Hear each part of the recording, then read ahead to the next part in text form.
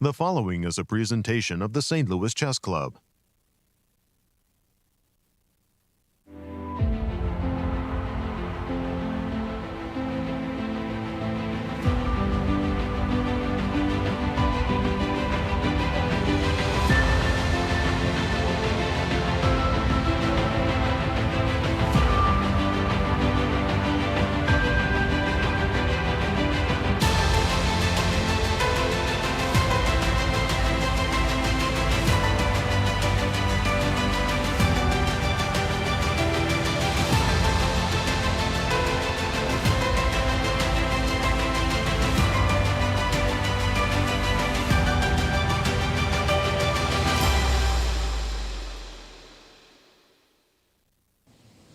Here we are in Central West End, and welcome to the U.S. Juniors and Seniors Chess Championships here in St. Louis.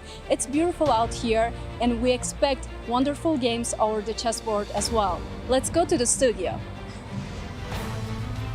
The St. Louis Chess Club is proud to present the 2023 edition of 3 tournaments in one: Junior Girls, Juniors, and Seniors, featuring the best of young talent and talented veterans. Our coverage from St. Louis begins now.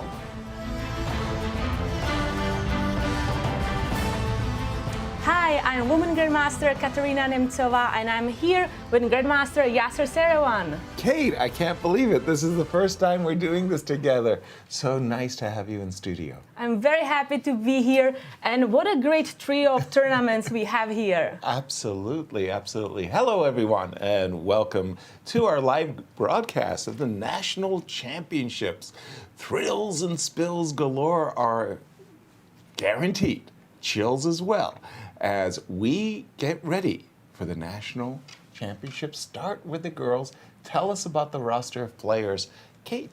Absolutely.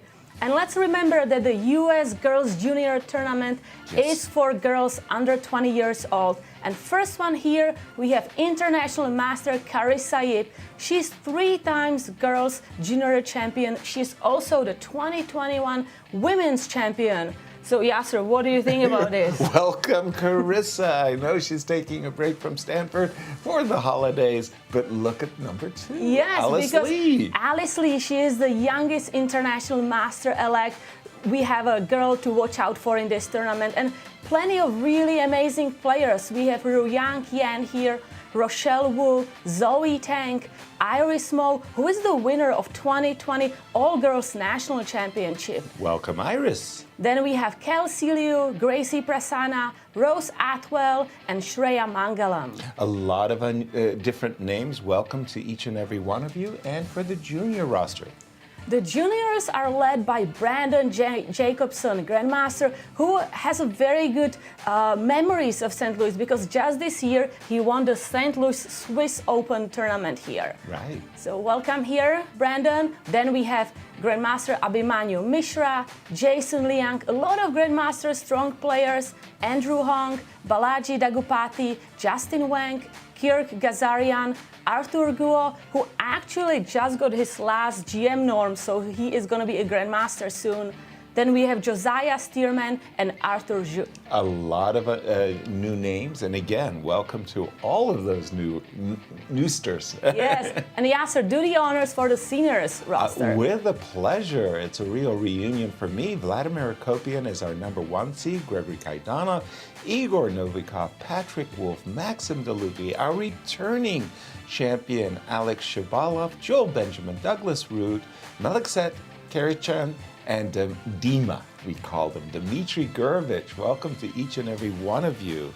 And tell us about the format for these 3 tournaments. Yes, so we have 3 10-player round robins. The time control is 90 minutes for first 40 moves, followed by 30 minutes for rest of the game.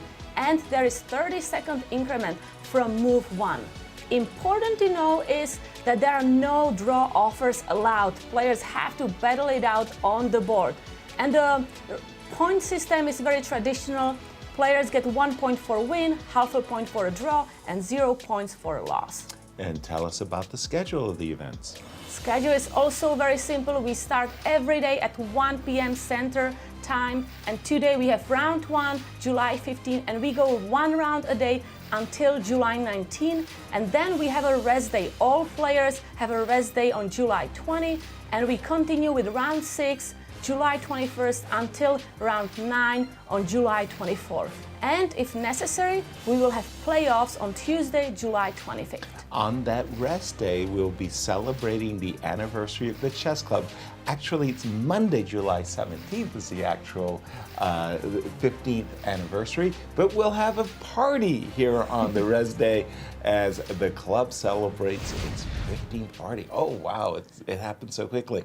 And we're very, very fortunate to have in studio our good friend Cristian, who I'm telling you, we lost you to Europe there. It felt like months, Cristian. Welcome back to St. Louis. Right. Thanks, guys. It's finally great to be back in the studio in St. Louis. I missed all of you, but I have to say those 2.5 months in Europe passed so quickly because we had so many exciting events. We did commentary on the games of the best chess players on the planet. But right now we have the best juniors and the best seniors in the United States battling for these coveted titles. And let's take a look at the highlighted players as we begin round 1. In the junior section, I have to say, this is the player I'm looking at. It's Abhimanyu Mishra, the youngest grandmaster in the world ever at only 12 years of age and 4 months. He broke a lot of records that year. I think it was 2021 when he became the youngest grandmaster ever. He's also right now the highest rated 14-year-old on the planet, and take a look at that. That's the look of a focused man right there, and he wants to win this one because last year he didn't have a good tournament. Let's take a look at what's happening in the junior girls section. You guys highlighted Carissa. I will highlight FIDE master Alice Lee. She's just an incredible player, and it feels like we've been commenting her games for so many years. But she's only 13 years of age, just an incredibly experienced young lady. Invitational rating 24-38, 3-time World Youth Champion, and she just became the highest ranked under 21 girl in the nation. Just an incredible young lady. And Yasser, you were always impressed by her podcast as well, her show on chesskid.com. So just an incredible young lady. And what's happening in the seniors section? Well, Yasser, you know all of these players, but one in particular I have to say that's been making a lot of waves is Grandmaster Alexander Shabalov, 55 years of age, invitational rating 25-44, 2022 US Senior Chess Champion. He is the defending champion, and we know how resilient he is. We've seen that in a 5-way tiebreak last year. He's also 4-time national champion. Yasser, you must have played against Shabalov so many times. What would you say is his biggest strength? Well, first of all, yes, and thank you for highlighting those players as we get ready for this round. It was Alice's Palm Palace, by the way. She's got her own show, a streaming show. It's 13 years old, streaming. I mean, what the heck? Here we are at the World Chess Hall of Fame, just across the street from our chess club as the players are getting ready. They've had to come in and got wanded and do all of those things. But as we get ready for the round, Kate, please do the honors and tell us about the pairings. Let's start with the girls. Yes, let's take a look. We have some amazing battles ahead in round 1. We have Yan playing against Atwell, Lee against Prasanna, Tang against Mangalam, Wu against Mo, and Liu against Yip. And in the junior section, the pairings? Let's take a look. Hong is going to be playing with Wang, Liang against Jacobson, Ghazarian against Stearman, Mishra against Guo, and Zhu against Daggupati. And finally, the legends. Let's the take seniors. a look how the seniors are going to be fighting the first round. We have Benjamin against Dlugy, Gurevich against Novikov, Khachiyan against Akopian, Ruth facing Shabalov, and Kaidanov against Wolff.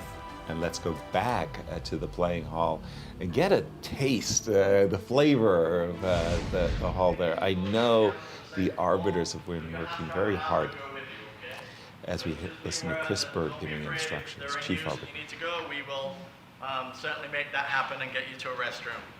Other than that, you've got chess ball, chess set, clock. Players are ready to start, but still listening to instructions. You will not necessarily be in this room tomorrow. We're going to cycle the seniors and both junior sections amongst all both the rooms that we have available. Okay.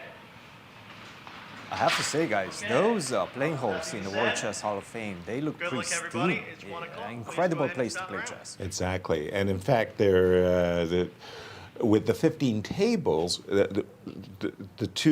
those two tournaments, the juniors and girls were in one room. This is the other room. This is where the seniors are playing, also on the third floor of the World Chess Hall of Fame, as the games get started and underway.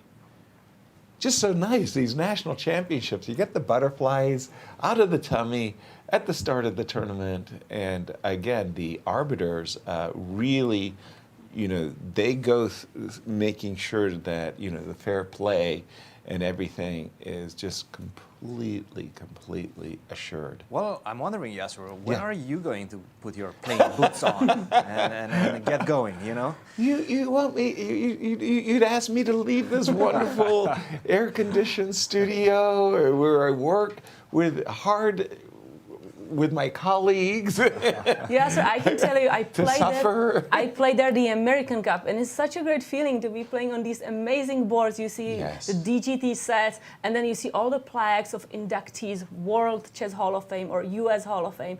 It's just an incredible feeling to play in this amazing atmosphere. I totally agree. I love the sets. I think these are really professional sets, the furnishings, even just the green felt for the elbows, the little cushion that you have there. Let's jump into the games. Let's start with the ladies. I've got Carissa Yip's game in front of me. Carissa's playing the black pieces today.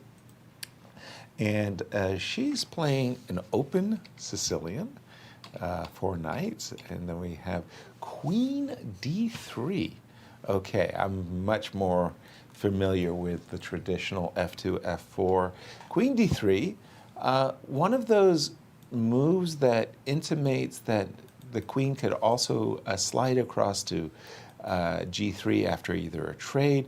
You'd like to see the knight kick you, because then the queen would end up on G3 and you get your F4 with tempo. But the move Queen D3, for me, Kate, it's quite unusual, I have to admit. I'm seeing it for the first time, I believe. And it looks like Carissa is also maybe a little bit surprised by this move.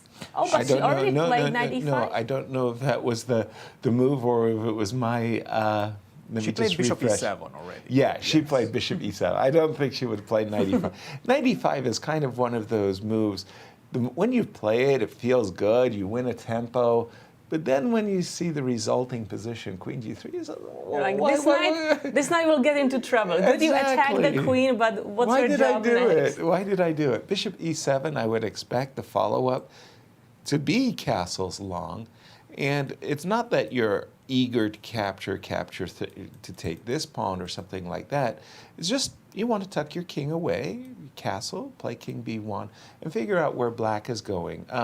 Cristian, the move Queen D3, maybe it's not the most popular, but... Oh, it's definitely a trendy move. A trending move. A very trendy move. And the idea is very simple. If you put the queen on D2, for example, which is by far the most played move in the position, very often you will get this type of ideas with Bishop E7, castle, and then at some point, maybe after castle, but maybe even immediately, black is going to play the move H6. And the problem is, if you do go bishop to h4, I have very often ideas of knight takes e4, attacking the queen on d2. With the queen on d3, that's not possible. So this is one of the slight wrinkles in this position that makes queen to d3 a viable option. Queen to d3 makes a lot of sense. Bishop to e7 is what we have right now. Castle is already on the board.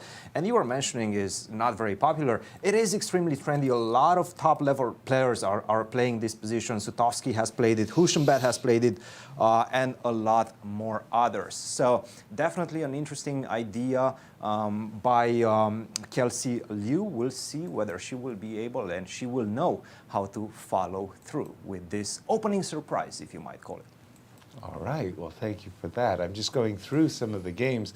And one game also that kind of caught my eye was this game of Rochelle Wu.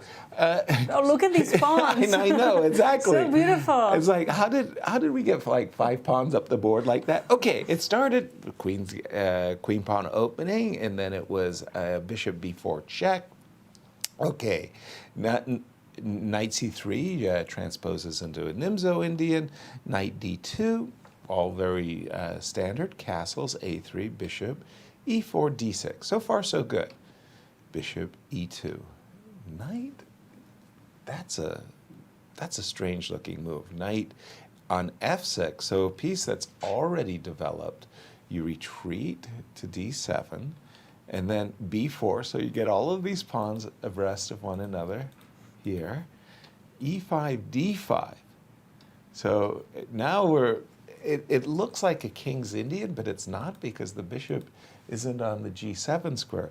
And in another game, it is a King's Indian with the bishop on the g7 square. So that was like, I was, getting thrown off by the different defenses there by the players. I was like, who's playing a King's Indian? And how come the bishop's on e7? Bishop on b2. What's your first take on this, I feel Kate? like, Black maybe wanted to move the knight to d7, so in the future we can have some like f5, or Exactly. we don't have to worry about the white pawn going to e5. And I like that the other knight is going to probably like to go to a6 Okay. to really target the pawn on b4, and then maybe jump on c5. If you can ever invoke b5, Yes. yeah, knight c5 is ideal, yeah. But it's going to be tough because also we have to be careful about the pin on the a file. The rooks we cannot really trade and then go there with the knight. Right. So for it's example, very- if you started Yes. with the move knight a6 and I castled, because of the pin, as you were mentioning on the a file, the pawn isn't hanging. That's the whole problem. You can't do that. But on that note, you might want to, in this position, take care of that, right? You might want to capture.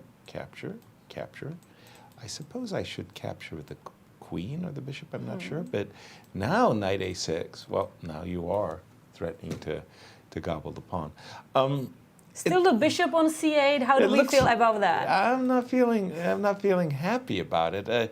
It just struck me as a very strange decision to play knight g8 to f6 to d7, and to go around the horn like that when you've got this knight still stuck on b8.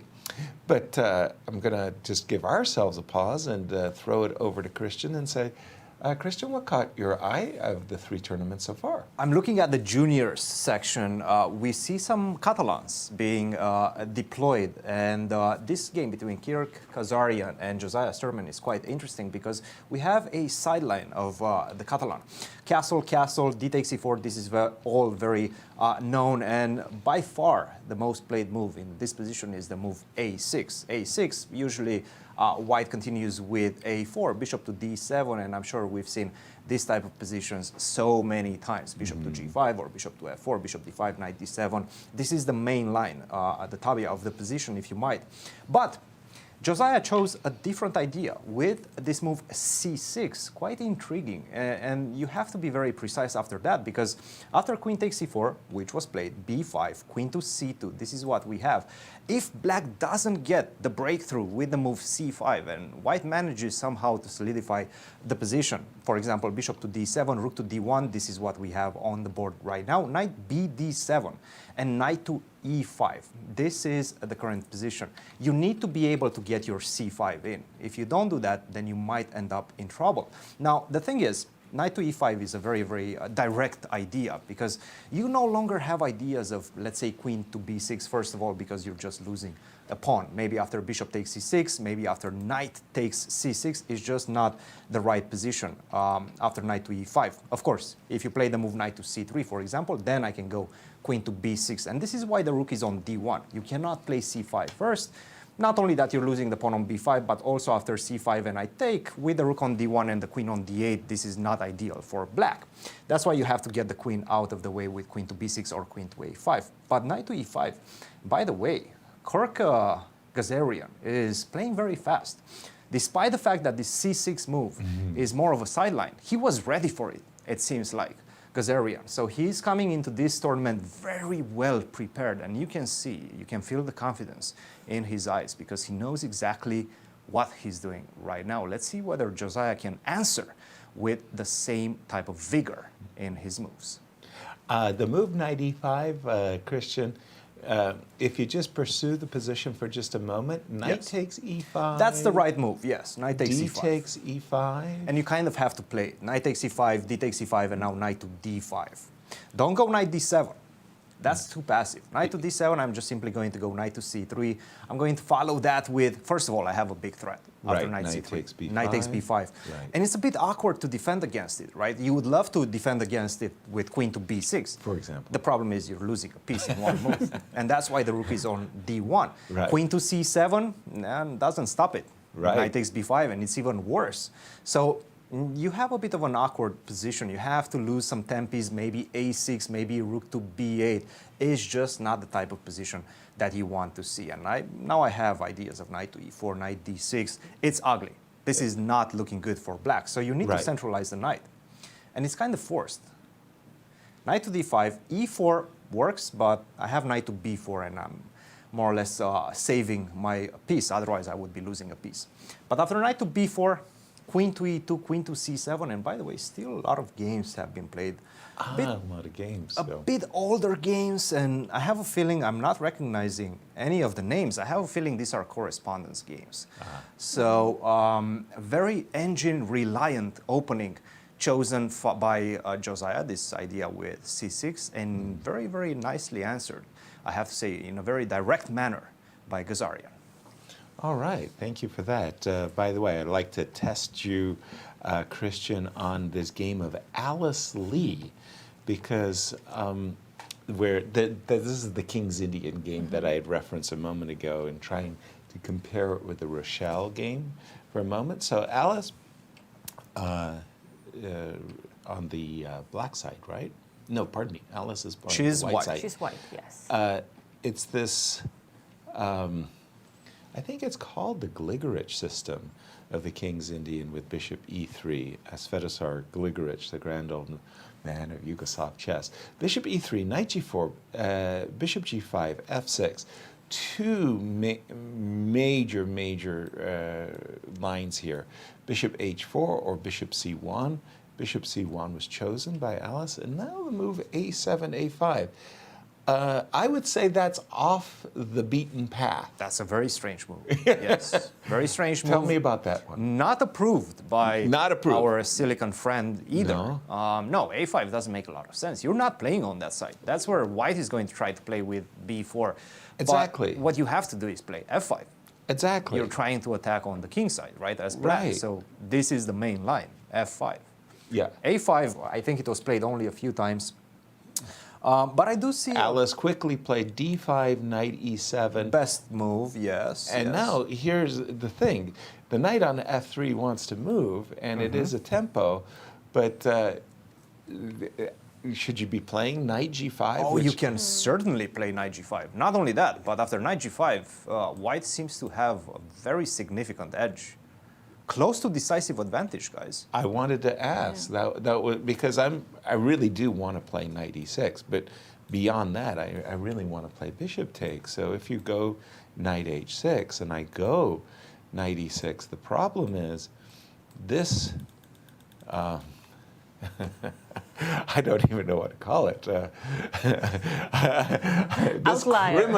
This criminal on ease, not so easy to get arrested. Well, if you go queen c8, I go knight d5. Precisely, knight d5, and you're not C7 taking attacking. Exactly, and it's such a disruptive pawn on e6. You can't just allow me to play, all of these nice moves, bishop e. So I'm looking at this position for Alice, and I was thinking knight g5. No, and this again, is really bad for Gracie. Just right out of the opening. Yes, yes. No, and surprisingly, and I don't think she studied this game, but there was a big game between Korchnoi and Polgar in this particular line. The Judith only game in the Polgar position. or Judith, yes. Yeah, okay. Judith Polgar in 1993.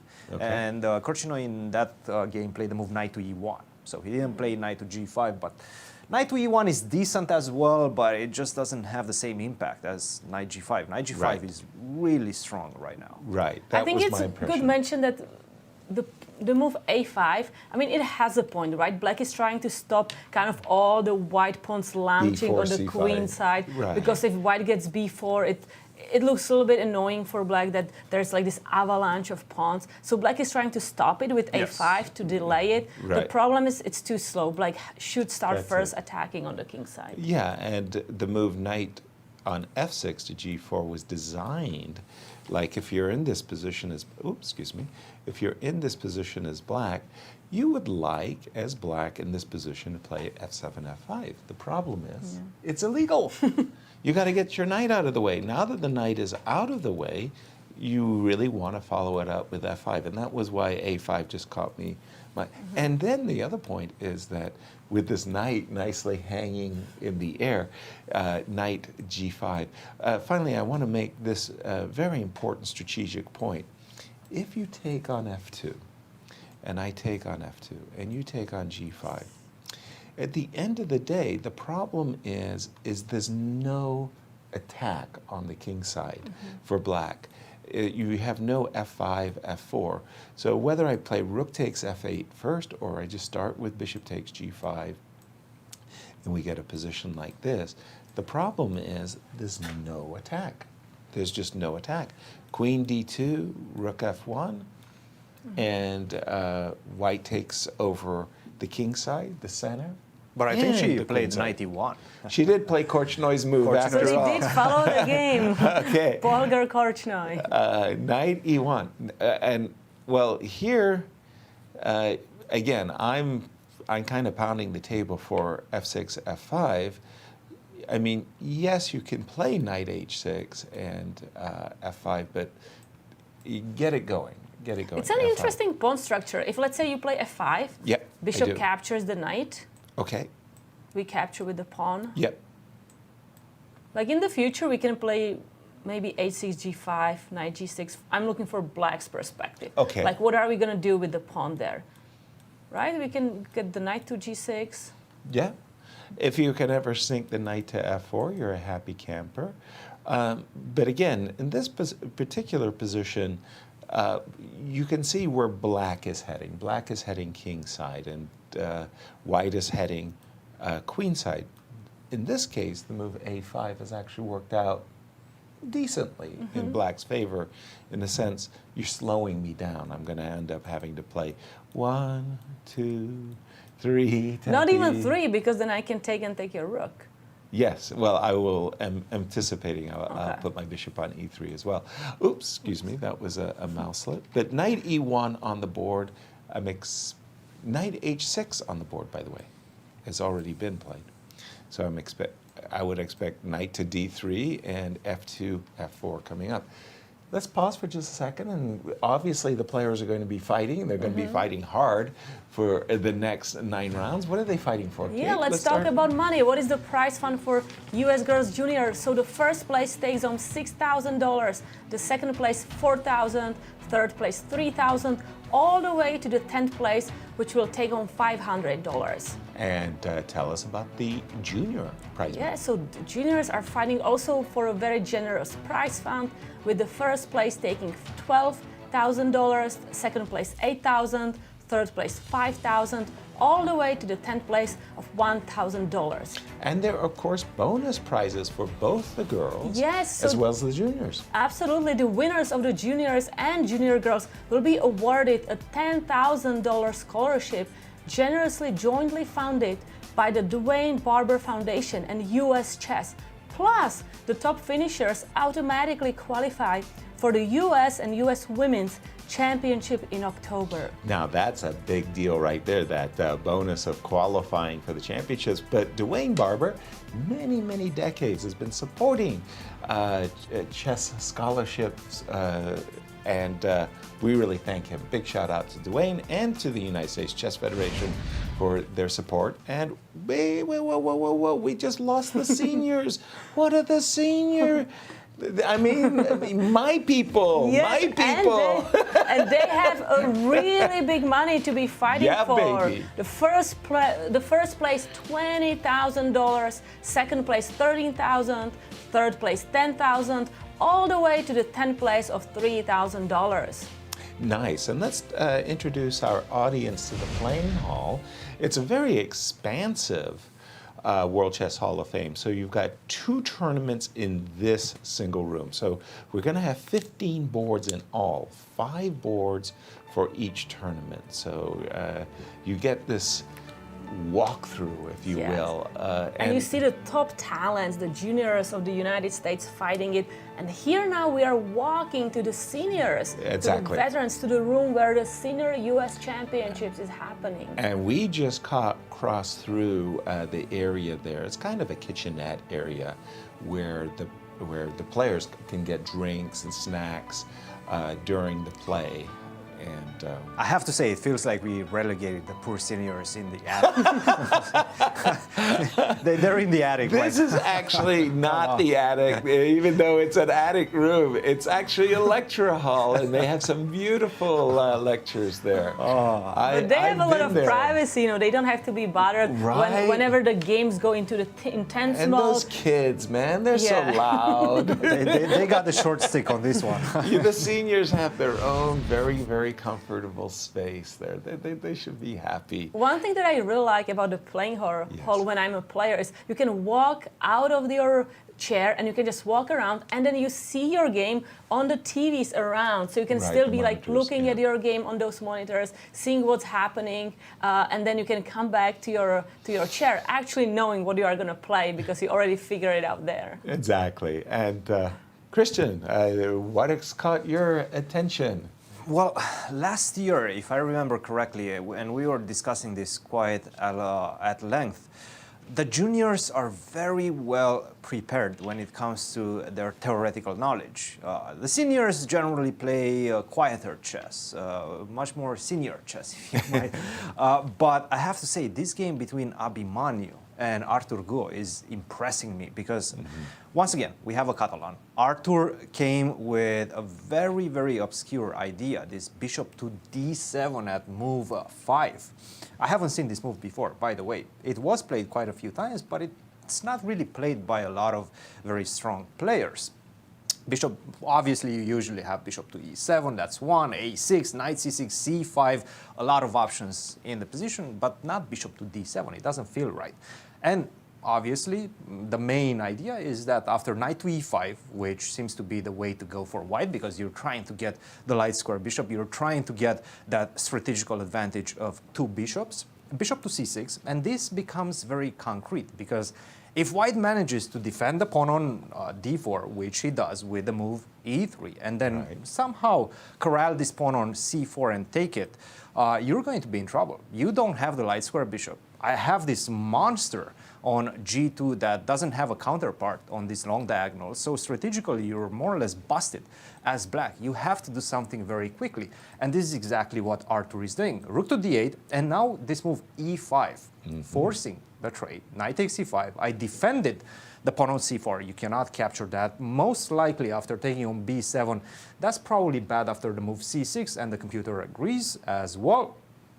You have to go, once again, continue going for that pawn on c4. Knight to d2, b5, defending that, a4. And by the way, Arthur is not spending any time because obviously he knows what he's doing. He probably analyzed. But I'm wondering if this is a semi-bluff, this idea that he's playing right now. And Abhimanyu is responding with perfect play. They're up to this both point. playing very, very quickly. Yes, Sorry but to interrupt Abhimanyu you. is thinking a little bit. So perhaps he's just trying to remember his analysis. But once again, we're already in novel territory right now. After bishop to b4, take on b5, queen takes b5 was the move. f4, everything is very concrete. If you lose one tempi and you allow me to castle as black, then I'm going to be perfectly fine. Right. So you have to go for the aggressive approach with f4, take the knight away, queen takes c4, and now, very important, go queen to c5. You want to trade the queens, but On you want to your trade them on your own terms. If you take on c4, then you allow my knight to get into play. Now you have to get back to defend the pawn on a7, and this just gives me too much time. So you cannot do that. Queen to c5, very good move, and by the way, still blitzed out. Bishop to c6, king to e7. And this is what we have right now. The engine is saying 0.6, so quite a significant edge, and that's why I asked whether this is a bluff by Arthur Guo. Because look, he blitzed everything up to this point, but right now, the pawns are equal. I understand you have a beautiful knight on d3, very, very nicely placed there in the heart of White's position. But at the same time, I do have the two bishops.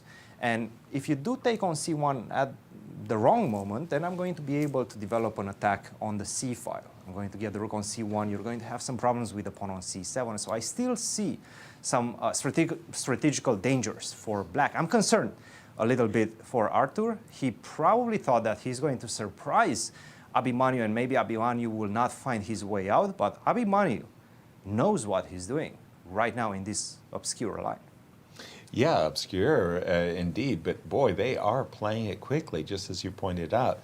Well, let's turn to our legends and get to some old man chess shuffling. I'll teach you some old man chess. Look at this game. We've got this game between Dima and Patrick Wolff. And what do these seniors play? Of course, the Najdorf. Something very aggressive. That's what they grew up with, right? And knight c3. And really, when you think about the Najdorf and how many, gosh, generations of players over the years and what they've done to try to meet the Najdorf. Bobby Fischer played bishop c4. Bishop g5 became the rage for so long. Michael Tal played f4. So many players have been playing rook g1 and g4. Others didn't know what to do, including Magnus Carlsen playing knight b3 and a4. And then you've got the positional approaches with g3 and bishop e2. And then at one time, you know, the Burn system, or what became known as the English attack, was all the rage. f2, f3. And look at how you play. Soon the position will resemble a Sveshnikov. Okay? The move h7, h5 is designed to stop g4, g5 in the near future. So you just take that option away. Queen White d2, is just knight developing, d7. wanting to castle the king. Exactly. And the jump at knight d5. That forces actually black to give up the light squared bishop, but he does it voluntarily because in his mind's eye, in the future, he's got a majority on the king side, central majority towards the king side, and he's going to try to use that majority to launch an attack on the king side. We're up to date with the players. It looks like Patrick is thinking. And the reason why he's thinking is because there's a really intriguing strategic idea here. You've played the move h7, h5, and the idea behind that was to stop g4. Now black could play the move, castles, the move a5. And what's the idea behind that? Well, we see the center and the queen side majority for white. So in white's mind, an ideal might be to play knight a5, followed by c4, followed by b4, followed by c5. Just push forward all the pawns. Exactly. Remember, you want to play in your theater. You want to play on the side of the board where you have an advantage. In this case, White's majority is on the queen side. 1, 2, 3, 4. 1, 2, 3. So let's play on the queen side. Black wants to play on the king side. So one of the things black might want to do is play a5. This stops knight a5. But crucially, it also slows down this whole attack. c4. So in the future, after you've castled, you put your pawn on b6. You try to hold white up. You play b6 and knight c5 before launching your own kingside attack. Sometimes an ounce of prevention is worth a pound of cure. So Patrick, thinking over the move a5, if you want to play castles, I'm down with that too. But you do allow white this possibility of knight a5, c4, and b4. Yasser, how do you feel about move b5 instead of castle, by the way?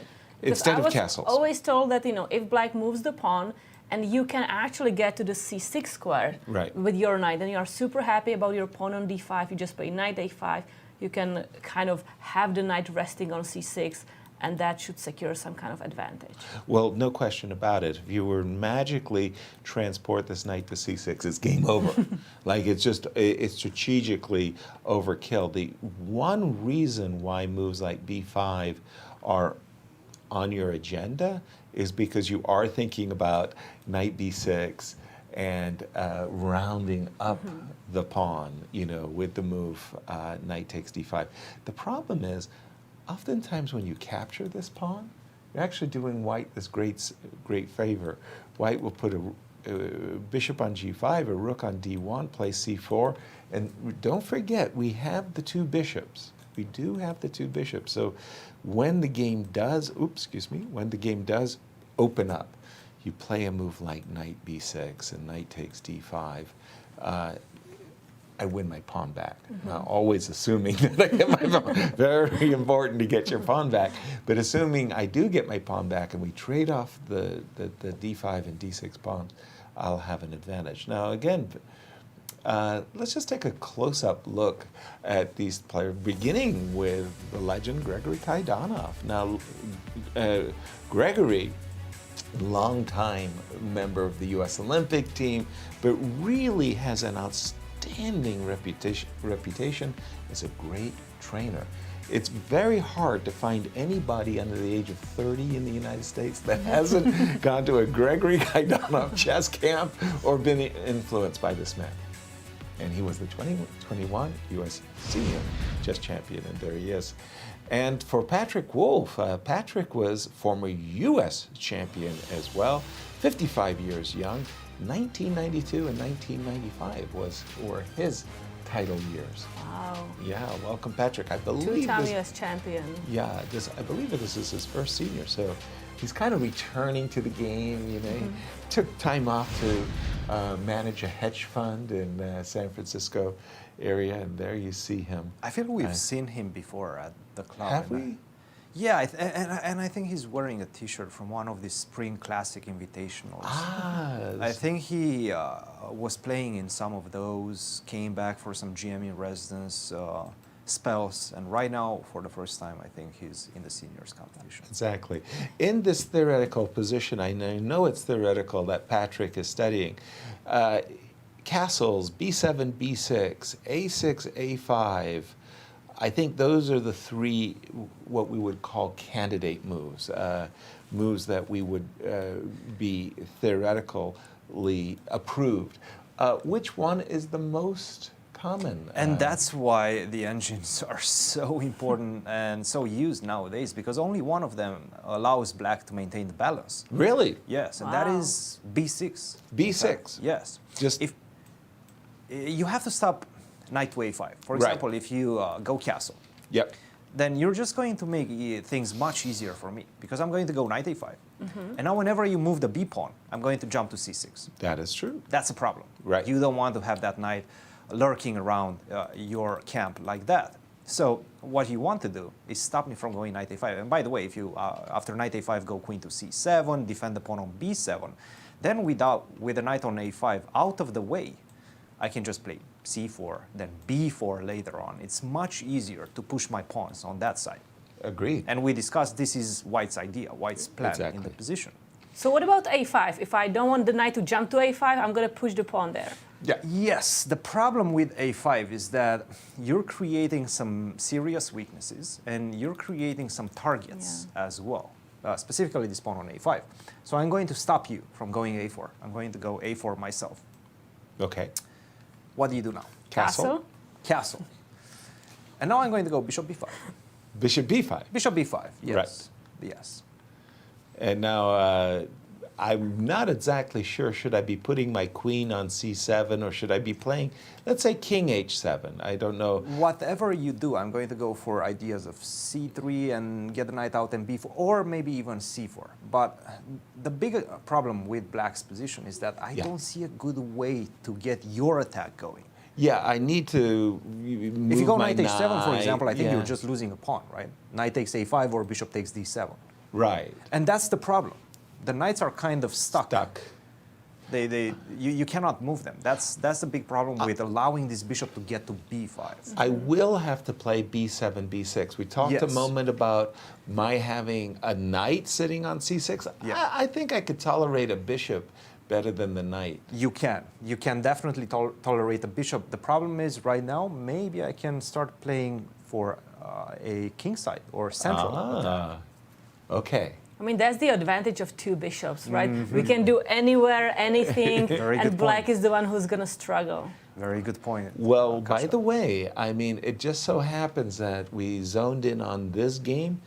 Patrick Wolff is really taking a good long think in this position as he's struggling to understand the nuances between a5, castles, and b6. And that's the thing. It's just about flexibility in the position, right? Right. If you go b6, you're not giving away this b5 square for the bishop. Exactly. If you go a5, you accomplish certain things, but you are giving away this b5 square. So it's all about flexibility. That's a very good theme and a very good point that you made, Yasser. And I think we will go back to this game, but what if we jump now to the game Dmitry Gurevich against Igor Novikov? Because there is this king who did not decide to castle. All right, let's... Is the second one? The second one? Yes. Dima. Ooh. Whoa, whoa, whoa. Yeah, what is this king doing on e7?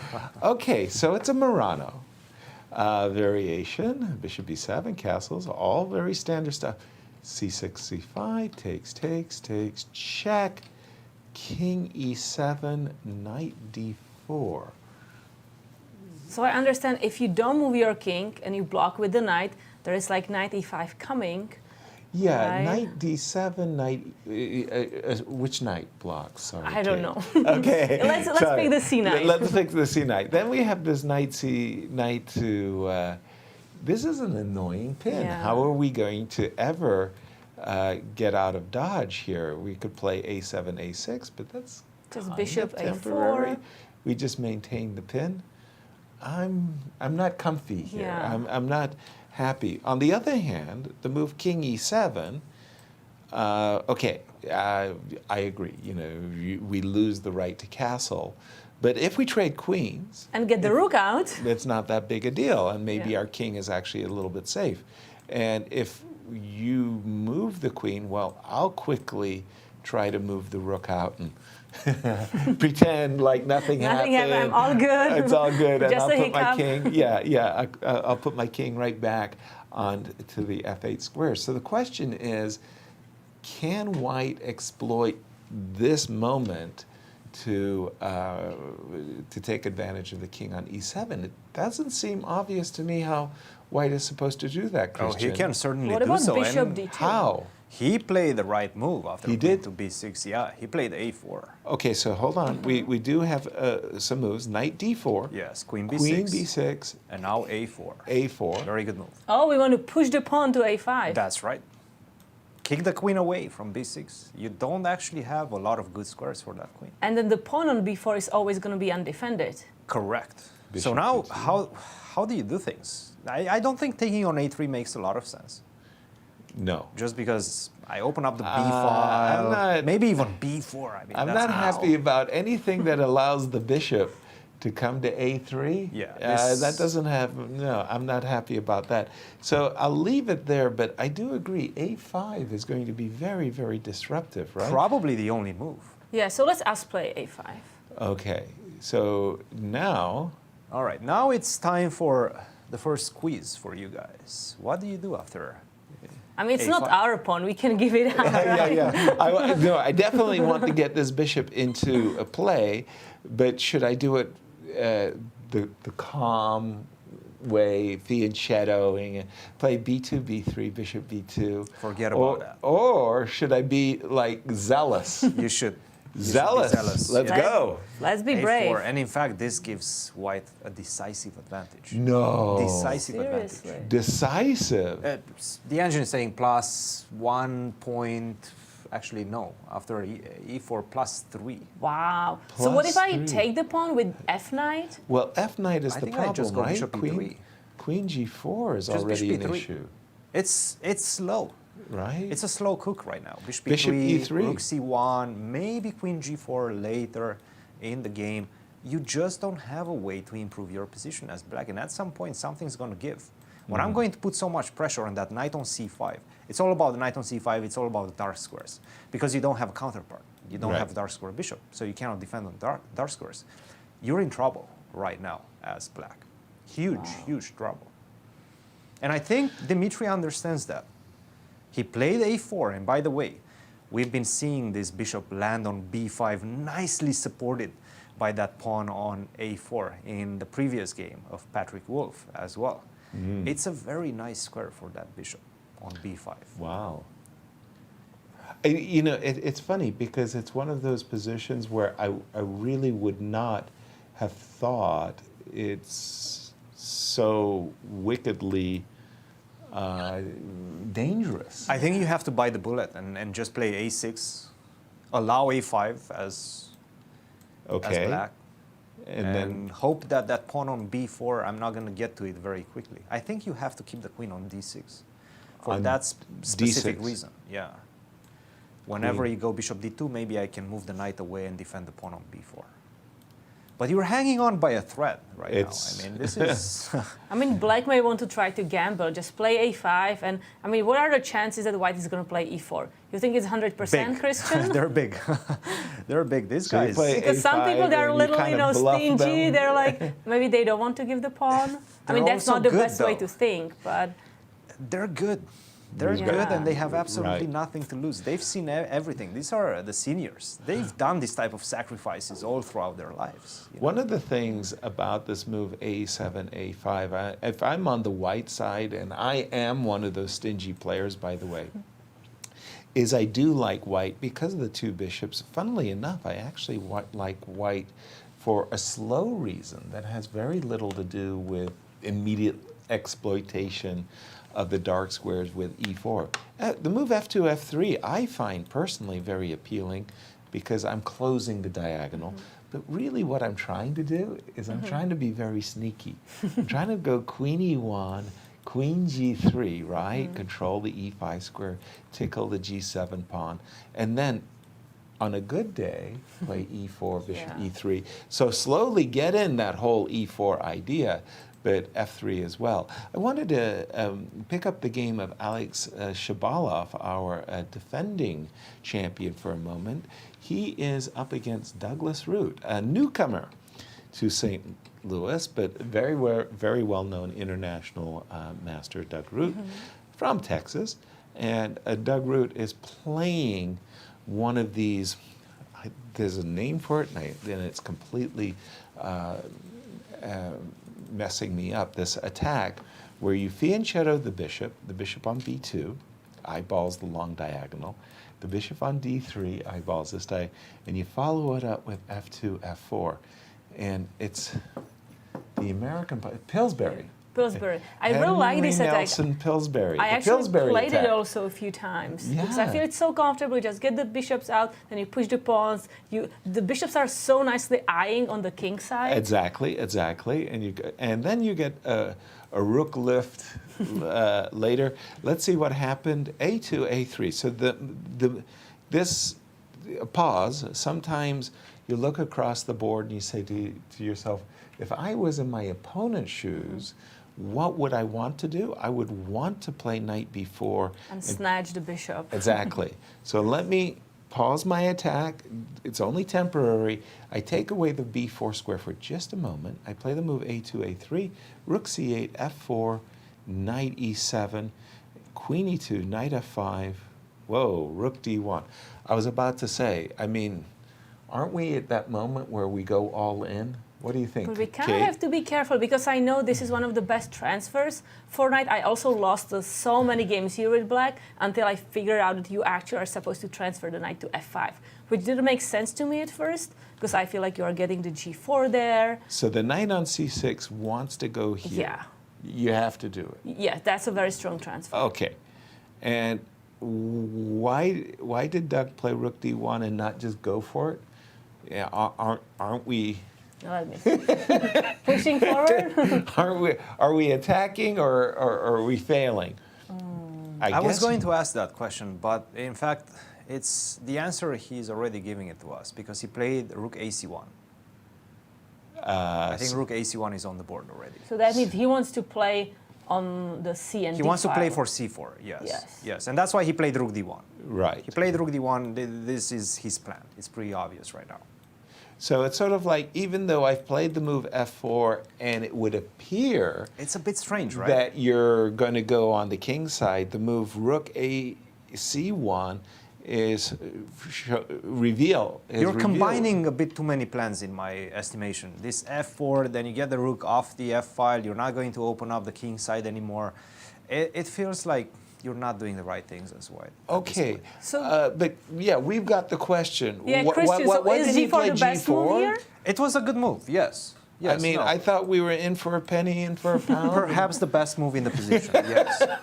Let's go. But again, What? why would you play G4 with a rook on D1 and not with a rook on F1? Well, that's what I'm saying. I'm keeping the rook on F1, right? He should have done that, yes. So you mean before rook AC1? No, Correct, yeah, yes. before Before I rook played FD1. F to Okay, D1, I even wanted that, to play yes. G4.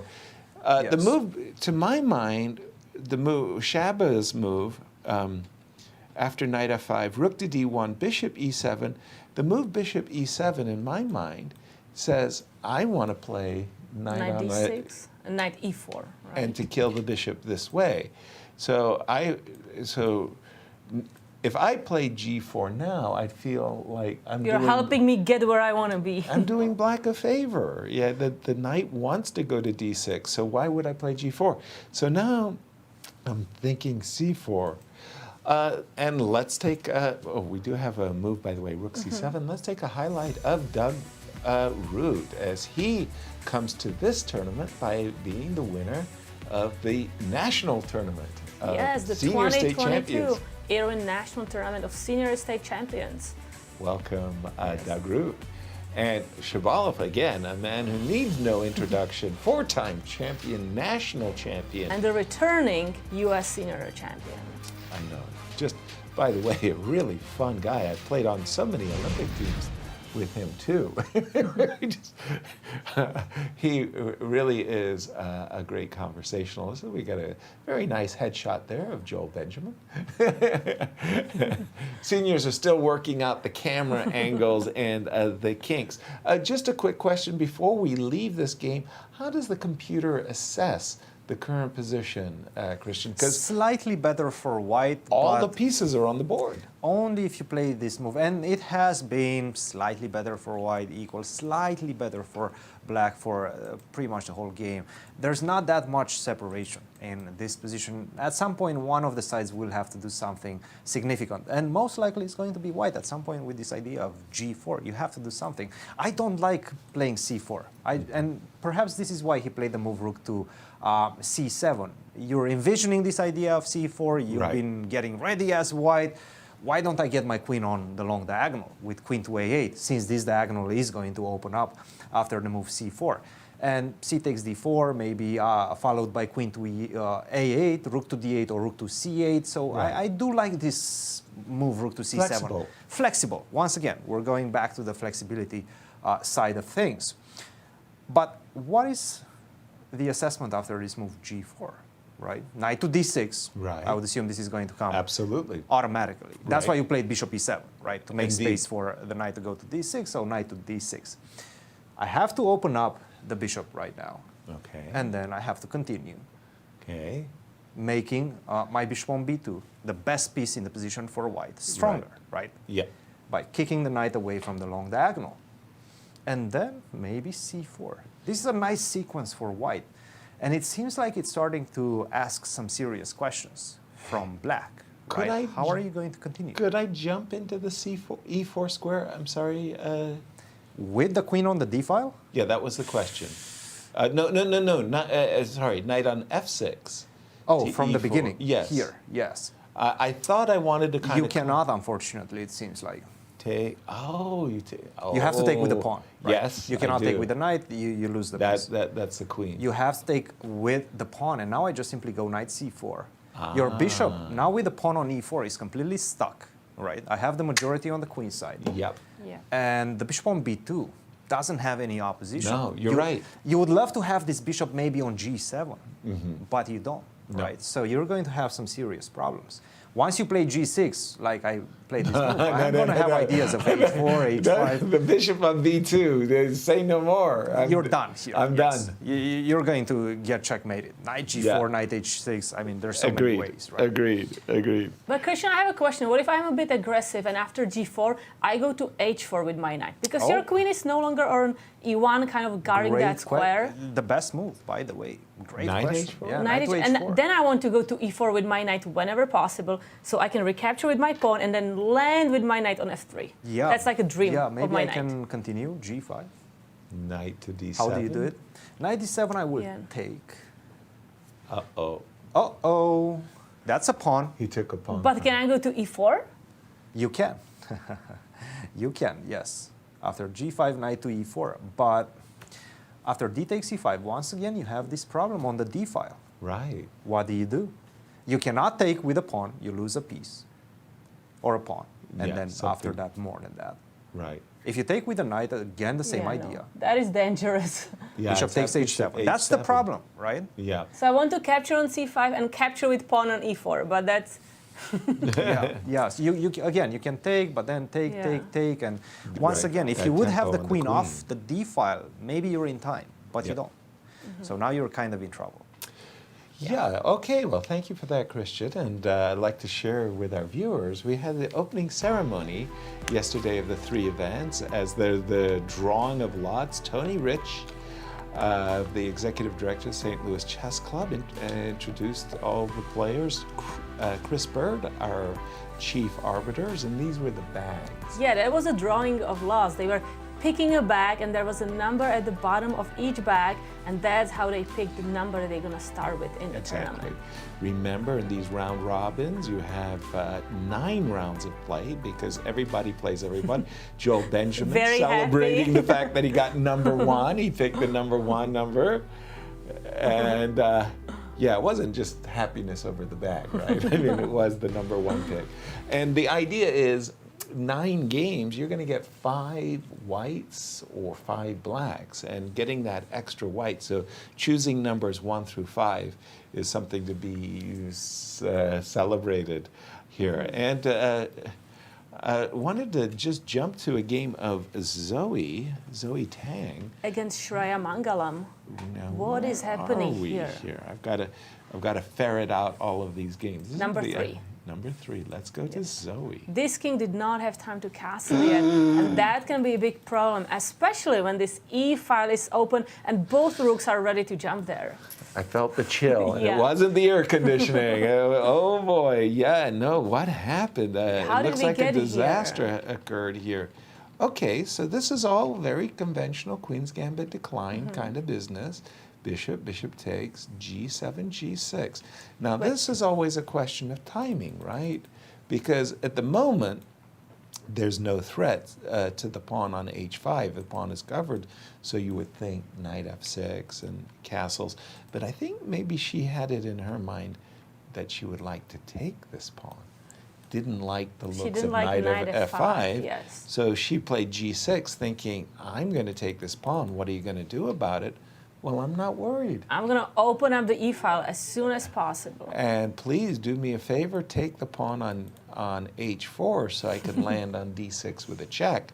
Now she understood that there are issues, and it was important to get her king out of the center. I don't like the move knight f6. I mean, I'm not happy about black's position, but at least with king f8 and king g7, maybe I can tuck my king out of the center. But this is how she got caught. She missed the move queen a3. Queen a3 is a very strong move, just catching the diagonal. Exactly. No castles anymore. Rook is coming to e1 with a check. And there's really nothing to do. I mean, this is Reuben Fine was very famous for saying, in such positions, the combination is as natural as a baby's smile after the move king f8. Rook takes. Let's go for it. So sweet, so natural. Tuck. And thanks. Oops, excuse me. That diagonal. And I shish kebab, I skewer the queen. So this is terrible, but let's meet these two players. We'll start with Zoe. Zoe Tang, welcome, 15-year-old. 15 years old, very young. Again, the US Girls Junior is for 20 years and younger, so she still can play it many, many times. Invitational rating 2262, and she's the girls under 14 North American Youth Chess Champion. Wow. Welcome, Zoe. And then her opponent. We have here women candidate master Shreya Mangalam. She is 20, so this is her last time to be playing this tournament. Invitational rating 2117, and she's ranked number 28 among all the girls in the United States under the age of 21. Last chance, got to make the most Yes, of your last chance. let's go By the for way, it. Did she play Bishop did, E7? She did play Bishop E7. Oh, this is game over, right? Yeah, Yes. and now that combination is just, it. So before we see the combination, can we just go before Queen A3, just to Yes. take a look? Because if White does give a check, like Rook Fe1 check, Yes. things are not that bad, right? King F8, And no, now you and can we go tuck to your- G7, we survive. Oh, we are this is a putting dream. pressure on Yeah. D4. As well as H4. No. You're more than kicking here. I mean, but it's this move Queen A3 that completely turns the tables. That just destroys the position. As Black's king is not, not that I have any really great recommendations, but even something. I mean, I might be tempted to just close my eyes and pray to the god. Oh no, there's queen. No, I can handle. No, I can't handle Queen H3 check. Boy, this is really kind of. And a Queen disaster. B3, just like moving like, back and forth and attacking no. everything, not giving a break to your opponent. No. But it's the move Queen A3 that she has missed. Queen A3, Bishop E7, Rook D. Now, we've already talked about this one. I think this is If going we to be go resignation king to time very D7? soon. And look at that, Rook Fe1. We have it here, Rook Fe1 happened. We've got check. We just force the king back, then we put more pressure. Yeah. Oh boy. Perhaps she's going to try to go king to F8, but after Rook takes C7, I think this is just. That's this is our going to end combination. quickly. Yeah. No, this is too simple. I think she's going to go king D7, right? To still Yeah. kind of try to survive. But Okay. Queen B3, I mean, where's the survival? There's not. Let me think about that. I survived one extra move, maybe. And by the way, I might even give you a check first. Just so I that- was afraid of the check. The Queen H3. This. Longest move in chess, right? yeah. This side to side. Okay, I saw a nice combination. Okay. Can we check it out? So Sure. Queen to H3, I think that's a good one. You like this best? Yeah, King no, D7, Queen H3 is Queen beautiful. H3 check. Okay. Just I because have you're to play creating- F5. You're creating the weakness on E6. So let's try to get to it. Maybe from E3. Or from B3, Bishop D6, it works. Yeah. Okay, Bishop D6, Cristian wants to play. And now I can go Queen E6, yes. And I can go Queen E7, right? Oh, crosspin. Oh, that's a nasty. Okay, and if I go Queen, Then I just take. oh. And you've just been teaching summer chess camp, so Absolutely. you've probably got a wicked tactical Yes. eye after So, working for 5 days in a row on 5 days tactics. in a row, 8 through 4, 97 kids we have here during summer chess camps in St. Louis. And they're all excited about tactics, so we keep giving them puzzles. And then sometimes they have them inaccurately, so we have to explain that. So they really build their tactical vision. So it's a Right. lot of fun, a lot of craziness. Yeah. But tactics is something I've been practicing last week. I can imagine you have. Cristian, back over to you. And did Dmitry Gurevich play E3, E4? Yes. He did. Yes. Without hesitation. Wow, good He played job. it fast. And by the way, A5 was the response. And to be honest, it's the most natural response. When you see this move, A4 is the first thing you start thinking about. But the problem is, if you do miss E4, and I have a feeling he did miss that, Igor Novikov that is, you're completely busted. And he played it fast. Right now, it's a +3 advantage. There's been a game between Salem and Lamorel. And white completely demolished black's position in just a few moves. So this one is not looking good. And if you look at the times as well, you can understand the comfort level of both of these players. 1 hour and 17 minutes, 19 minutes for Gurevich. So he barely spent any time. Maybe he's even still within his preparation. Right. On the other hand, Novikov, 58 minutes, feeling definitely not comfortable. Right. Due to the lack of the dark square bishops. Dark square bishop for himself in the position, and it's almost very similar to what was happening to the last game, the Zoe Tang game that we just seen. Yeah. This king is more or less stuck in the center. You just simply don't have time to get it to G8, get it to safety, Right. because you're going to lose that knight on C5. Yeah, and the more you look at it, the more you realize that the move bishop e3, you would think that if it was white to move, you would play e5 with the idea of bishop's g5 check. But as you stop and ponder, you go to yourself, you know, this knight on c5 is actually the one that's kind of high and dry. The only protection is the queen. Mm-hmm. That's not a very good protector. Your bishop e3, rook c1, and yeah, knight b3, that's the real threat. It's So not that e5 and bishop g5. So it looks like black is going to play like rook h to d8, right? Right. Like we can kind of castle, hide the king there, but also we can be worried that suddenly we're going to have some troubles. But you can move the knight to b3. Yeah, Okay, so I can still tack my king to f8. right. And then I probably just play rook here. Now I have a different kind of a Yeah. combination. Is this a little scary? Wait, yeah. And check, right? You're not nice, yes. I am not. I'm Yasser. off the Christmas list. I understand. So if I take the knight now yeah. and Queen, just Queen move, d6, maybe? Queen d6. Yes. I've got e5. but d4 is hanging. But it's not enough, right? We didn't get enough, I think. I've got the rook coming to c7. Let's try to get more, Yasser. Let's try to get more. Sorry. Maybe even before. Before this moment, rook c1. What would you like? Maybe e5 instead of rook c1. Can we go e5? As white, you would like Yeah, to get more. why not? e5, knight d5. Maybe let's go for the attack, queen h5. Ooh. But yes, I understand. It's So you're inviting knight e3, but thank you for the. You're Open doing me. file. Yeah, you're doing me a very nice service here, aren't And I? h7 is hanging too. As well. That's too much. All So right. I have to go king. and the question is after bishop g5 now. Ah. Do I manage to checkmate you? Maybe some Yes. bishop Yeah. f6? I can don't know. imagine. I can easily imagine that I've got no guards. There's no guards for my king. But this is like one of those. It's not that easy, right? Yeah, it's not because- that straightforward. Yeah. It's. You know. Well, I don't know. This is tough. It's. I can't- 94 looks like a move we would love to make. Right? Exactly. I'm not sure if I should be sacrificing exchanges or not. Maybe it's just premature. But then we could have also knight f4 coming and knight takes g2. So now we're talking. Thrills and spills, right? So the idea of knight f4 for the moment is not on tap, but okay, I can go rook takes, what you were saying, with the idea of knight f4, and, you know, Something, somehow. the tables could turn.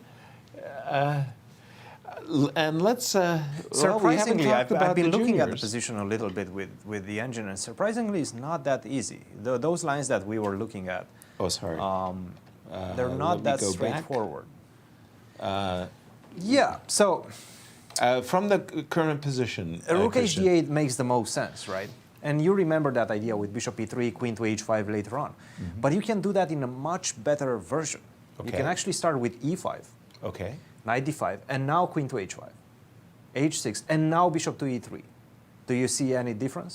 Right, yeah, forced h6. h6 instead of king on g8. Yes. So now I have an extra move, and I can force the trade on e3 Wow. with the king in a much worse situation on f8. Right. Because on g8, I'm ready to run away. Right. But after knight to b3, knight takes, take, I'm threatening checkmate, and there's no way, in fact, you can defend. Rook d7 doesn't work. Queen c7 allows me to take on c5 and then take on f7. So you're pretty much busted. So there has to be a very accurate move for Exactly. So forget about the engine right now. The engine is saying completely, look, if the engine plays, it's going to finish you in 5 moves from now. But these are humans that are playing, so you have to be, and you've seen how easy it is for us to make mistakes. Right. Even that idea with rook to c5, I was looking through the engine, it wasn't giving a significant advantage to white. Nowhere close to 3+1. So you have to be very precise, but at the same time, Novikov also has to be very precise in defense right now. Okay, this is a very exciting game. I think we're going to come back to it, but let's take a look at juniors. Yes. What is happening there? Well, this was that Catalan game that we had looked at earlier. I was very curious to see what transpired after we left it. A4, B4, knight, E4. Everything that white is doing, by the way, it feels to me like a dream Catalan, right? I mean, the bishop on G2 is lording over the diagonal. Right now, you really haven't gotten in the move C6, C5 until you did. Then I dropped in. And the rook on D1, just really happy on that file. Again, perfect. The knight on D6 is so disruptive, threatening to captures.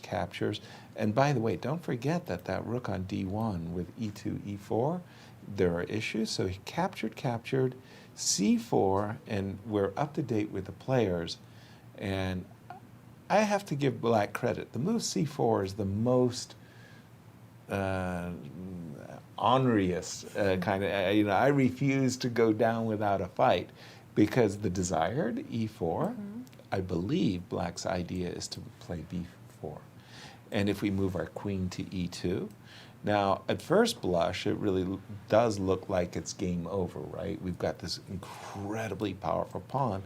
But then after the move knight to B4, we understand that black is kicking. He's trying to get his knight to D3, pardon me, so we could play queen takes D6, be the pawn. And if we play E5, well, at least in this case, I'm trading light square bishops, and I've got a bit of a trump myself. I mean, the D3 square is in my favor. By the way, I'm not saying that I'm winning a rook or anything like that, but knight C2 is there. I think it's a really cool idea not to recapture the pawn on D6. Yeah. Because if we recapture the pawn instead of playing C4, then there are a lot of issues on the D file. So we're kind of waiting and thinking maybe recapturing later, or it may not be that easy for white to push it to D7. Right. Now, the one thing I really, really want to avoid as black is I want to avoid going into passivity. So for me, a strategic howler, like just a terrible move, would be the move knight B6. After the move A5, don't go to A8. That right? would be No, that would be too terrible. But this is an incredibly passive way of play, and I really, really don't like it. I despise it, in fact. You can see that after bishop A3, bishop E3 and or queen A4, it's like everything's a liability suddenly. The pawn on B4 is weak. If I go bishop E3, the pawn on A7 is weak, and you've got a passive position, and your position is really under fire. And now pushing B3 makes no sense because I just go queen C3. Exactly. Right. Like you've just... And I'm just happy the pawns I can recapture the pawns anytime I want. Exactly. And they lost all its power. So from the very beginning, in this current position, I think it's incumbent upon black to play the move B3. And if you're afraid of the move knight to B4 and you play the move queen to D2 in order to stop, and you keep going. You try to turn these pawns into some kind of a trump with the move B3 and C3. We'll keep an eye on that one, and we're going to toss it over to Cristian to see what other junior games. I think we had Mishra also game. Cristian. A lot of them are exploding. That's right. Exploding. And, yes, just to kind of stay on this game for 1 second. Sure. It's not looking good for black, at least from an objective point of view. And you were mentioning, yes, this is the way you're kicking and screaming, at least, going down, kicking and screaming with B3. But the problem is I'm going to go queen to D2. And you don't have this move knight to b4. That's so the big after problem. c3? You have to go c3, Sure. but after c3 I take, and then I will just simply move my rook away, and then the bishop comes to b2. I'm getting my bishop active as well. Look, from a visual perspective, it looks good for black, right? You got your knight to c3, you're getting a lot of activity in the position, but you're going to get kicked out very, very quickly after bishop to d2, and this pawn on d6 is such a monster in the position. I really don't like what Josiah has been doing in this one. And after e4, it seems like Kirk is in the driver's seat in this one. He dodged the bullet because at this point, way back, instead of rook to c8, if you just go for the pawn on e5 with the move queen to b8, it's not that easy for white. Maybe it's already black who is starting to get the better side of things. Queen to b8, very powerful, important move. Queen to b6 was an idea as well. Rook to c8 was just too slow, simply because of what Kirk played, and he took advantage, and he did what he had to do very, very swiftly. You have to play fast in this position as white. You have to create weaknesses in the position as soon as possible. And this is exactly what he did, and right now I have to say Josiah is in a world of trouble. And he's sporting the jacket of our university. Josiah, you should have done better if you're sporting that beautiful jacket. Come on. If you're going to represent, you got to represent the colors successfully. My goodness. Here, what's going on? All right. One other junior game, and there's a mask. So which game am I looking at here? I've got a tape that goes right under. Who's on the white side of this game? Andrew Hong. Andrew is on the white side. For me, this is a really, really important strategic motif that I have used throughout my career. Very oftentimes, I have been in those situations where queens got traded early, and I lost the right to castle with my king. But I cured my problem with this very important move, c7, c6. And it's like the simplest thing in the world, but boy, it makes a world of difference. First of all, of course, I take away these two very nice squares for the knight on c3. But far more importantly, I give my king this beautiful escape square, where actually, I lost the right to castle, but you can't hurt me. Yeah, the king is hidden away. If we lose the right to castle, and especially if there are no queens on the board, then everything is kind of okay, and the king can be tucked kind of on c7. Especially there's also no dark square bishop, so no one to kick him away from that diagonal. So you look at the position with some confusion. You go, oh, well, white is definitely, for choice, a better development. Black has lost the right to castle, blah, blah, blah. And then you get to this position and you go, oh my goodness, where's my advantage? Because when you lose the right to castle, but your king ends up on a very good square where it's safe, there's nothing wrong. There's nothing wrong at all. I wanted to also ask, just a second, there was another game that was very intriguing. Then now I can't find it. So can we go to the girls? Yeah, let's go to Zoe. Because we have a really cool game here, but already we have a winning here. I was about to say, I think What's resignation. When we left it, hold on, make sure that I've got it. Just a second. Let me make sure that we've got the right position. No, we have the wrong position. So it was the analysis. So when we left it, it was this move rook e1, and we said, it's lights out. F7, F6. She's trying to survive. Fighting for rook h7, bishop d6. We'd anticipate rook h7. The problem is, we're just going to double the rooks. Right? Rook to e6 and rook to e1, and it's sort of like, if I'm the trainer, I'm throwing in the towel. I've got my towel ready. I don't want my player taking any more punishment. Wait. Because we can always recapture with rook on d6 and then make discovered Wait attack. a minute. Is this the only way to give her some chances? King e7, for example. King d7, excuse me. After rook e6, king d7. But then bishop takes e7. And then I take back. How? With a rook. And then queen d6. Queen d6. I have rook d6. Rook d6. Yeah, rook d6, game over. Oh, he was saying, sorry, just to help our viewers see, that's the thing. When you get the chess players together for a dinner, they just play blindfold chess. Yeah. They don't give me a chance to catch up on the... King d7, bishop takes e7 is with a tempo. It attacks the queen. You don't have time to take the hanging rook.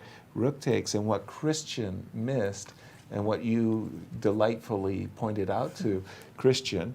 But I mean, Cristian, so we can also just like gobble all the pawns, right? I was F6. hoping you were going to go queen d6, Gobble all looks pretty, the- and then I can tuck my king in on e8, maybe survive like that. You were hoping I was going to do what? 'Cause It's beautiful, right? You get so close to checkmate, but then I tuck my king on We're- e8. On e8. E8. E8. Well, otherwise I lose a rook, right? So Right, of course. And then like taking on F6. I have a feeling this is No, completely what- hopeless also, yeah. but what he was saying was that he Wait, was he will lose a hoping... queen. no, I will take on d6 if you do that. Yeah. Don't Yeah, do look, that. and by the way, rook e6 on the board as Zoe is putting the finishing touches on what looks like a opening disaster. Opening disaster, rook e6. Towel. Get the towel, coach. Yes, too many hits. And where would you I like just to want take to us? The quickly take a look Rochelle? at Rochelle Wu games because we were talking about, Uh-oh. people pushing F5 quickly, and she did a cool thing here. Yeah, so there is this pawn avalanche, A5 attacking, Queen E8 ready to yeah. kind of get the queen to the king side, and now she played F5 immediately. Timing is an issue, and that doesn't look like a very good move. Because And now of the she's edge. not recapturing with the rook. She's like, hey, I'm gonna wait. I'm gonna get this pawn later, like in some kind of King's Gambit decision. But Nobody believes you. I mean, that is a very nice pawn, Kate. I mean, just a second. Queen c2 not only defends the pawn, but it really does. A moment in one of the other games, I think it was Alice Lee's game, we were looking at knight g5 with the to get to idea E6. of getting to e6. Well, with pawns on d5 and f5, knight to e6 would be boss.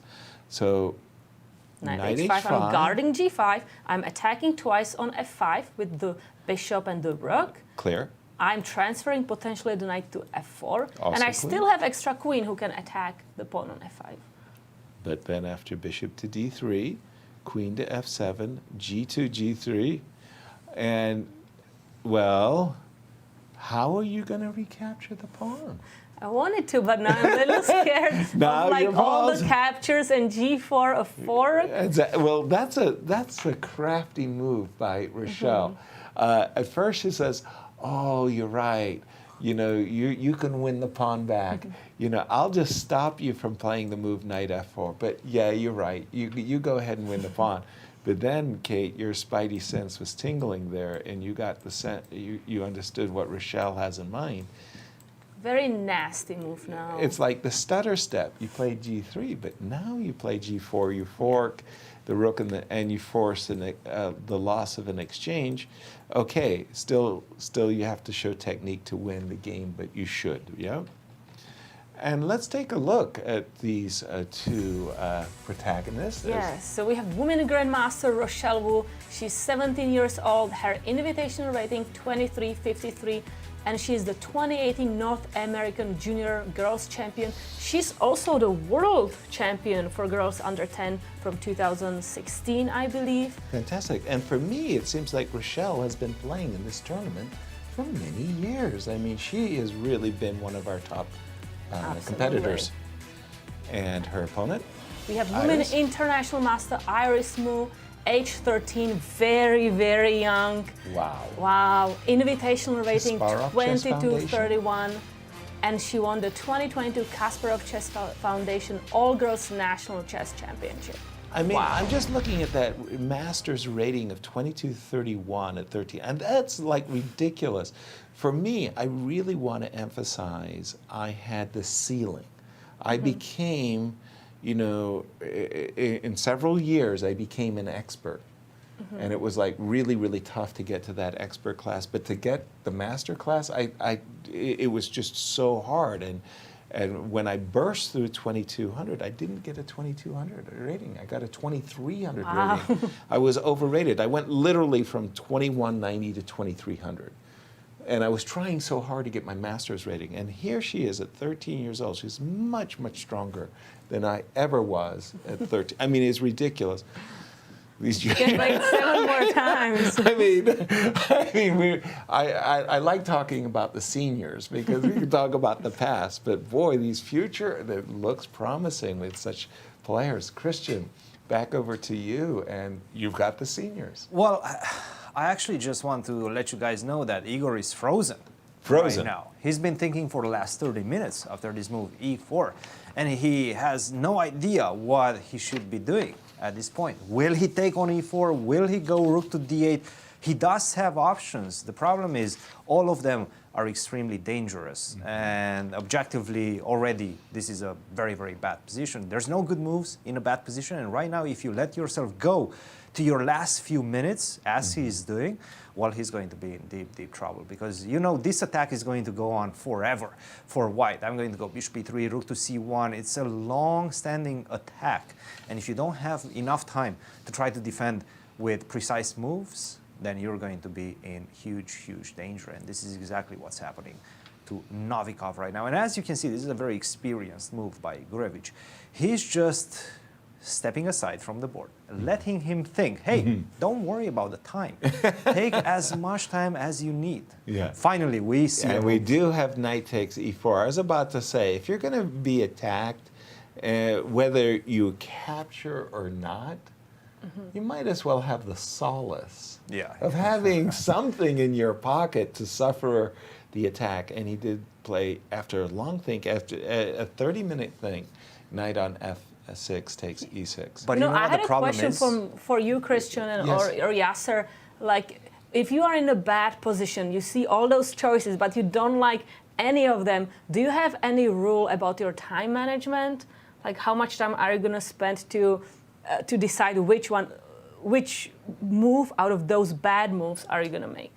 Yeah, I mean, if I'm going to have a bad position, okay, shame on me, but I don't want to have a bad position and be significantly behind on time, because I know that time trouble is going to force me to play quickly, and likely I'm going to err even worse with the time. So, you know, I'm just going to, you know, bite the bullet, choose one of the ugly options, but the option I'm more likely to choose is take the material. I have something that I can hold on to and say, I've got this in my pocket. As we get prepared for a break, I'm just going to take one look at Alice Lee's game, and I'm going to tell you about our good folks at Q Boutique. But first of all, let's just take a look at the Alice Lee game. For when we left, that was the knight e1 moment. Remember Viktor Korchnoi, Judith Polgar? So the players are following a game of Viktor Korchnoi versus Judith Polgar, and we really liked the move knight g5. Just go for it. Yeah, going for it. Viktor Korchnoi played the move knight e1, and that was the move that Alice Lee also played. Provoked the knight to come back. We were looking at f5, and then you were suggesting bishop takes g4. She didn't want to deal with that. She would drop back with a knight, bishop e3, c5, and I think that this was an interesting decision by Alice. She, en passant, she captured en passant, and giving her opponent what I want to say is the big center, but at the same time, what Alice is trying to say, we'll see if she's right, I want to attack the backward pawn on d6. a2, a3, okay, so this is a kind of an intimation way down the line. Now play for b4, b5. Create a pass pawn and just try to promote. And take the d5 square from you. f6, f5, f3, f4. And we caught up to the players. I'm a little bit surprised by the move a3, and I wanted to ask you about this. Why didn't she play queen d2? Because that, to my eye, is the most natural move. I'm provoking either knight f7 or knight g4. What do you think made her choose a3 over queen d2? It's an interesting moment, right? Yeah, the question is where is the queen better, right? Do you need the queen right now on d2, or is her priority to, because maybe she wants to recapture with the queen on a1, right? After a3 and b4, if the pawn's straight, you want to be guarding your rook Okay. and just recapture there. Gotcha. If you don't do that, you move the queen, you attack the knight, Yeah. And then you need to move your knight from e1, which is nothing wrong. The knight's Right. not doing such an impressive job on e1, No, right? it's not. We can improve it, Exactly. but it slows down the thing. So I think maybe Alice just wanted to be really fast with attacking the queen side. Okay, cool. So the idea there is that she wants to play the move a3 and b4 as soon as possible to get in b4, b5, and to then do that, deal with knight on e1 and all the pieces that are a little bit like crunched there. Right. And for me, for me, and I think all players love developing with tempi. True. I love to check my opponent's king, or checkmate, of course. But developing with a tempo, in this case, forcing the knight to move, would have been so attractive. We'll keep an eye on this. So we're going to take our first break. Before we do that, we always check in with our folks, our good folks at Q Boutique, the chess shop across the street, to ask them, what is the special today? And this one is a chess travel bag. Tote your roll-up board and chess pieces in style with the official St. Louis Chess Club logo travel bag. The zipper pouch holds an entire set of pieces comfortably while your board fits underneath. Gold screen printed ink on durable vinyl. Don't forget the chess pieces and vinyl roll-up board. All your chess needs can be met at qboutiquestlouis.com. And by the way, they are very attractive. I have one. And as we go on break, Begum checks in with our players. We hope you enjoy.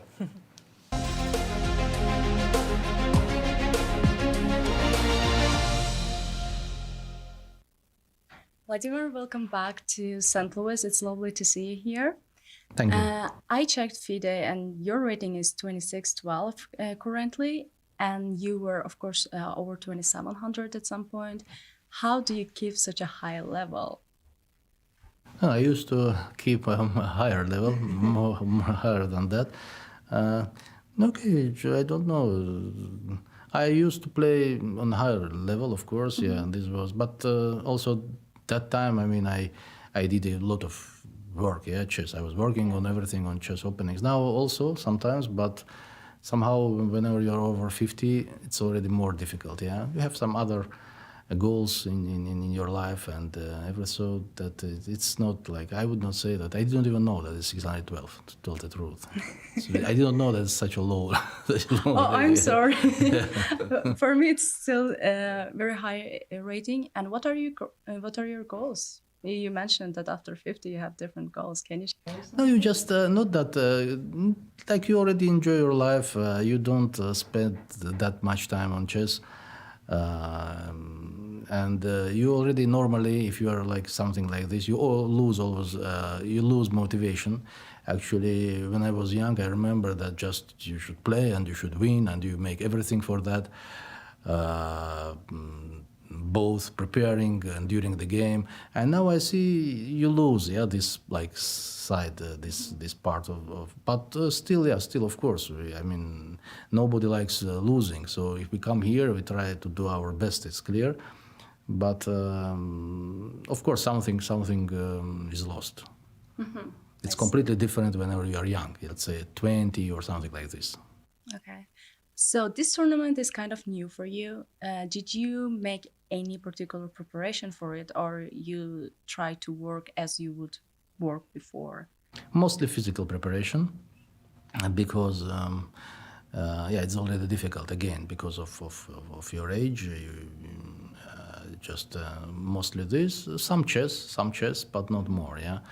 Again, whenever you are young, you can actually skip that because you are fit normally. Mm-hmm. But now it's already some problems there already, and so physically, I did.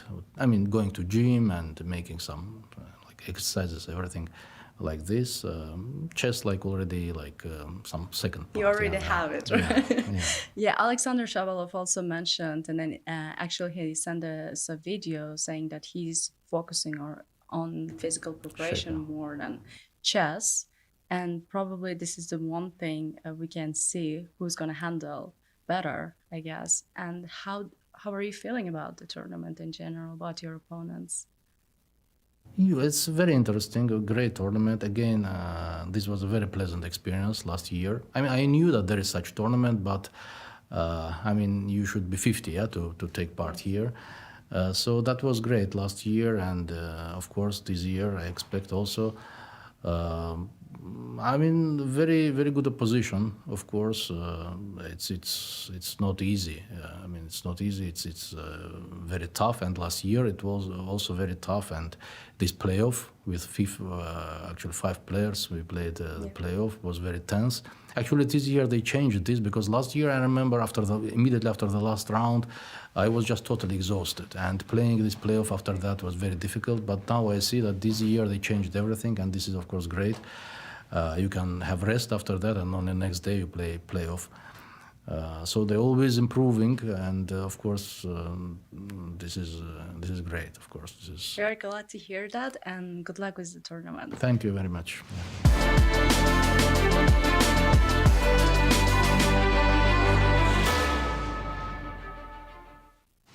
The St. Louis Chess Club is the premier chess facility in the United States. We bring the educational benefits of chess to thousands of students across the St. Louis area. We also promote chess at the highest levels, hosting all levels of the U.S. championships, as well as high-profile tournaments that attract the world's best players. Become a member and enjoy perks such as free classes and lectures, weekly tournaments, and so much more. Visit stlouischessclub.org to claim your membership today.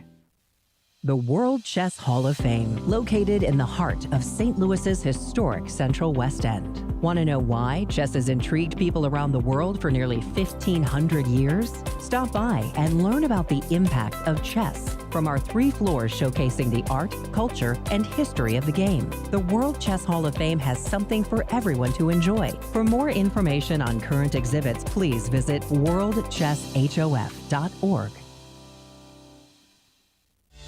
St. Louis, the chess capital of the United States. It also plays host to an award-winning shop dedicated to chess merchandise, all-occasion gifts, and plenty more. At Q Boutique, you can shop both in-store and online. From quirky greeting cards to luxury chess sets, there is something for everyone at Q Boutique. Enjoy a shopping experience like no other. Make sure to check out QBoutiqueSTL.com for a wide variety of gifts for everyone to enjoy. The St. Louis Chess Club Scholastic Program brings the educational value of chess to kids in schools across the St. Louis area. Active in over 100 schools throughout the St. Louis city and county, the St. Louis Chess Club has been able to reach over 85,000 students in both in-school and after-school programs. We view chess as a valuable educational tool. Learn more about our scholastic programming by visiting stlouischessclub.org/education. Hello, I'm Women's Grandmaster Begim Tokurjanova. I will be doing social media for the US Juniors and Seniors Chess Championships.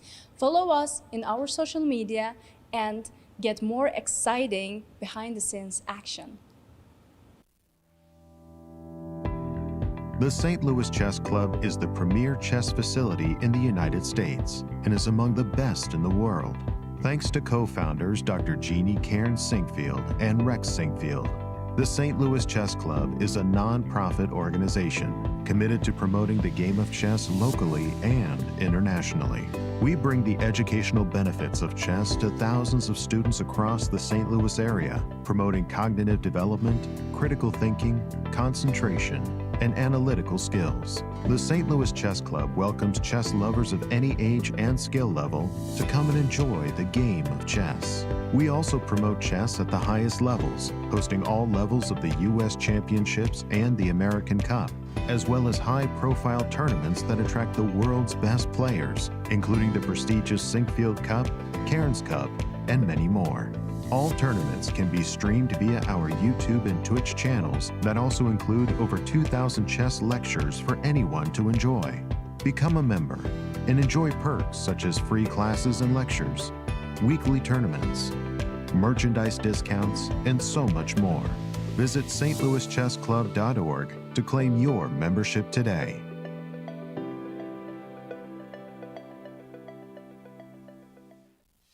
The World Chess Hall of Fame, located in the heart of St. Louis's historic Central West End. Want to know why chess has intrigued people around the world for nearly 1,500 years? Stop by and learn about the impact of chess from our 3 floors showcasing the art, culture, and history of the game. Landmarked by the world's largest chess piece sitting outside our front door, the World Chess Hall of Fame has something for everyone to enjoy, including various exhibitions, monthly concerts, and much more. Whether you are a beginner or a professional, there is something for everyone to learn here at the World Chess Hall of Fame. Enjoy free admission to our rotating exhibitions in our galleries and sign up for chess events, family-friendly programming, and art classes. And don't forget to stop by our award-winning gift shop, Q Boutique, and shop a wide selection of chess-related merchandise. For more information on current exhibits, please visit worldchesshof.org. St. Louis, the chess capital of the United States, boasts the world-class St. Louis Chess Club and the World Chess Hall of Fame. It also plays host to an award-winning shop dedicated to chess merchandise, all-occasion gifts, and plenty more. At Q Boutique, you can shop both in-store and online for chess merchandise, autograph collectibles, chess campus souvenirs, and much, much more. From quirky greeting cards to luxury chess sets, there is something for everyone at Q Boutique. And all purchases go right to benefiting new exhibitions and programs at the World Chess Hall of Fame, dedicated to exploring chess and its immense impact on art and culture. Located on the first floor of the World Chess Hall of Fame, enjoy a shopping experience like no other and become everyone's favorite gift giver. If you can shop in store, make sure to check out QBoutiqueSTL.com for a wide variety of gifts for everyone to enjoy. Hello, I'm Women's Grandmaster Begim Tokurjanova. I'm doing social media for the US Juniors and Seniors Championships here in St. Louis. Follow us for more exciting behind-the-scenes content.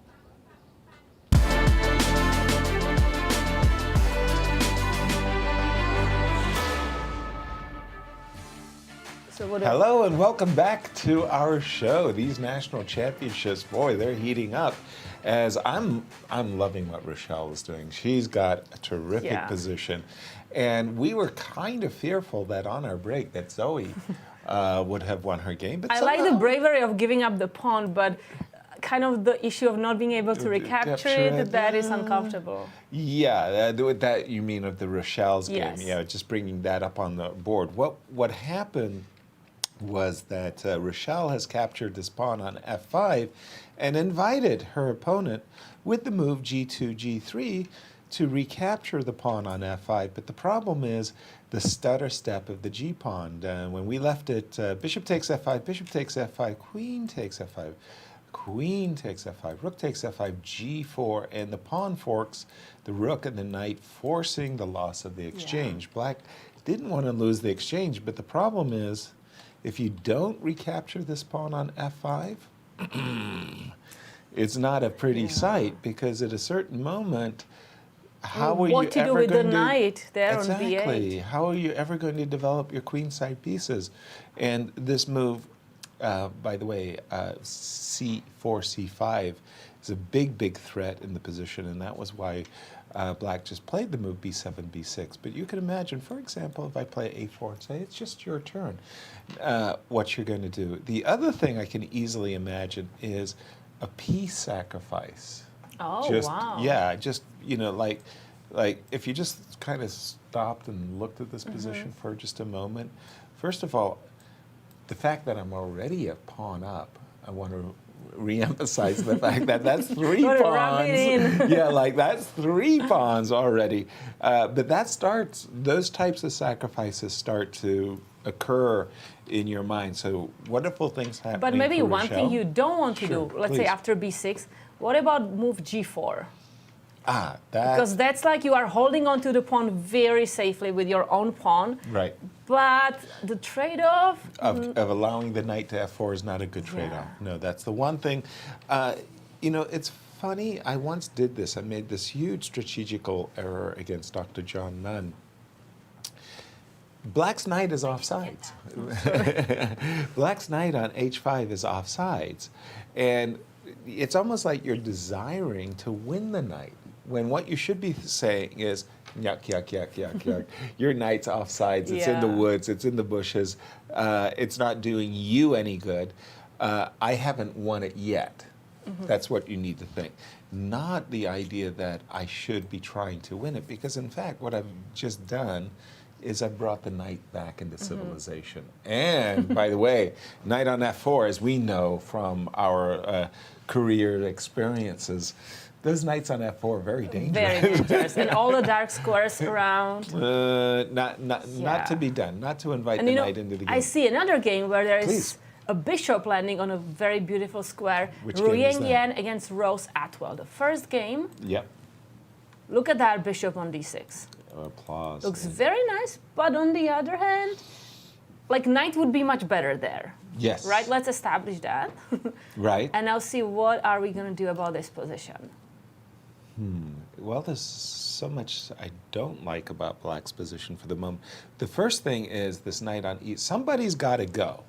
I don't care who's going, but somebody's got to leave. I've got to We trade. need space. I need, yeah, right. I'd love to take the bishop, or like if I force a trade, knight takes, bishop takes, I feel like I can breathe a little bit more for the moment.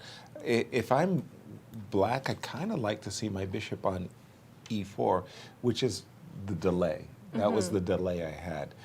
I want to play knight f5. I really do. But if I start with bishop e4, and just for argument's sake, that is not a good move or not a bad move, and I ended up doing something as crazy as recapturing with the pawn. Okay. Not something that comes naturally to me, by the way, doubling my pawns. At least I got this Strong bishop on e4. that can hold the position. Exactly. But So we see what happened in the game. Players No, exchange. what happened? Pawn takes on e5. Nope, if we go back. oh yes, f4 And now they took. Pawn takes on f5. Yep. and Pawn takes. takes. I would So be the very final reluctant. So again, whenever you trade, I like to have this conversation with myself. I imagine myself in a market. Okay. Yeah, a farmer's market. You go to the market, and all the people bring their wares and their trade, and we barter. We talk about it. We barter. How much for the loaf of bread? How much? So I'm sitting here saying, okay, I would like to trade this pawn, but in these trades, I ask myself, who's benefiting? So we trade the pawns. The f6 and f4 pawn disappear from the board. That's our trade. Who benefits? I see this rook on f1, and I go, whoa, whoa, whoa, whoa, whoa, whoa, whoa, whoa. I got the bad deal as Black. I got the right? bad deal because, wait a minute, the rook on f1 is already on the open file. I don't want to trade. So I would be very reluctant as Black to have made that trade, and I would have probably played the move knight f5 myself. Yeah, but when there is some kind of tension in positions, we usually don't want to be the first one whose nerve kind of cracks and they just Exactly. destroy the tension. We need to keep it because there, the pawns on f-file, we're blocking the rook on f1. Exactly. Right? And the worst part about this is the desirable knight f5 now does give my opponent the option of making a very dangerous looking exchange sacrifice. Knight takes, bishop takes f5. Now, because I opened up the f-file, I have to imagine that Please this is a consider it. possibility, yeah? And queen That- takes another pawn Exactly, check, and whether you play queen f7 or move your king, this is a possibility. I've gifted to my opponent the option of this exchange sacrifice. Yeah, that was a trade I would have been very reluctant to do. Cristian, I want to turn it over to you as you've been following that attacking game of Dima.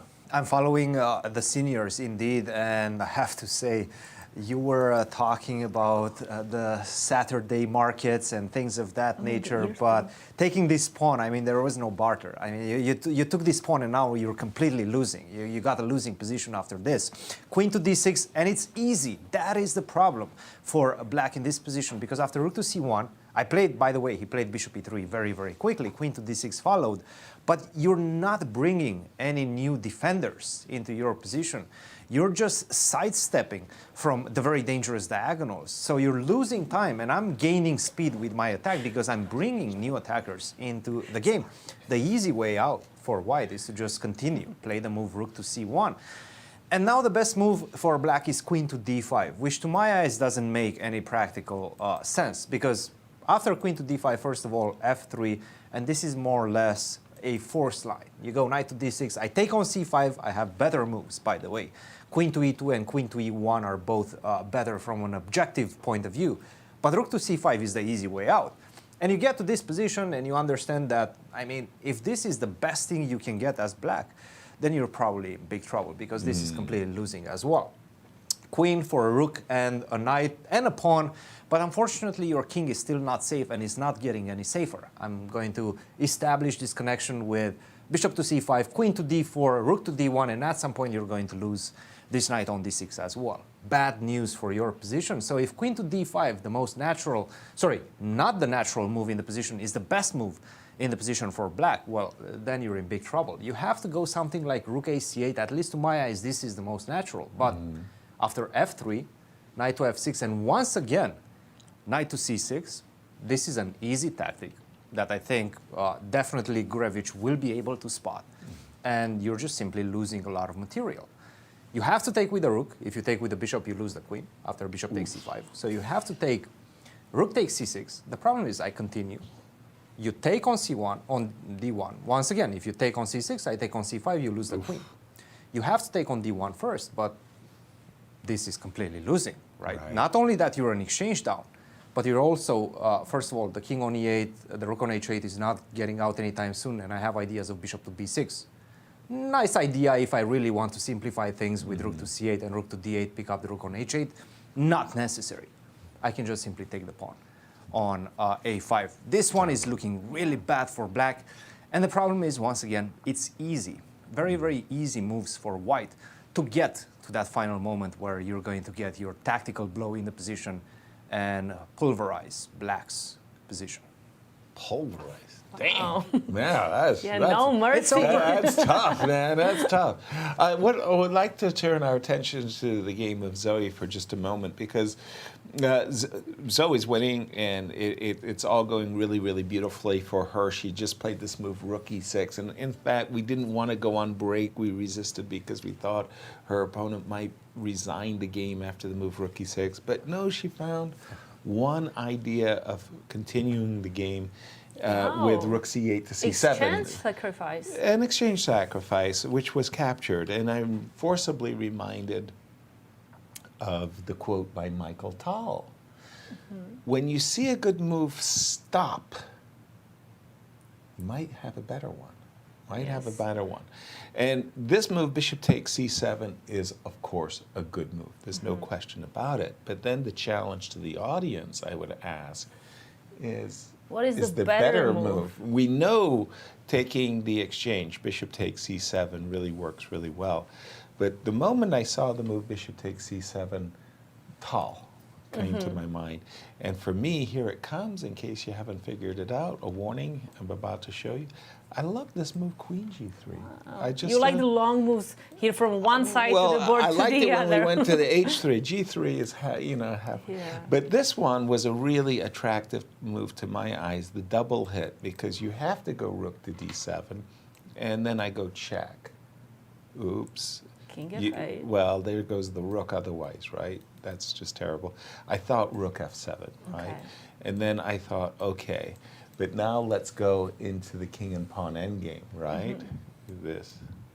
It doesn't matter how I do it, but we just trade everything, and I've got the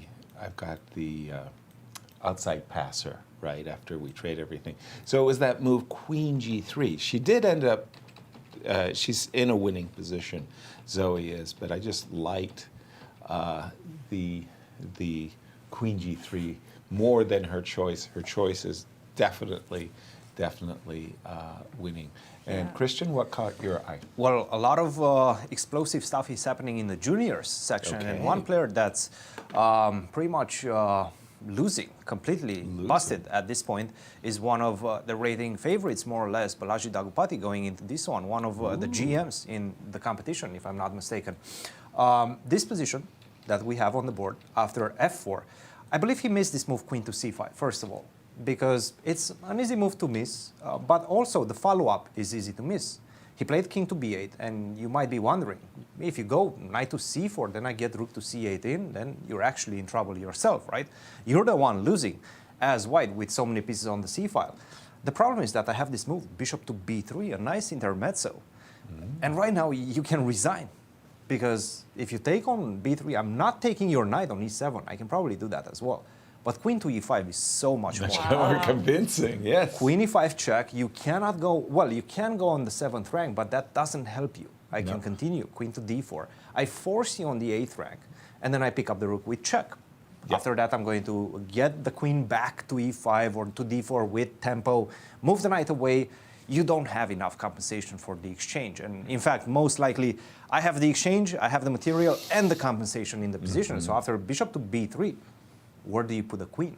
You go to f6 to keep contact with the knight on e7 and the square e5. Well, thank you very much. That's another tempo, knight to g5. At some point, you're going to have to place this queen on h4, allow my queen to get to e5, and resign the game. And this is exactly what's happening right now. Bishop to b3 is on the board. He's playing fast.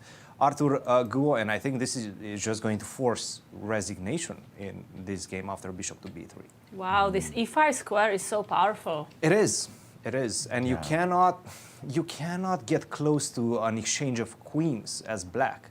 You would love to be able to pick the queens off the board. Unfortunately, there's no square that you can do that from. Wow.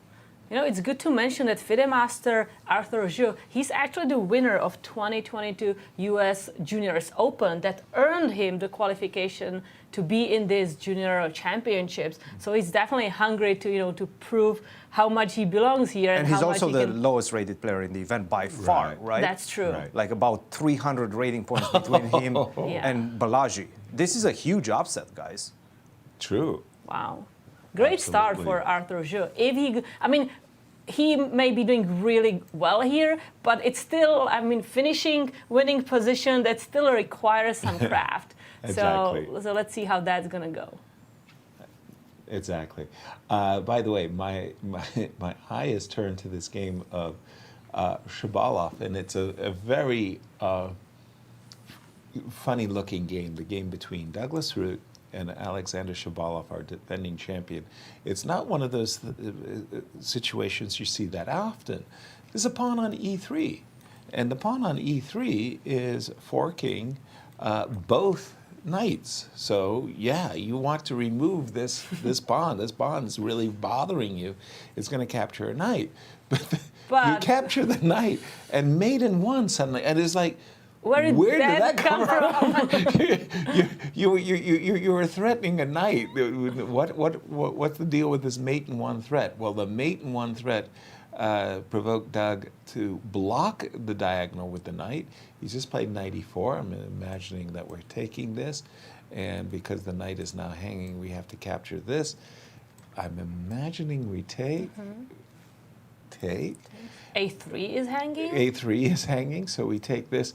And one of the funny parts is like, your eye is almost drawn to the move queen here in order to threaten mate.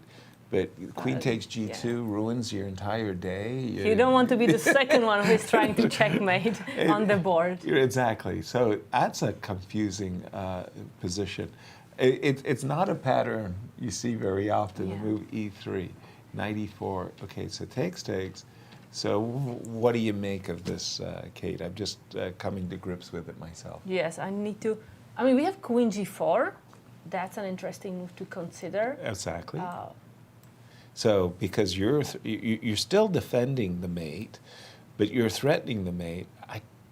But we need to be careful about moves like even E5, F6. But this is coming with the tempo. F5. Sorry.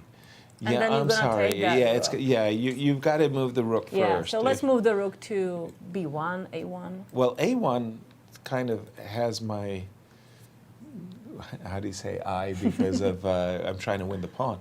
I was thinking that we were doing a whole sequence of trades, right? Like captures, this type of thing. At some moment, I've got to defend this pawn, so I need to play knight F3 and defend the pawn. So something like rook A3. Hard to come to any firm conclusion on this one, but it looks like, well, I like the bishop. I like the bishop on the long diagonal. Would you play here something like A5 for black? Yes. To Yes. just stop kind of pawn on B3 and we are defending the pawn with rook on C5? Exactly, yes. I would very much like to do that. And we think this game is Yes, so we close to have here being over. Arthur Guo, right? Let me Against just bring that one up on Balaji Daggupati. And that was the game that Cristian was talking about, the Queen D4 E5 check. key square. Right. And oops, we've got Let's to see, go king king to A8. Yeah. So there Now- goes the rook with with check. That's Okay. Oops, pawn goes away too, but gets back to F7. By the way, the material count is terrible, right? It's not great. Yeah, I mean, I was thinking if I block with the knight or if I should move my king. If I move my king, queen B4, queen D4 check. So he did block with the knight. And now, first move that came to my mind was rook C1. And that was why I asked, what's the material count? I want to have as much in my pocket as I can. Yeah. And perhaps you can also do that, but why would you? Of course. You can move no, not I play mean, knight F5, for yeah. example. No, of course you would move your knight, which is attacked. And he has more than 50 more minutes to think. Wow, these juniors, they play really fast. They do. I'm in time trouble by move 30, and they still have 50 moves, 50 minutes. Right. They're very good practical players, I have to say. They make their decisions extremely quickly. And I found that to be quite common ground for the new generation, especially. Yeah. They play very, very fast. They don't wonder too much, oh, what if I play that or that? You know, they see one move, they debate it for 5 minutes, and then they played it immediately. And then they follow it up. They usually have a good plan behind it. That's one of the key techniques that I feel the new generation is employing quite well. As a chess coach, you're seeing that trend. And is that because of the engines, the influence of the engines, that that the players use the engines so well? I think chess is just getting faster. Chess in general is getting faster. You see more tournaments with rapid and blitz play. You see very often this 90+30 time control without a second time control as well. So 90 for the whole game. 90 minutes for the whole game, yes. Yeah. In this particular case, we do have an additional 30 minutes after 40 moves, but that's not the typical time control that we see nowadays. Exactly. Chess in general is just getting faster and faster, and the players are adapting to it.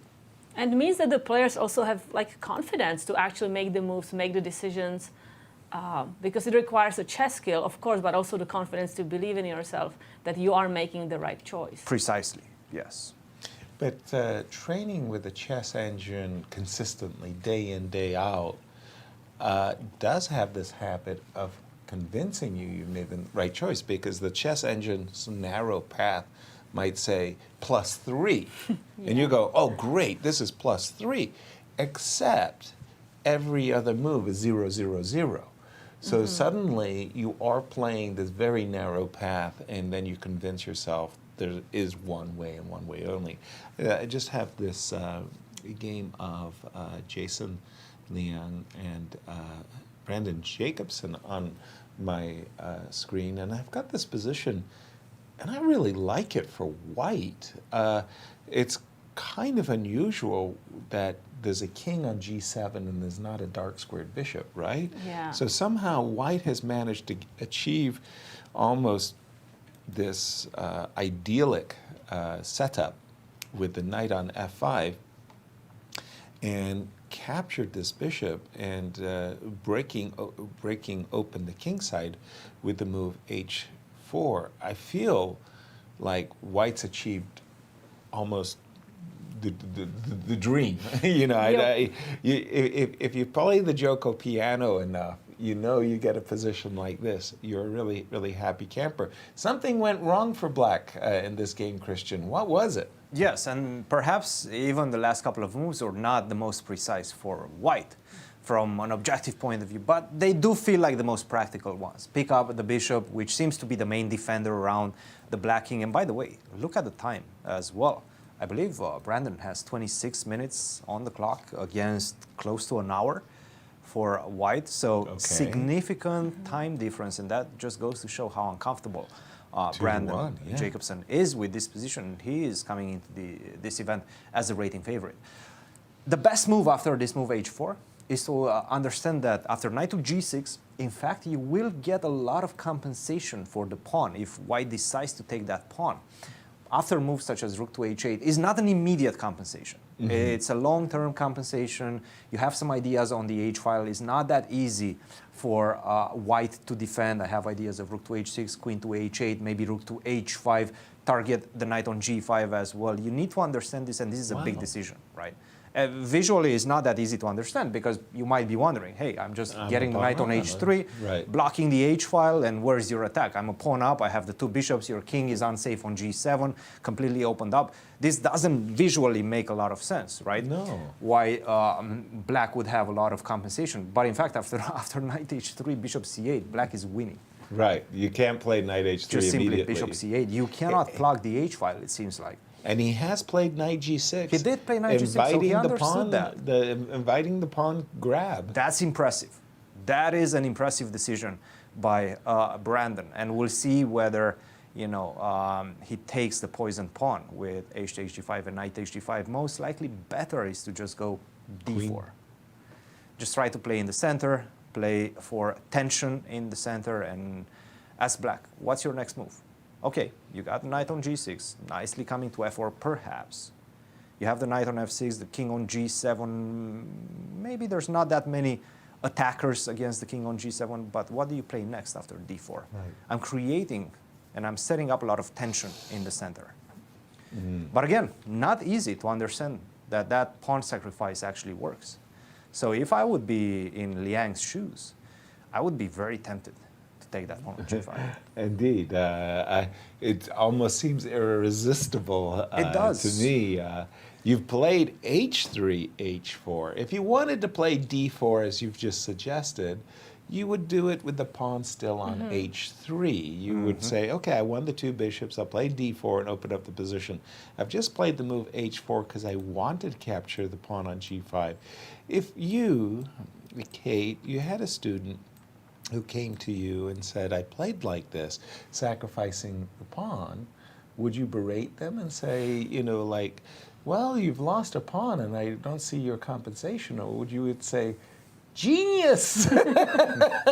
You've got I'm the wrong teacher. Well, I think here the Black has an idea for counterattack, right? Which is, I think, really powerful, Queen how H8, the pieces can go there. And there's a mate on the square, right? Also, we need to look at the alternative, right? If we don't give up the pawn and we play g4, right? How is that gonna look? And probably it's not a good look. Knight h2, if we force h5, maybe f3. Or even f4, f3 or f4, breaking things open, and it's play on one goal. I mean, White is the one having the fun here. And it looks like Black is going to be kind of struggling for the rest of the game, whereas when sacrificing the pawn, I'm taking a risk, but I'm willing to kind of counterattack. Exactly. In fact, if you start to look at the position after rook h8, you might almost stop yourself. You might almost say, okay, I'll play queen d2. I'll just wait. You know, like I'm trying to provoke g4. It's not as good as it was when the queen was on. But, you know, I'm almost beginning to be fearful of rook h8, rook h5, queen h8, and so queen d2. But when white went for h3, h4, he was really thinking, boy, do me a solid, capture my pawn so I can either take with the knight or capture with the bishop. I would probably be capturing the bishop, or played the move g4. And the move knight g6 is just plain ornery. You refuse to go along with my program. It's almost like a cold shower, right? Right. Because you're feeling like your opponent has to ease the tension somehow, either by taking, either by playing g4, maybe even taking the passive approach and playing knight h7 to defend that pawn on g5. But not just leave the pawn on g5 exactly with knight g6. And then he just plays knight g6 and he's like, okay, what are you going? And you can see it. Look at his body language, right? Yeah. He's not happy about it. He Jason missed is it. beginning to think, like, wait a minute. I didn't want this pawn. Why didn't you I like wanted protect it? you to defend it. I wanted you to trade it off. I didn't want you to just give it to me. Yes. But he has some serious time advantage, right? We see Jason Liang 50 minutes, and seed number 1, Brandon Jacobson, 26 minutes. Probably I'm going to get myself destroyed. So please understand, I am a pawn grabber, and I have to ask the question. I take the pawn just as you advised me to, Cristian. But and this then is also why Jason is such a tough position, because he knows that you're here in the commentary seat, Sure, revoking his membership in the pawn grabbing association if he doesn't take on g5, right? Exactly. So that's a lot of pressure for a young man like himself. Exactly. So I'm playing knight takes g5, you're playing rook h8, and I understand that if I wait too long, you're going to go rook h5, you're going to go queen h8, and it's not going to end well for me. Yeah. So I'm going to play bishop to b3, intending to meet your rook h5 with knight takes f7. So I know it looks a little bit absurd. I'm protecting the square f8. Is that okay? It's 2 pawns, but I understand. The question is, how does much it go? do we care? Queen e7. Yeah, Queen David 7, right? e7, e7. E7. Queen Yes, E7. because- I beg your pardon. In fact, I think you have your only idea for active play for white is to go d4 at some point. Exactly. With the queen on d7, d4 comes with tempo. Okay. And here, my pieces are a little bit too far, yeah?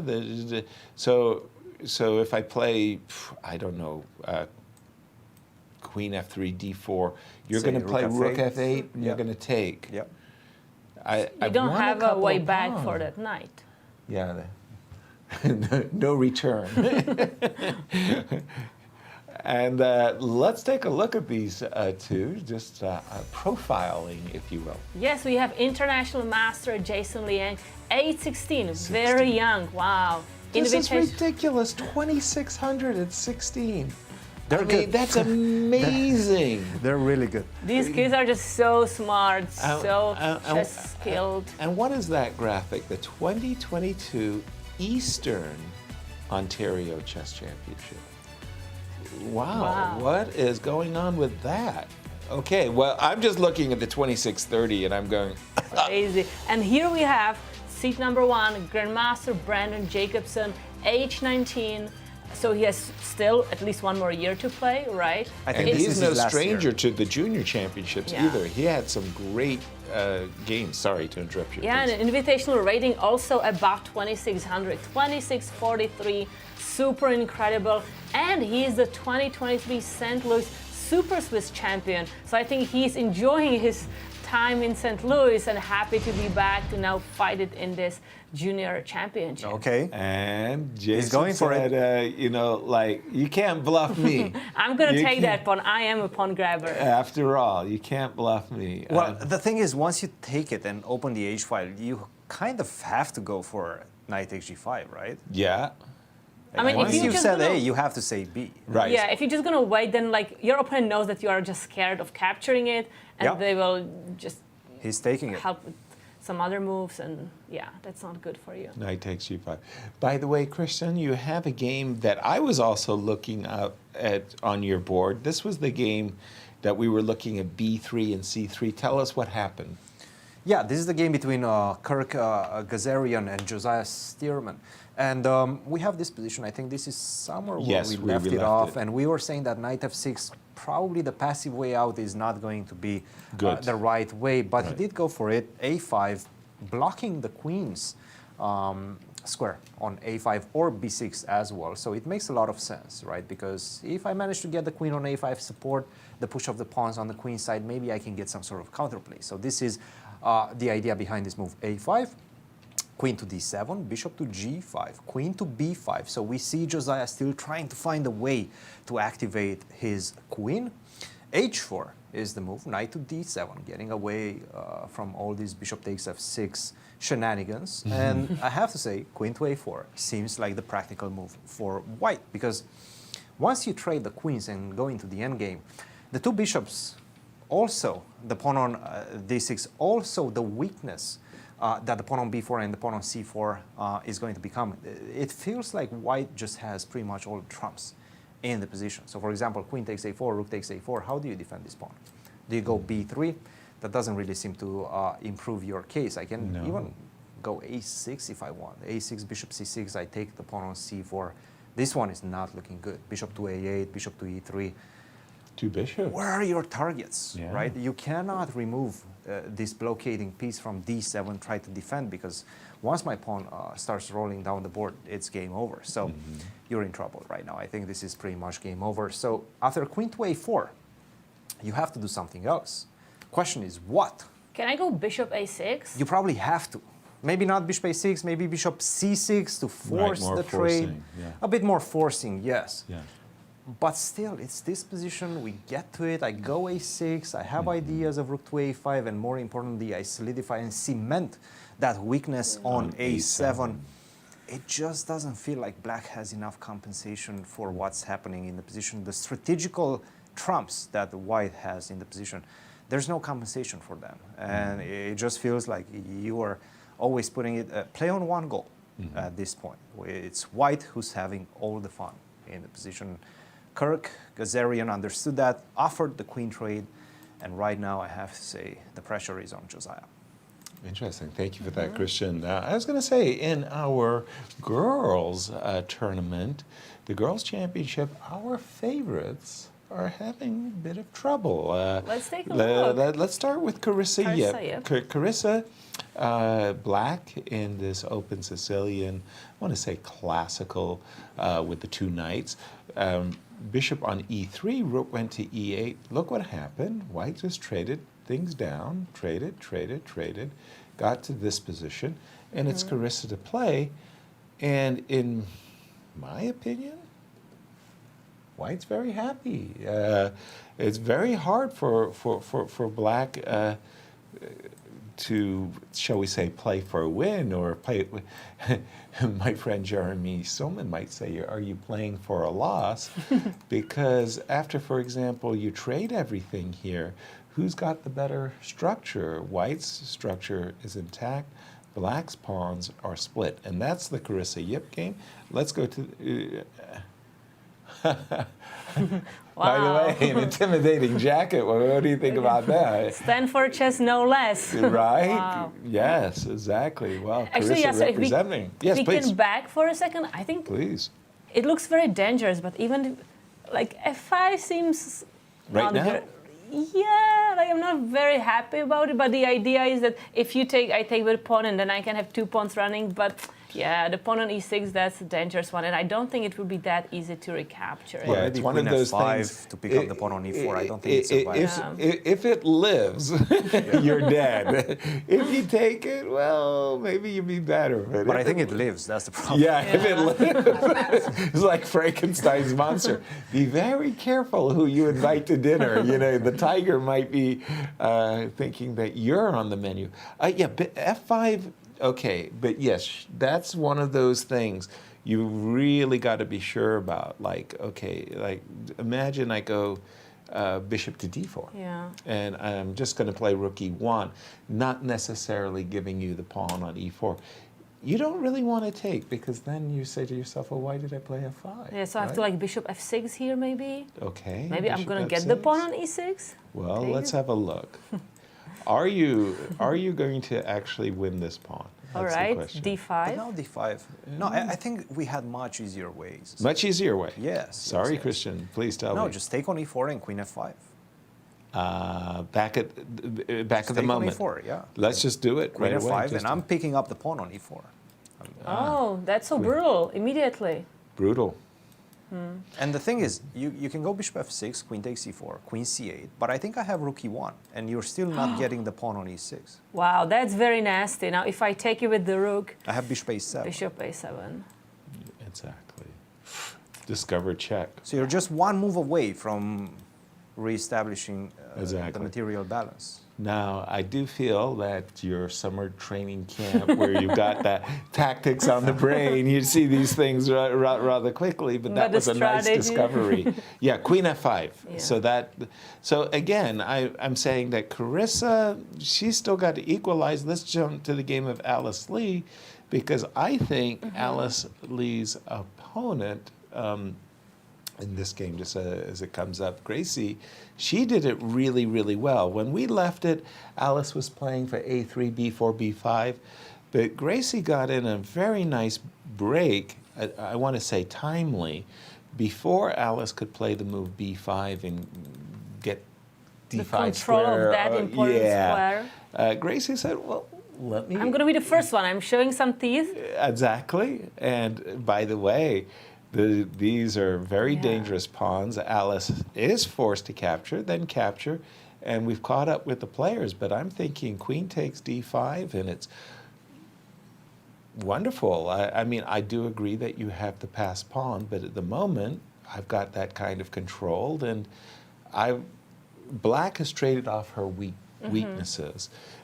She's looking at ideas of using her own center pawns with the move e5, e4, and I think Alice is going to have a very hard time proving the imbalance in her favor. I think that She this will is... need to get the knight from e1 out. By the also, way, the right? knight on e1 is really, not performing its keep. It's you got to bring it to a much healthier square than e1. Speaking of bringing knights to a healthier square, please take a look at the Rochelle Wu position. She has an amazing move right now, after queen to c8. Oh, First of all, you highlighted that knight on b8. That's ugly. That's an ugly knight. That is ugly. But I can go knight d4 right Yes. Wow. now. I would love to get the knight to Yes. e6, right? Oh. And then the knight from b8 is never coming back. Oh no! Oh no! That's so nasty. That is a beautiful way of turning a positional and material advantage into just a simply dominating position. This move of Rochelle, we've got. If she plays knight d4, I mean, we've got, this is in the back. Yeah, we've got on the screen, we're actually looking at Alice Lee's game. We need to go to the Rochelle game there to match the analysis board. Okay, well, this is our this analysis. works too. This is where Rochelle's played this really well. I'm really pleased with all of her moves, beginning with the move g3, rook e3, rook e1. But I'm telling you, this is a sacrifice coming on e5. I think her opponent felt it. She went queen c8. So all the white pieces are really ready in their best spots. Maybe the knight to Exactly. d4, yes. Exactly. That's true. I guess That's the only really thing true. that you can be worried about is bishop g5, right? Not to worry. Maybe the only thing that's stopping you. From, Exactly. At least you have to consider that move is probably. But knight e6 now. Yes, is amazing. You're going right? to be an exchange. Congratulations. I would also be very tempted by. And why am I tempted by f4? Because it's just that all the queen side.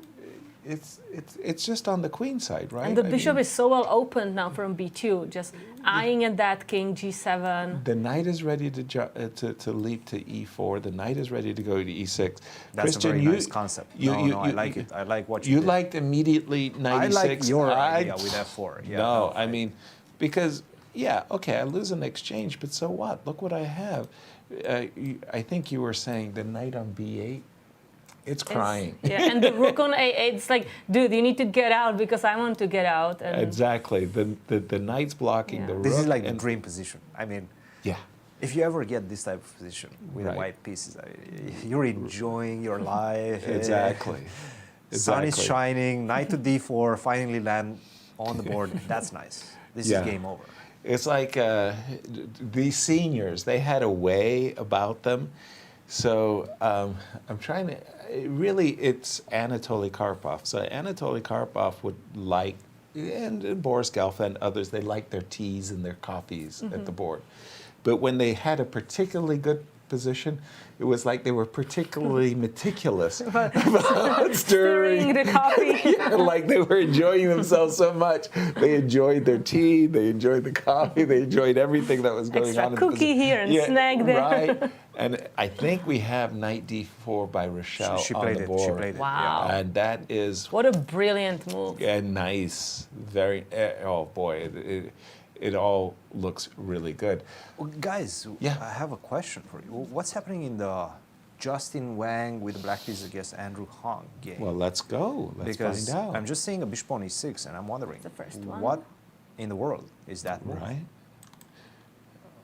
This was the game where the king went to c7, and you're saying, did he really play bishop e6? He played bishop e6. I'm trying to Okay, understand. so what is this? let's imagine we take, he wants to take. He wants to take and then give a check and then That's rook right. to e8. That's So his plan. he wants to separate the king from the rook. The immediate rook e8, I just moved my bishop. So if we can get this position. Excellent, beautiful. Yes. Right. You got the tactic on the board. But Right. what if I just take on e6 with the rook and get the two pieces? Then you I mean, that's lose. 2 pieces. They will say, good job, you found it. Then you just lost. I mean, it's Everybody, 2 all my pieces. coaches have taught me that That 2 pieces, for the oh, most part, are going to be better than a rook, right? And you've been taught very well. I mean, because this is one of those positions where the 2 pieces will overcome the rook. I mean, the only thing I can imagine is he's thinking that this rook on the No, but I don't want to put my bishop on h3. I Oh, want to keep it C4 maybe. I do for a very specific reason. Like, where if your rook goes, I'm just going to go here. I just didn't want to see the rook land on But g1. I want to be meaner. Okay, be I mean. want to go bishop c4. Check. And if you do try to get your rook to g1, I'm going to trap it with the bishop on f1. That's really mean. Are And then you just sure? king e2, king f2. Whoa, I'm not sure. Let's see. Let's see. Whoa. Are you sure? Okay. Let's say I go king e1. Wow. And then knight e2. And then you get your rook on h1. I will trap that rook, Yasser. I think you will. I will. I do. I think you're going to go f3, king f2, and even if you don't I'm going to ever put the knight capture on the rook, g1 and I'm going to laugh at you. right. Yeah, your rook will never be in the game. But So- I agree. Rook takes e6. Let's What's take a going rook. on? Let's take a look. Was it a forced move or? Rook takes d8. Okay, you can start with rook takes d8 as well. You can transpose into it. So I just wonder if we had something different to play. So more or less, we caught up to the players in this moment. Maybe this move, bishop d7, was a little inaccurate. Was it a forced move? So Absolutely if it was, not. No, not even close. I mean, you can go rook e8, right? absolutely no. Rook e8 is incredibly sensible. Just stop rook e7. I thought he had some. I think he had an issue with knight g6. He didn't like to see knight h5, although. Rook takes c6 on the board. And we do have the 2 pieces versus the rook. He's saying, my friend, what are you doing?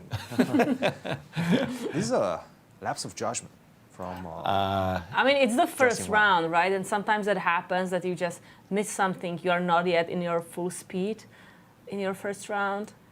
Right. I had that issue. I would lose first rounds at like championships, and then All the I will time. have 8 rounds to catch up with my first loss. Right. For me, it was the jet lag, right? Where, somehow I'm just thinking to myself, play the first 3 rounds, get through the first 3 rounds, you win the tournament if you're in good shape. Rook e8, 2 pieces. First of all, that whole concept of bishop retreats. That wasn't in my consciousness at all. I was thinking, you know, I wanted to use my two pieces. So that was why I went bishop h3, with the idea of just playing my knight to h5. But this move, was that attractive to you, this idea of bringing the bishop to f1? Yes. Yes, you like that. I like that. And let's see how these, let's profile the players. Yeah, so we have Andrew. Grandmaster Andrew Hong, age 18, invitational rating above 2600, again 2617, wow. And he tied for third in the 2021 World Open. That was, the World Open was always a rite of passage, I want to say, for so many generations of American players that would go to the World Open in Philadelphia. And Justin. Here we have International Master Justin Wang, age 17, invitational rating 2577, and he's two-time St. Louis IM Norm Invitational winner. Wow, he must enjoy his time in St. Louis. Definitely. Now, when you say the Norm Invitational, so we have those classic round robins that we host 4 times a year, and there's 2 sections. So there's the IM and the GM Norm sections, and he's won 2. Wow. So he's got the IMs from St. Louis. He's like, That's how he got his title. yeah, right. I mean, you know, And if I remember, produced and created here in St. Louis. And here, this is the Zoe. Zoe with white was completely winning this game, and she still is. Still is. She still is, Although, yes. if I've got that right, there's a bishop on a2. What is their bishop? That's a queen. on That's a A2. queen. A queen on a2. A little bit Yes. lost, wanting to come back, but maybe not many squares to go to. And Yeah, and we can see the body language. She's just... clear. The white is still kind of thinking what to do, how to close, but probably the game is going to finish soon. I have a request. Can we go to the Please. Seniors Championship? Let's do it. Because we have one game we didn't really look at, and that's Melik Khachiyan against Vladimir Akopian, the seed number 1. And with white, we have Melik Khachiyan, who is actually the U.S. coach since like 2000, maybe Forever. even 10, forever, I feel. For the women's team. For the women's team, yes. The U.S. Women's Olympic team. And- Captain, I think. Yes. Captain. Correct. Yes. Captain. Yes. And, okay, this is one of those crazy, wonderful hedgehog games that my generation of playoffs just love to play. The hedgehog with black. Takes, b5, knight b6, captures. So I'm just trying to keep a running count of the material balance, right? So Star Trek Spock, the character, you know, what's the time? And Spock would keep the time in real time. But here it's the material. You know, like, Yes, okay, I'm we're sorry, in but exchange. I didn't watch that. Yeah, I know. It's an exchange up Oh, wow. for white. E5. Why did we like E5? Not 100% sure. That did invite knight F5. We gave up a big square. Bishop to G5. Okay. Wow, pawn takes on E4. Interesting, because here again, we have this opportunity of check and pushing the pawn to D4. Is that on the board? No, we have captures on the board. This happened. I think that position is on the board, right? So queen No. capture on F6. Yes. No, I'm just saying I'm getting the position. I haven't gotten there yet.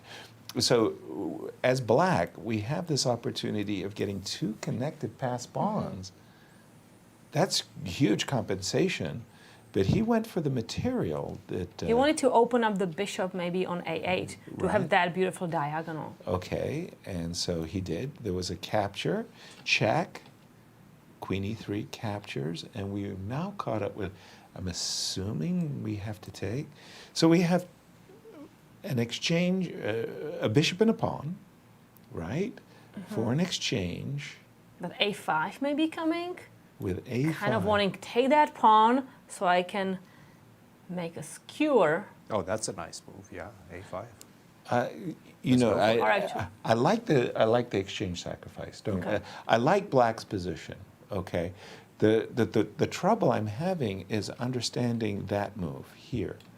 because I'm thinking if I go check, and if you move the king, and I go d4, I've got two connected passed pawns. This bishop, what you're saying, you know, like you want to blast open the. Don't worry. That bishop is doing.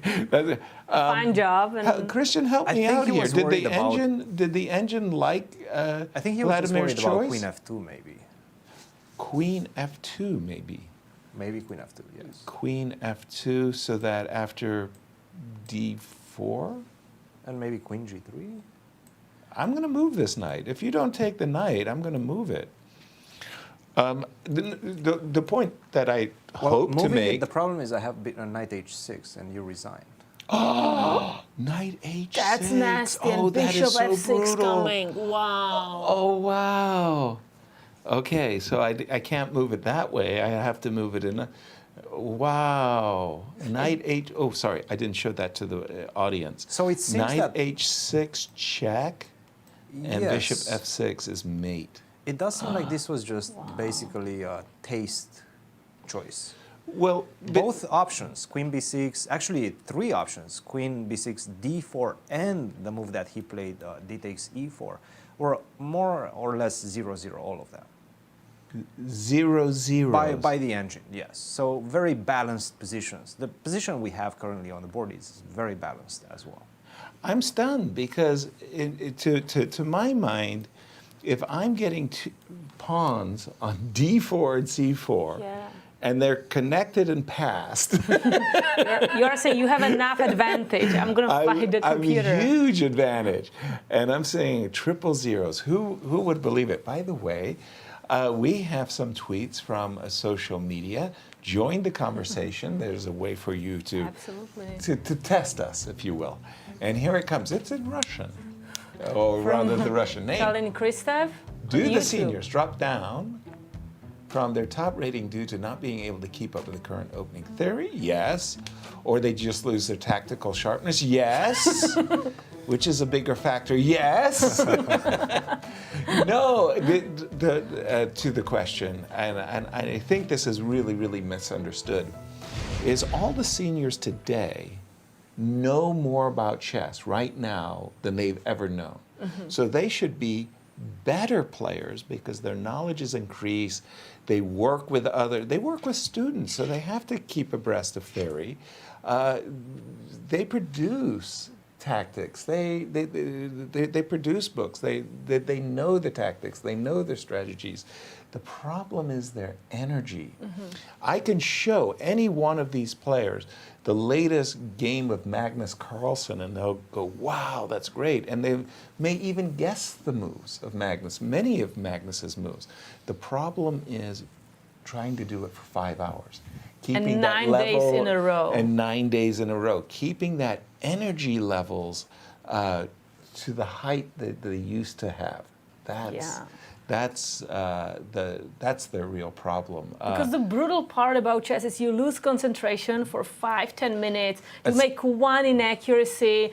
Cost you the game. Exactly. On the spot, just as we just did that move knight h6 check. Also, I feel it's lack of practice as well. And then the rust factor. Myself, okay, and I'm only 30-something years of age, but I don't play as often. 30? I play maybe a couple of... Golly, I thought you were... I know. Senior championships were on your...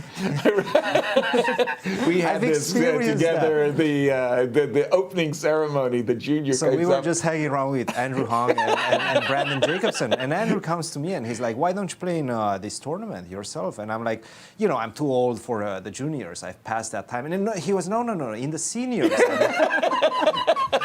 was like, I thought it was very good. I thought it was these young great. kids need to be humbled somehow. Respect. I'm not sure how, but they need to be humbled. We'll think of something good. But thank you for the tweet. Really, it's the energy. And one more tweet. Let's see if we can be... What do you see as the difference of styles between the seniors and juniors? A question on Twitch from Normal at Super. I'll take a quick shot at that. I think a lot of the senior players Well, I mean, we're the product of our generation. We had these questions about Queen's Gambits, Grunfelds, King's Indians, and we liked those questions and answers. So a lot of the seniors play the openings of their day, if you will. And then the juniors today are going to be in fashion. They're going to play the latest and greatest that the Grand Chess Tour champions all play, Magnus Carlsen, et cetera, et cetera. So I do see the seniors as playing maybe more classical chess.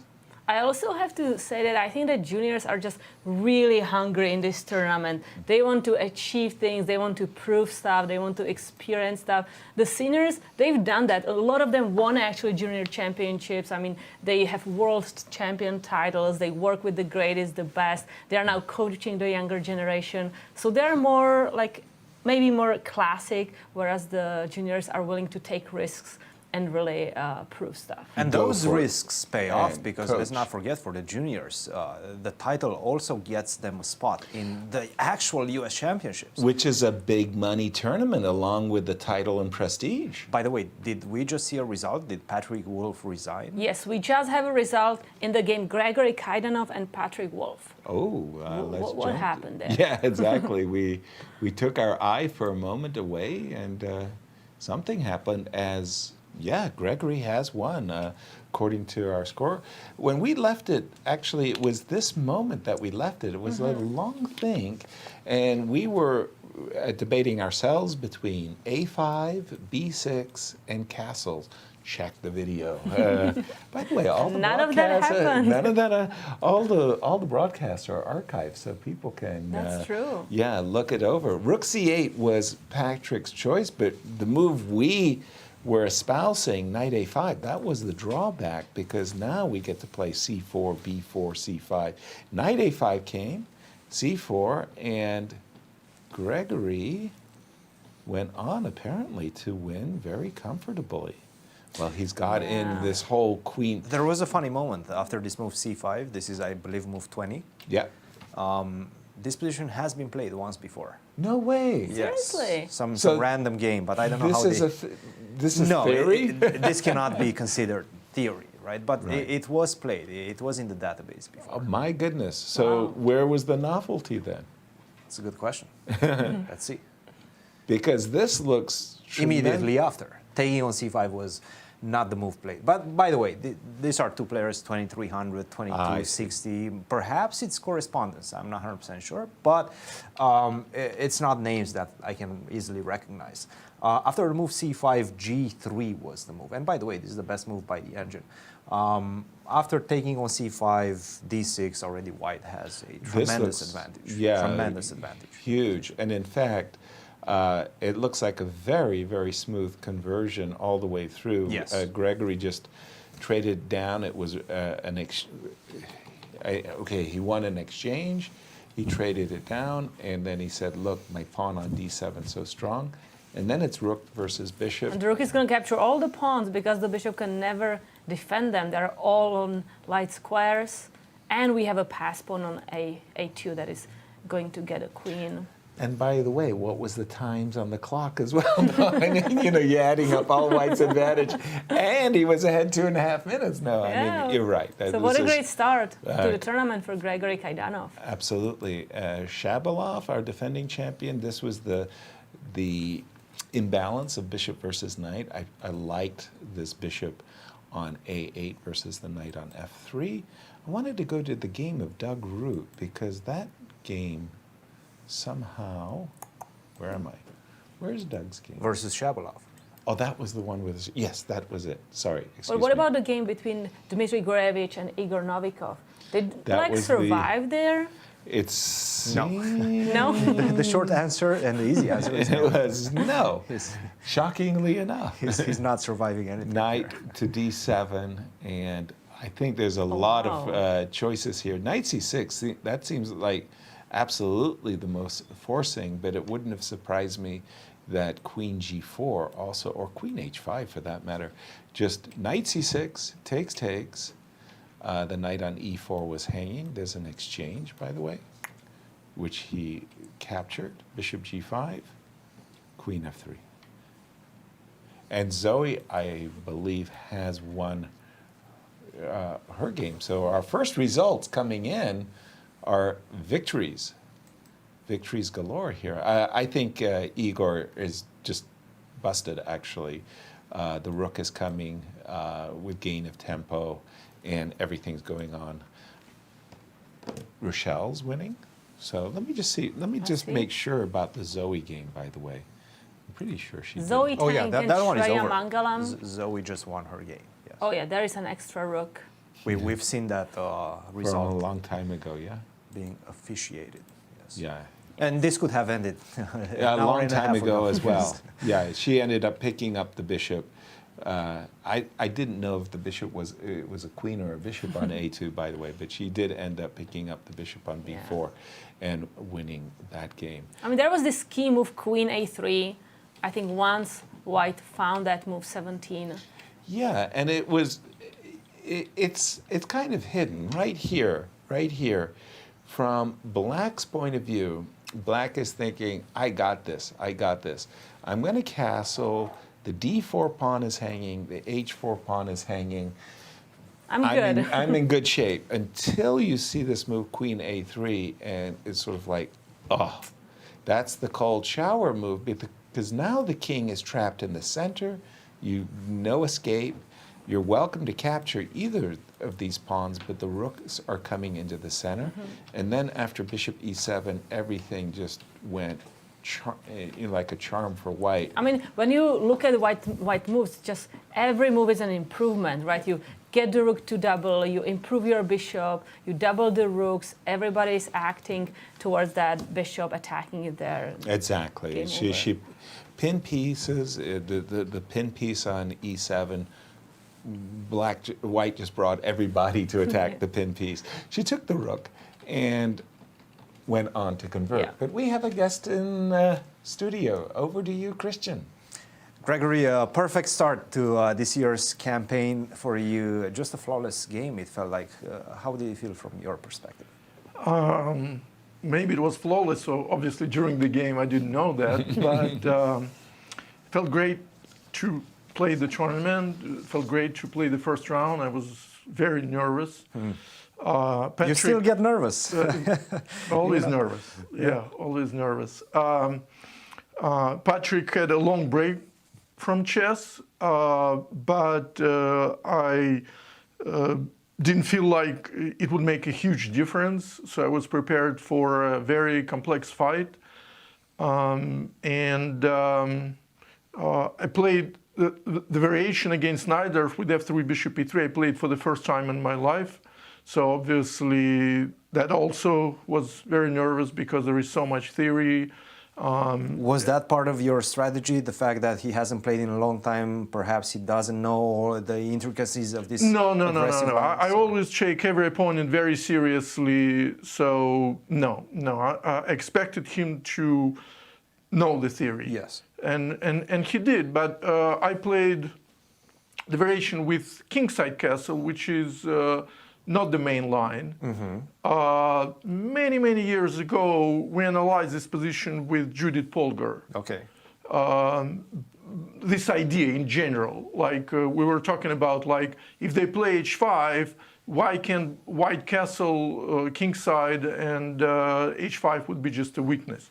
So it was more like on a conceptual level. We didn't analyze too deep. I didn't have any notes on it, but this idea that this variation is playable stayed in my mind, and I decided wait for him to play h5 and then short castle. Correct. That's a very nice idea.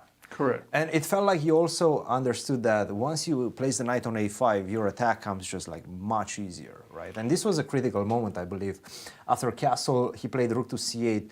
Perhaps b6 was the only... Right, that's the move I expected. That's the move you were expecting. Right. And I actually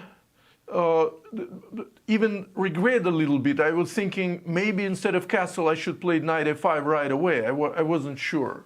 Yes. Maybe that would be Good. Okay, I see computer says all zeros, right? Yeah. So The okay. typical. The typical, yes. Right. And after castle b6, still all zeros, but it remains a very complex Right. position. It's a game. It's Yeah. a game. Yeah. And after that, it just felt like you were in the driver's seat. You had an easier plan as well, and you were putting a lot of pressure on your opponent. When did you feel like you're taking over completely?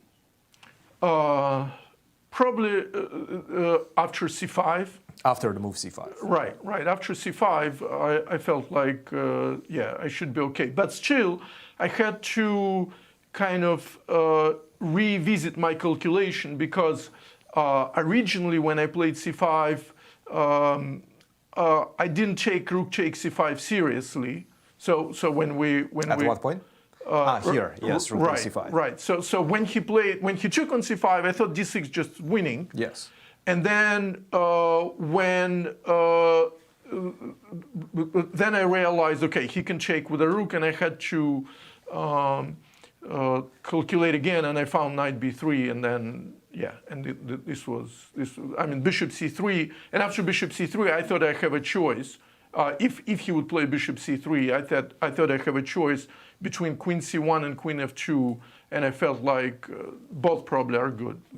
I think I would play probably queen f2, but and that's the best move in the position. Yeah, Yes. yeah. And if he takes, you probably take. I just back.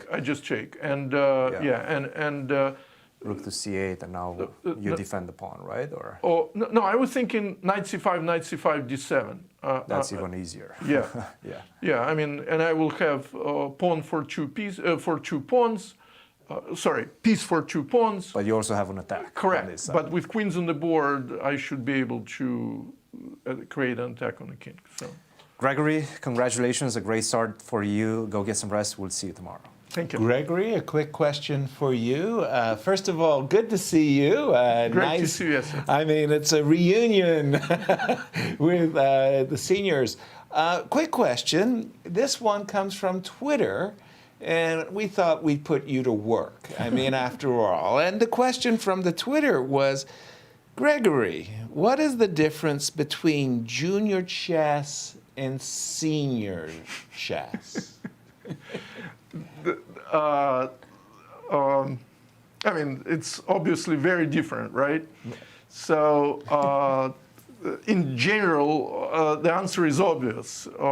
In junior chess, you will see much more decisions based on calculation, and in senior chess, you would see many more decisions based on feel, right? But as a senior, I know that if I want to stay in this game and compete with juniors, I need to keep my calculation sharp. So. I thought the answer had to do with good looks, but I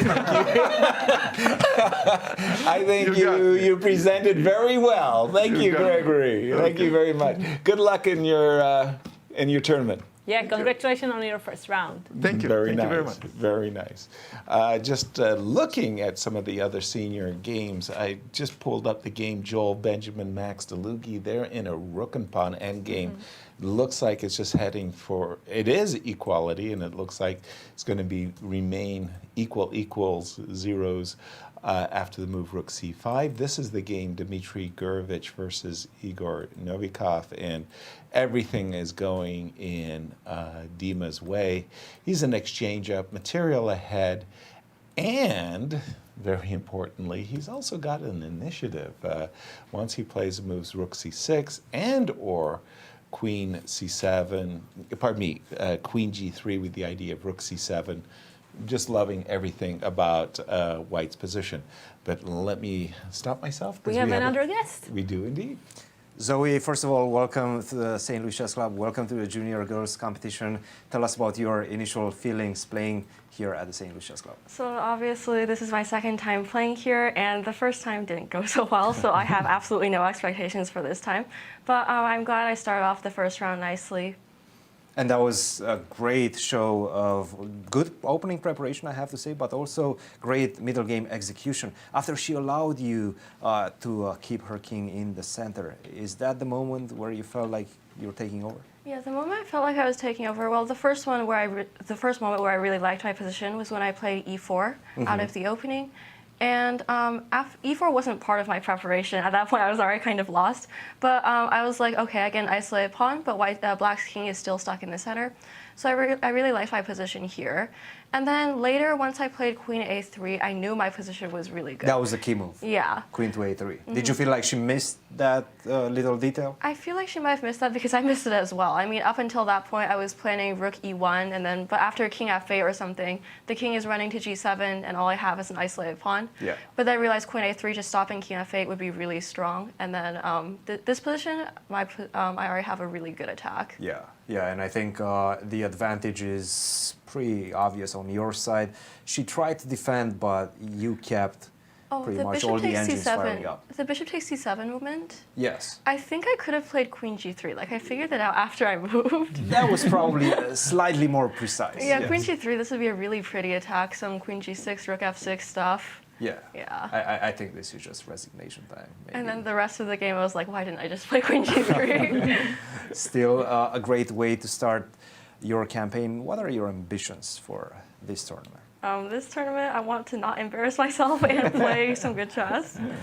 Well, you definitely started that well. Guys, join the conversation. Any questions? Our congratulations. Very nice. The queen g3 moment when you missed queen g3, we'd actually caught that one too. We were thinking, yeah, it would have been nice. But very good. Yeah, congratulations nice on finding the queen a3 move. I think that was a really very crucial move. Good job and a very great start to the tournament. How do you feel now after crossing the first round and managing to win? Well, I already did better than last time. I think I started with half a point out of 7. So I'm already doing a lot better than last time, which is really nice. Right. Well, then congratulations and good luck in the rest of the tournament. Thank you. Absolutely, Zoe. And just as we go on break, once again, I just want to say for the women's championship, for the girls' championship, our favorites aren't doing that great. Carissa, she's actually slightly worse. I mean, we're kind of equalish, but not easy. And for Alice also. So as we get prepared for our break, I'm just saying the favorites in the girls section aren't doing that great. One other game I just wanted to reference before we do go on break is Benjamin. Joel Benjamin, I thought that we're going to agree to a draw. It's 2 versus 2. I'd be very, very surprised if somehow the players didn't make a threefold repetition. Remember, they cannot offer a draw, they found it. but Maybe they we can see the be repeating. Shake of hands. Exactly. Sure that's going to happen. About to see a shake of hands here. And you see, they found immediately the repetition.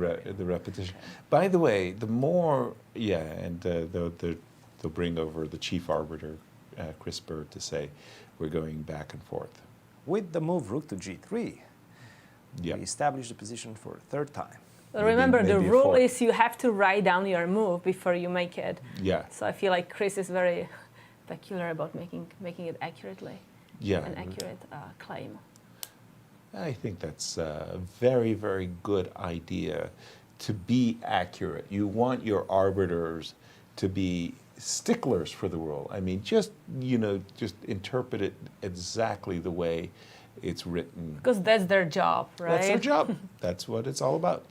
And, as we take a break, I don't know, we've got more Vega material prepared for you, but whatever it is, you're going to enjoy it, and we'll see you on the other side of our break. Back.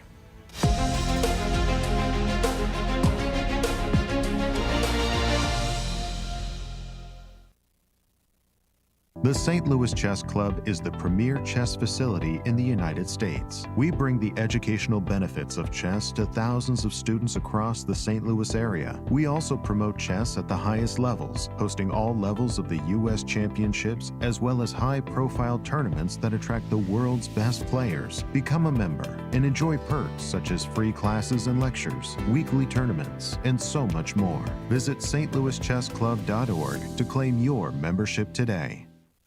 The World Chess Hall of Fame, located in the heart of St. Louis's historic Central West End. Want to know why chess has intrigued people around the world for nearly 1,500 years? Stop by and learn about the impact of chess from our 3 floors showcasing the art, culture, and history of the game. The World Chess Hall of Fame has something for everyone to enjoy. For more information on current exhibits, please visit worldchesshof.org.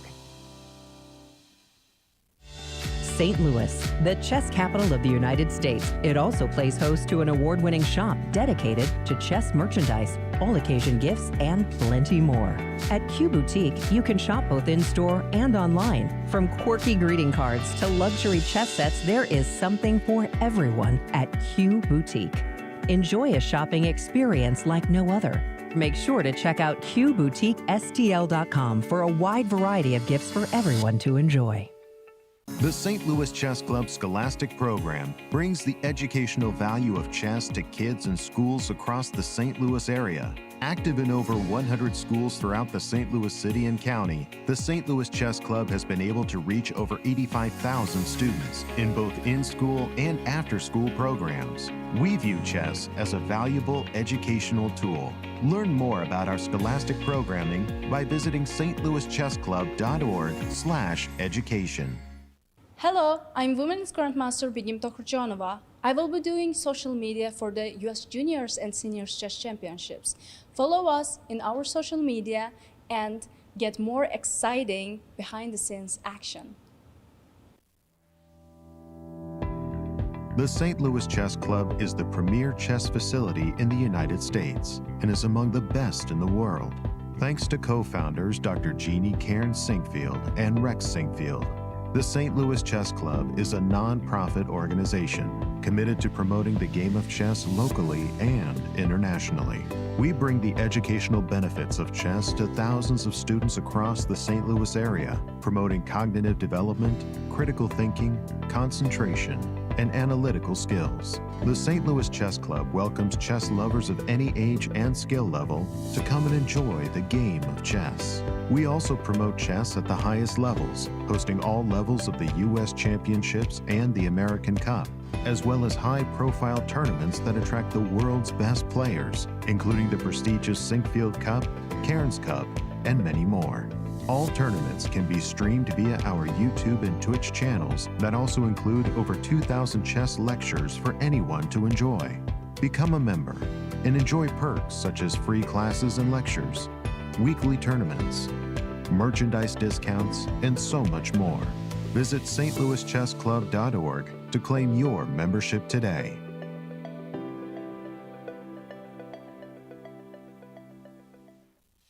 The World Chess Hall of Fame, located in the heart of St. Louis's historic Central West End. Want to know why chess has intrigued people around the world for nearly 1,500 years? Stop by and learn about the impact of chess from our 3 floors showcasing the art, culture, and history of the game.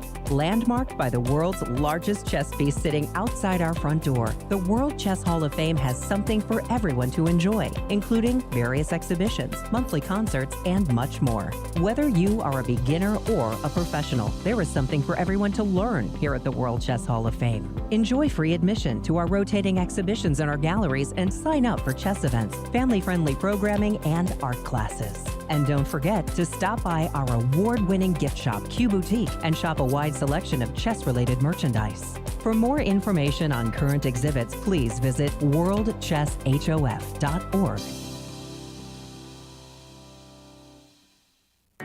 St. Louis, the chess capital of the United States, boasts the world-class St. Louis Chess Club and the World Chess Hall of Fame. It also plays host to an award-winning shop dedicated to chess merchandise, all-occasion gifts, and plenty more.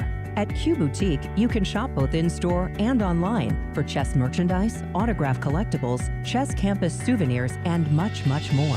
From quirky greeting cards to luxury chess sets, there is something for everyone at Q Boutique. And all purchases go right to benefiting new exhibitions and programs at the World Chess Hall of Fame, dedicated to exploring chess and its immense impact on art and culture.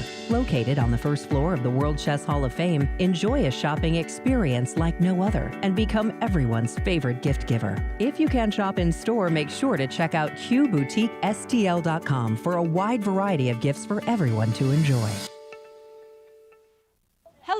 I'm Women's Grandmaster Begim Tokurjanova.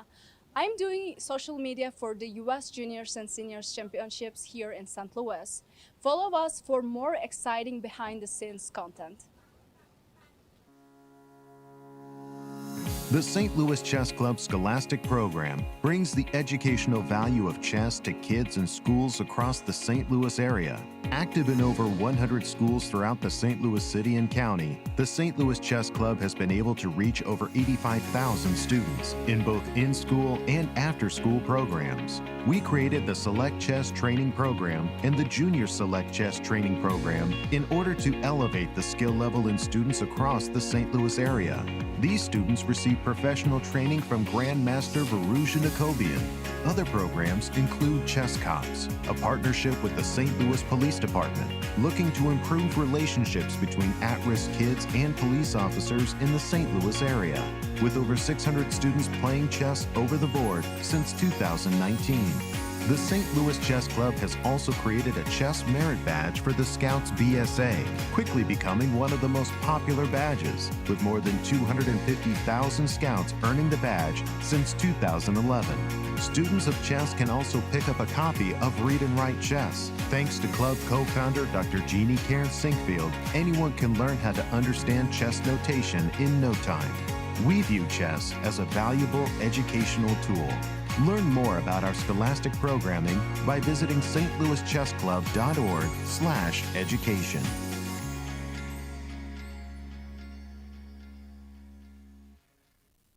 Chess in St. Louis is back with 9 major tournaments throughout the year. Seasonal classic events are back. The Summer Chess Classic August 2nd, followed up with the St. Louis Norm Invitational, and the Winter Chess Classic wraps up the year in December. September brings back everyone's favorite, Chess Night on Legs, where some of the world's best don't even know what's coming and compete for a $150,000 prize fund.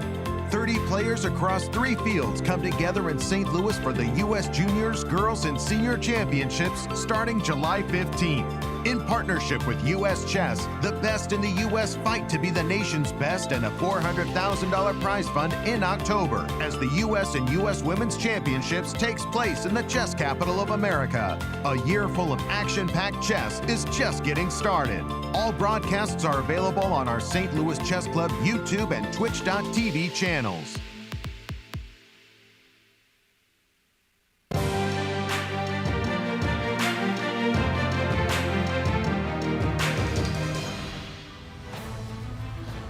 Hello, everyone, and welcome back. Let's take a look at some of the results of the national championships, beginning with the girls. Let's Kate, look at the do the girls. honors. We go. So we have Tang, who won her first game against Mangalam.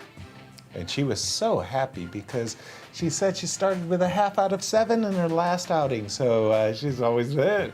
And in the seniors? The seniors, we have Single result. 2 results. So we have Benjamin against Dlugy, that was a draw. Right. And then we have Kaidanov against Wolff, where Kaidanov won. Exactly. In fact, we're going to tee up Joel Benjamin in just a second here and ask him about his game with Maxime. It looked like it was a steady game throughout. Yes. Neither player really had any... And you said that's the start you have to a tournament, right? Just make a few draws. Well, you just want to get into the groove of the tournament. And I think Gregory Kaidanov, who earlier was on the show, said it really well. Like, we haven't played that much. We don't really know our form until we've actually played a few games and gotten the tactile feel. And we do have a guest, and he's with Cristian. Joel, we often talk about the Seniors Championship as not as theoretical, but I have to say, today you guys were fighting a deeply theoretical battle. Well, it's an opening that I played last year against Nick DeFermian, and I've put a lot of time into it.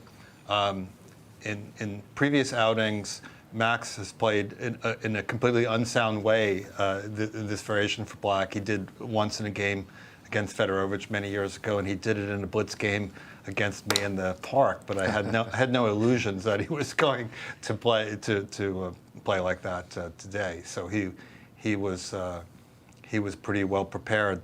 But then we got to a point where I made what I thought was an obvious move, and he said that it was unusual. Which one was that? This one, H3. I mean, that's what my computer says to do. Yeah, I think that's to play one of the best F4. I moves, think yeah. F4 is the only idea for white. And the thing is, the position, it's all about timing, you know, because white wants to open the position for the bishop pair. Yes. And, you know, black always has the idea of playing knight d7 to e5 after these the break. two get traded. So it's a question of who gets there in time. I thought he was not quite in time, but then it didn't seem that I had much anyway. Yes, and he actually played quite well. Were you worried at any point that you might end up in a strategically worse position for the simple fact that, you know, you had No, problems? because I saw concretely that I was going to dissolve that pawn. Yeah. I mean, if he had time to put a knight on e5 and put a pawn on c5, yes, I would be worried about that position. But you got the c5 in. I got it, and I thought it would do a little more. And no, probably I could put, after rook fd8, it's possible to play better somehow. It requires some subtlety, and I don't see It does say that queen d4 is the best move in the position. It says it's the best move, really? Yeah, Okay. yeah. Queen to d4, f6. It felt like both of you played quite a precise game, I have to say. So it was correct to trade off the minor pieces. Very correct. I mean, it seemed like it was very drawish to me, but I didn't see anything better. Yeah, Joel, you don't play that much, but whenever you come to this one, it feels like you come prepared. How much preparation do you do before this event, in general? Well, this year, I think I put more time in it than usual because I made the decision that I didn't want to be working really hard every day, you know, putting in 2 or 3 hours. And I've done that in the past, and it's just physically debilitating. So I kind of think that my work is basically done for all the games. I'm hoping. Already, wow. Yeah, so like really I didn't, today I was really just checking some lines. But in hindsight, I wish I had checked this a little bit more, you know, like queen e7 was not a move that I had. My computer was saying black should play bishop e6 in that position, and I just sort of followed the main line, which is very silly. You always have to put some alternatives in there because you never know what your opponent was going to do. So I was feeling very stupid when he played queen e7 that I didn't have that worked out when I could have. But I probably couldn't have done any better than I did. So. No, it was a very correct game. Guys, join the conversation. Our congratulations, Joel, for the preparation, I want to say, because that's the way I feel, that when you come to the event, you can't spend 3 hours preparing and then think that you're going to play a beautiful 5-hour game. You're already, energy is down. So I like the fact that you're doing all your preparing in advance.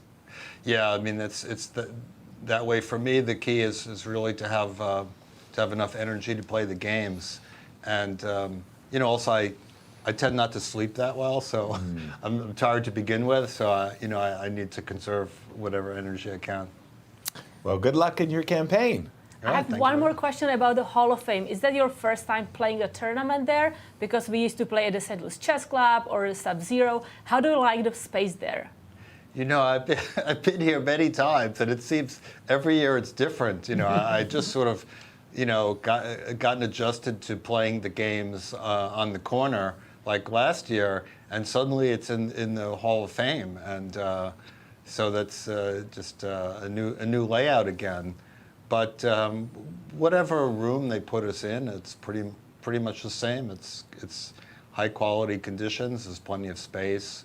Air conditioning seems to be working fine, and there's snacks and beverages, and so it's all good.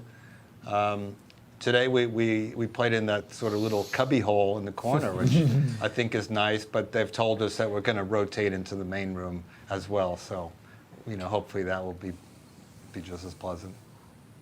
Perfect. Thank you. Well, good luck in the rest of the tournament. I appreciate that. Doesn't hurt to have it. Absolutely, absolutely. Just wanted to turn our game to Alice Lee for a second, because when I left it, Gracie made her life quite difficult for herself.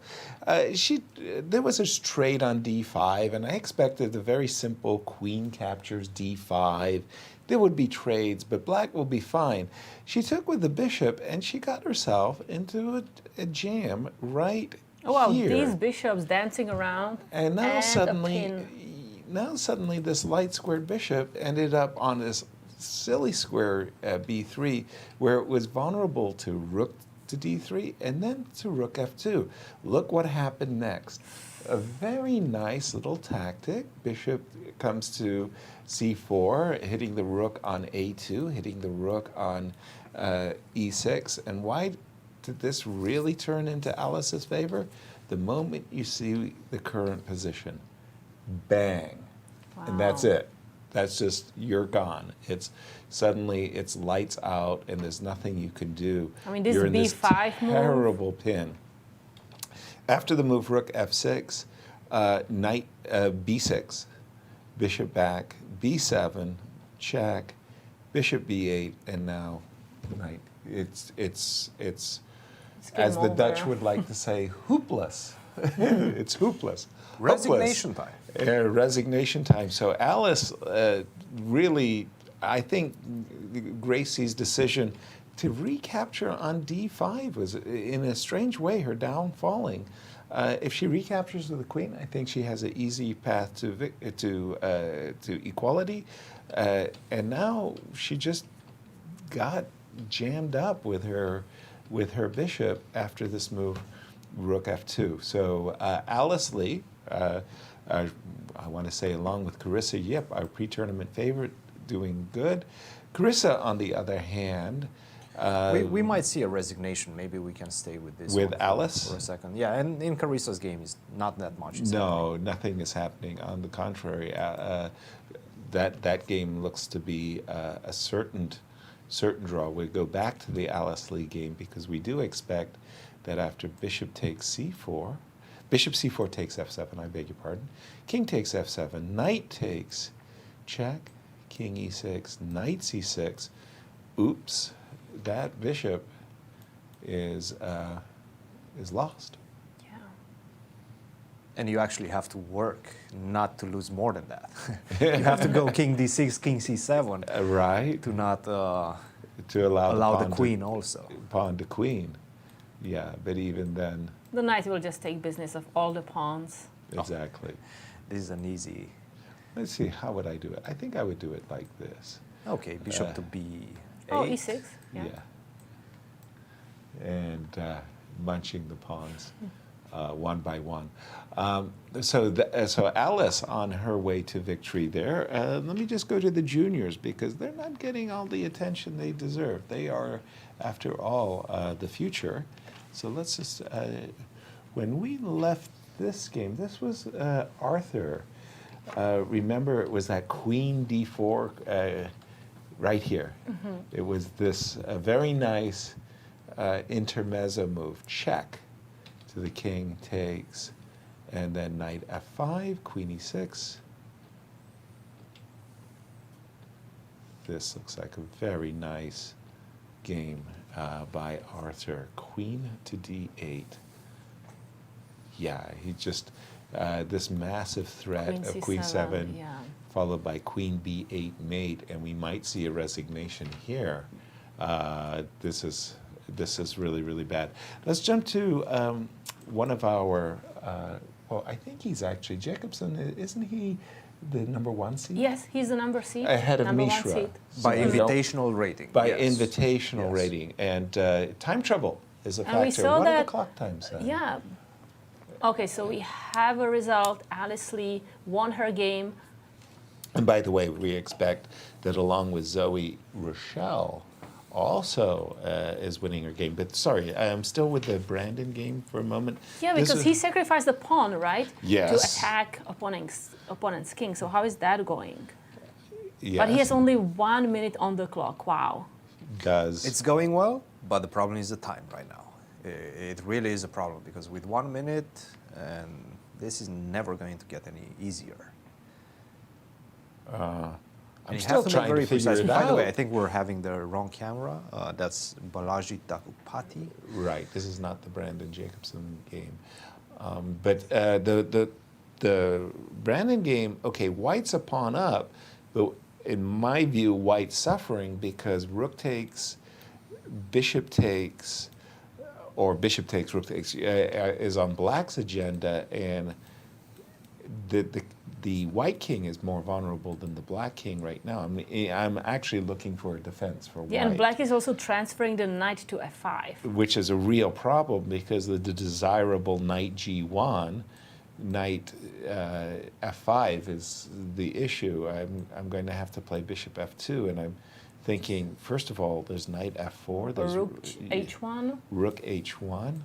I love that move too, by the way. Rook h1 with the idea of queen h2 and knight. You want to checkmate with two knights. I see it.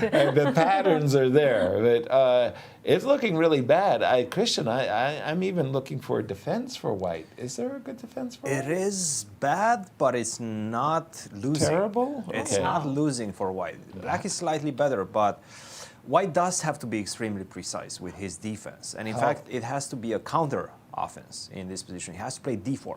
Okay. So that after knight f5? I would assume just take on e5, perhaps. Bishop takes e5. Yes. You can get away with that. I Wow. think I can. Knight takes. All right, let's say rook takes e5. I'm not sure why, but let's say rook takes takes e5. Rook takes e5. Pawn takes. Rook takes h2. Oh, wait, But there now I can have be queen intermezzo. g5, right? Ah, queen g5 check. Of I have course, queen sorry. g5. Blindness. Blindness. That's important. Okay. So I guess he just, with this move, d4, the computer just wants to get rid of the knight on Everything. g6. Yes, That's the defender that covers everything around the black king. precisely. And if you can take on e5 and force this exchange, perhaps you get some ideas with this queen to g5 move. Defensive ideas, in fact, because rook h3 is a big problem, right? Indeed, I was being myopic there. Bishop takes f. By the way, Joel, his game may be over, but he's going to take advantage of the fact that he can watch some of the other games. Bishop takes f3. That's the best move. Yes, that is the best move after d4. And then how would the lines continue? I would have to go queen to f2. Okay, there is a. Oh, wow. There's Queen to f2. These are not sighting. easy moves to make, guys. There's a sighting on f7, by the way. But there's also a sighting of rook f5. So this Oof. queen f2, I have to say, it's not an easy practical move to make. And now you have to take on f3, allow queen takes h3. This is not easy stuff, guys. No. And he did play, by the way, knight g1. He didn't go for that. Yeah, this is losing. And that was the first move I was looking at too. And then it was just, it was an avalanche of black pieces. And that's exactly what he needs to do. Coming against my king. Knight Yes. f5. I wanted to ask about the clocks. What were the clock times So the clock time is Jason Liang, white has 12 minutes, a little 12. bit over, That's 12:20. That's comfy. That's Yeah, not but time Brandon, he has 1 minute, 13 seconds. So he's definitely hoping that his increments will help guide him. But okay, knight f5 is a tempo gaining move. That's an easy one to play. That's Yeah. an easy one, and he made And it. it's happening. And And you start retreating with all the pieces as white and black is coming after you. it's not a nice feeling. So queen f2, unfortunately, it does defend the bishop, but only for a turn. And the bishop's trapped after rook g5, which is why You I have to dropped move it. back with the bishop. But then, whether it was knight f4 first or rook h1, it sure is great for Brandon. By the way, let me pause my thought here. As Rochelle, Yeah. when we saw it, it looked awful. That was I mean, nice. That was a oh, nice game, yes. Oh, Rochelle had, dominant position. She won the pawn Yeah. on f5, and she played And then that move transferred knight the d4. knight. So Rochelle Wu has her first point against Iris Mo. 3 decisive results so far in the girls' game. Again, I'm going to just stay with the Brandon game for just a moment because I am expecting the move bishop f2. Wanted to tease you for just a moment. Would you play knight to f4, or would you play rook h1 here? The reason I'm asking is By the way, because guys, I think we have another result. That is Arthur Guo versus Balaji. Oh wow, what a great ending. Let's take a look at it. Yasser, I'm so Okay, sorry. not at all. This Never looks so mind. pretty. What a great tactical motive. Let me bring up the juniors for just a second. Oh, sorry, that's the seniors. Yeah, I had it. Where are you? Right here, Arthur. You're at the bottom. Oh, Look at that. So when we left it, we just left it at the move queen to d8, and we saw that white's intentions were nasty. He wants to go queen to c7 to b8 mate. So black captured a pawn, said, go ahead, play queen c7. Let me capture your rook. White dropped the rook down, and after rook d1, queen c8, queen takes b5, prepping to defend queen c7, queen c8. That's nice. Really That's pretty. really Bishop nice. captures, and we have a cooperation between the rook and the knight, kind of in the corner, checkmating the black king. They call this the Arabian main. I'm just not sure how it got that label, but yeah, that's a very, very nice. So what a big complete- upset of Ye- Arthur Guo against Balaji Daggupati. Absolutely, rating-wise. What were we saying about a 300-point I think rating Cristian was saying difference? 300 rating points difference. Yikes. And let's just refresh our results page, starting with the girls. Let's take a look. So we have results in games. Wow, 3 whites, all they won. So Lee against Prasanna, 1-0. Tank won against Mangalam, and Wu against Mo, also white won here. Okay. And in the juniors? So Here far? they go. So far, only one result. Arthur Guo won against Daggupati. And then the seniors. I believe we have 2 results. We have a draw here. Yes, Benjamin drew Dlugy, and Kaidanov, who was a guest here, won against Wolff. Exactly. And we have another result to add to that. It looks like a draw. But No. No, we Melik see the won. king. Melik Oh, won. no, Melik. white king. Sorry, the white king is on e4, so white is 1. Khachiyan won. I mean, Against- defeating Akopian, that's a big result. I wanted to say, That's another upset. Doesn't Vladimir come in as the number 1 seed, the top seed? Perhaps the rating favorite. Yes. Yeah. Yes, in by this the one. invitational rating, he's seated number 1. Oh my goodness! So wow. So this is the really updated. By the way, it looks like a whitewash. I'm seeing a lot of white wings. We need black to fight back here in these positions. And we have a guest in the studio, so let's go to Cristian. Alice, successful return here at the St. Louis Chess Club, but today wasn't easy. You got a very decent position out of the opening, but it felt like she slowly got back into the game. How did you live this game?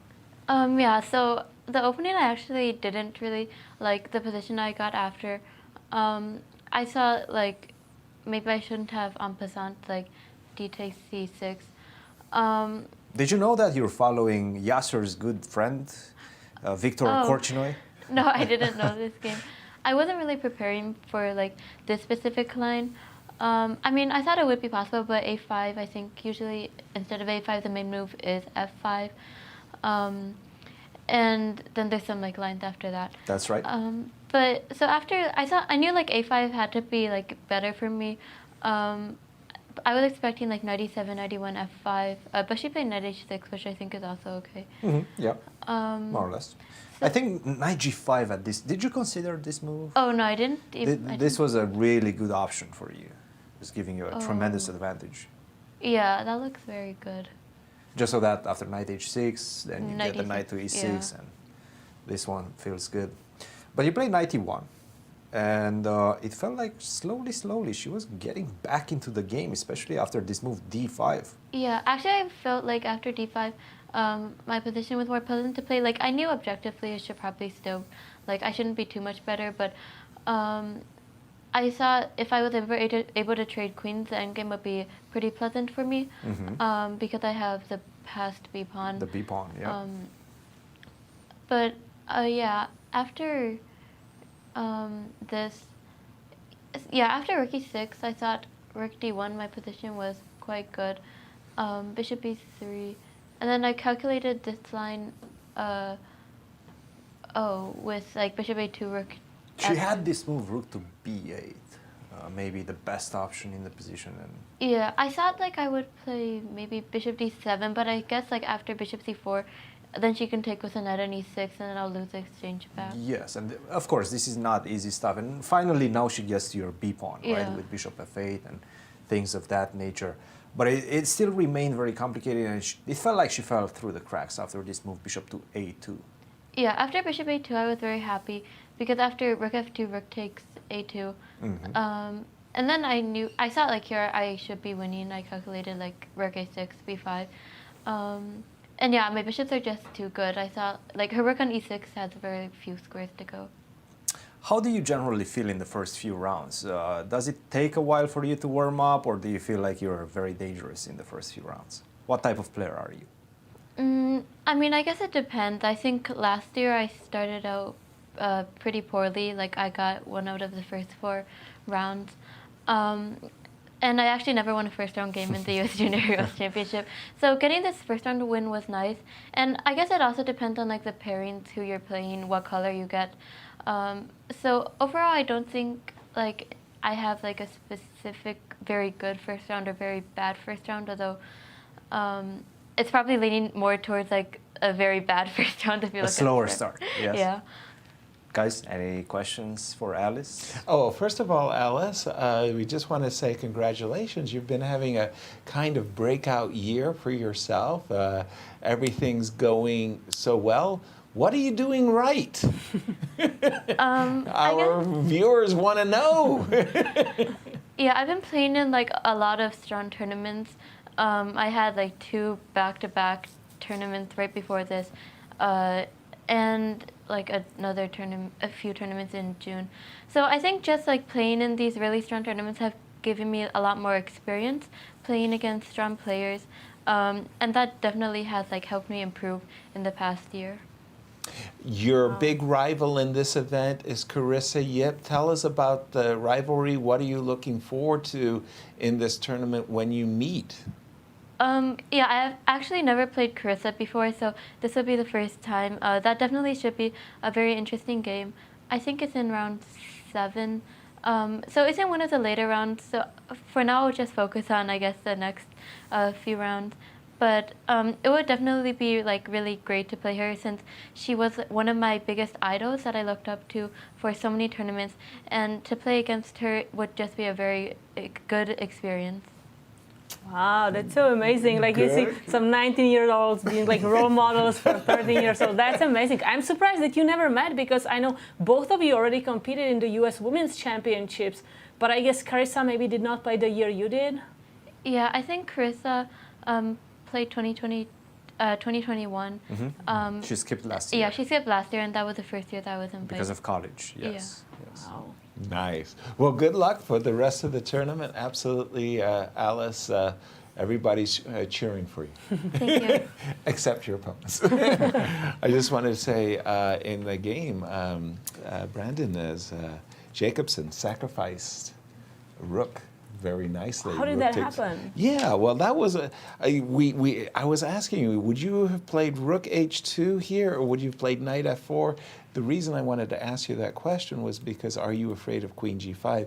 Anyway, he played rook h2. Remember, I thought we were playing rook h1 even. Even. Wow, okay. And queen g5 came, and bishop c8. He's just basically saying, hey, dude, I'm just going to kick you out. I'm going to play f7, f6. And then after the move d4, f6 came, queen back, and bang. Wow, not wasting time with knight f4, just immediately. No, just bang, like knight takes. King takes, knight f4 check, and now you got to go king to h1. Now, then queen h2? Queen 8. I was just thinking if I could just play bishop h3, right? All I've got to do is play bishop h3. I thought I was bringing the queen to h2 and g2 checkmate. Okay, I like that one too, right? But we have another first round. The victories are coming hot and furious. And Cristian, you're with guests. Rochelle, a victory, a good result, but more importantly, a very aesthetically pleasing game as well. You must be feeling quite proud right now. Yeah, I am. Tell us about the opening phase, the middle game. Where did you feel like you're taking over the initiative? After she played f5 and I took on f5, I was not really expecting her to play knight f6. I thought the idea of queen e8 was to go knight b6 and like go knight a4 or something. Okay. So, and I thought this way she takes on f5 with the bishop, and I don't know, I just thought this was her plan. So Yeah. knight f6 took me by surprise. Do you know Iris? Have you ever played against her? Never. Or? So it was a new opponent. Did you do some preparation before the tournament? Joel was mentioning that he prepared against all his opponents before the tournament. Did you get any prep? No. That sort? I didn't. Honestly, I needed a break from chess before this tournament. So no, I didn't really know who was playing until yesterday. Is it about motivation? Or what is it about that you need that break? I was just like playing extremely bad in my last 3 tournaments. Like I withdrew from all of them because I just didn't feel very motivated yet. But this is definitely a good game to get that motivation back. And you found, and we were all quite impressed with this move, G3, just a simple move that completely kills her whole game because she cannot take on F5 anymore. And this was the move that you must have felt quite good about. Just giving up the exchange, getting the knight on E6, definitely taking over and finished it off in style after that. Rochelle, you've participated in this event quite a few times. You've never won it? Never. What is your ambition for this tournament? You want to win it finally this year? I mean, I'm kind of just taking it game by game. Like, I'm definitely giving myself, like, 0 pressure because this isn't my first year playing, and I still have a few years after this, so it's like, I don't think it's the biggest of deals if I don't perform super well. So I just want to have a good time. Excellent, guys. Any questions? So, Rochelle, congratulations on your first round victory. What a spectacular game. We really love the knight d4 move. And I have a question. How do you usually start your tournaments? Because we talked about other players who maybe start off badly, losing the first game. Do you usually win your first round, or do you have troubles with first rounds? It honestly depends. Like, if it's an open tournament, if I'm playing down first round, then I think I typically win, but like sometimes, you know, there's hiccups. I think I usually have pretty decent first rounds. Good. That's good for you. Just congratulations and keep up the good work. Thank you. Absolutely. For the girls, the results are coming in hot and heavy. We have 4 out of 5 results already. 1 draw in the game. So only Yan draw against Atwell, and then we have 3 wins. Lee against Prasanna, Tang against Mangalam, and Wu against Mo. And our Carissa Yip, the pre-tournament hot rating favorite, they're now in a rook and pawn endgame, which is, 4 versus 4, and should be a draw, but there's a little bit of an imbalance, so you can't call it a draw. There's not going to be some forcing sequence. And we see that Carissa has only 1 minute to go, but they already reached move 40, so they're going to get additional 30 minutes. They'll get their 30 minutes. And let's go to the juniors and the Jacobson game. What happened there? Exactly, yeah. Inquiring minds want to know. So we have Jason Liang against Brandon Jacobson. Queen H2 did happen. After knight f4 check, and what move number are they on? 35. Okay, so time travel is still a factor. Knight g3 check, king f1 to e1. The bishop, of course, is pinned. So we capturing... Where's the killing blow, guys? Exactly. Where is the killing blow? We will find it. Give us a second. So if we play knight takes... Queen g2. Queen g2. That might be the money move, guys. Wow. Checkmate on f1. Mate on f1. And if bishop takes, then we checkmate on g1. Correct. That's it. Wait, so they can run, right? King d1. We've got to run. But if you... King e1, we can capture the rook and play bishop to g4. That looks really strong. Well, the thing is, I can very strong. Maybe take and then queen f1. Oh, we can. Okay, so first of all, white has to play the move king d1 to stop mate. Right. And is the clock a factor for? We saw Liang. Brandon Jacobson just looking at the score sheet because he still has 4 moves to make before getting 30 minutes, and he has 53 seconds. So 4 moves to make. to get 30 minutes. Yeah, I think after king d1, I might just be able to take both of your rooks, or at least get close to that. Like Yeah, I this take on queen e4 g2. first, and then I go for queen f1. So, sorry, what's the line, Cristian? I take one rook, Knight takes, pawn takes. and then I try to take the other one, queen f1. And if I block you, I lose the knight. If you block with the bishop, you lose the knight. If you block with the queen, I think I have bishop g4. And a very right? nice checkmate after, no, it's not a checkmate after king c2. But going there. Okay, how are you still alive? Yeah. King to d2. How am I still alive? Well, That is a I still question. go queen d3, and then I take on d4, and then try to include my rook as well. I mean, I have all my pieces playing. Yeah, it's remarkable that white is not just completely Yet after bishop bust. c2, I'm not convinced. Yeah, but yeah, I mean, your Jedi mind trick hasn't completely convinced me either. Just a second. So queen g2, we're expecting king d1, and we're still trying to bring this game to rest. Put it to rest, I say. But as we do that, we toil in trouble. We have a guest in studio with you, Cristian. Arthur, first of all, welcome to St. Louis. Welcome to the juniors. This was an incredible start to the tournament for you, probably the biggest upset up to this point. Tell us a bit about your emotions right now. Yeah, I mean, coming into this tournament, I don't expect much being the lowest seed. And every game, I kind of just told myself I want to put up a fight.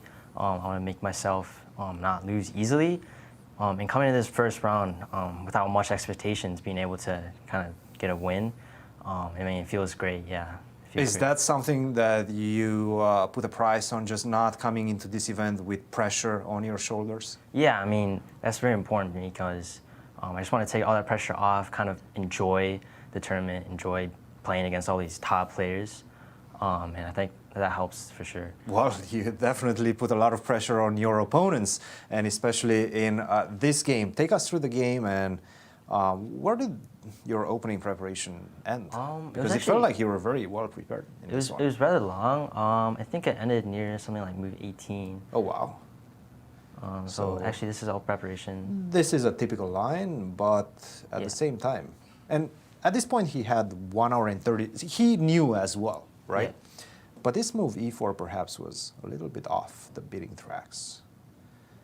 Now, b4, is this where you felt like you were finally taking over or like getting an advantage? I remember in my preparation that he was supposed to play rook d8 first before e4. Yes. And I would play queen e2, and then he would play e4, bishop c2, and I think this is around equal, I think. But by playing e4 first, I can play queen h5, and I thought that was a better version for me because my queen is, I mean, much better situated on that square. That's right. That's exactly what it is, yeah. Yeah. And kind of here, I wasn't really sure why he allowed me to take on d8. And, I thought he would play rook takes d1, bishop takes d1, and then something like f5. And I would play, I think, g3. I thought a pretty normal position. But he allowed me to take on d8 and kind of expose his king. So I thought that was kind of good for me.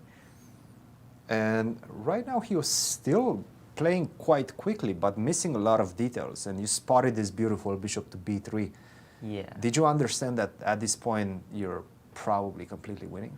I mean, honestly, I knew bishop b3 is a correct move, and then I started calculating, and then I realized that, well, wait a minute, he doesn't have any moves now. And that's kind of when I realized I was... Queen to f6, what was your I believe knight g4. Knight g4, yeah. And then... Queen is overloaded. Yeah. Yeah, yeah. You cannot defend e5 and e7 at the same time. Very nice game, and I have to say. We missed the final move, but it was so beautiful, right? Queen takes b5, queen takes c8. A stylish way to finish this game. Congratulations, Arthur, and welcome to St. Louis. Thank you. Absolutely. Our congratulations too, Arthur. Very, very nice victory indeed. And like you say, you're the lowest rated seed, so no pressure on you. You take your wins when they come. They're very nice. Good luck in the rest of the tournament. Arthur, congratulations on your win. I have a question. So you qualified here by winning the 2022 U.S. Juniors Open. How was that? Did you prepare for that tournament to win the event and qualify here, or did it happen out of nowhere? And how did you feel about it? Yeah, honestly, it kind of happened out of nowhere. I played that tournament. I mean, I play that tournament basically every year. And what happened was, I think I was actually tied for first with the top seed in that tournament, Stearman, and his tiebreak was higher, and so he was supposed to play here, but his federation was Mongolia, so he was not allowed. And so I somehow managed to qualify for this tournament, so it was completely unexpected. But I thought, I mean, it was a great opportunity. I thought I would have a lot of fun here. Great opportunity, again, so I decided to play here. Lovely. Yeah. Awesome. Congratulations and good luck in the rest of the tournament. Thank you. It's like almost a Ding Liren story of miracle. He wasn't allowed, and he didn't get into the candidates, except one candidates player was removed. He did this, he did this, he did this, and he went on to win World Championship. Just turning our attention again back to the Jacobson game. Let's see what had happened, because that was a nice hunt that we were going through there, right? Okay, so takes. Takes the rook, bishop g4. Check. Check. Check. And stop. And Brandon has one more move to make, and there's knight d3 coming. Yes.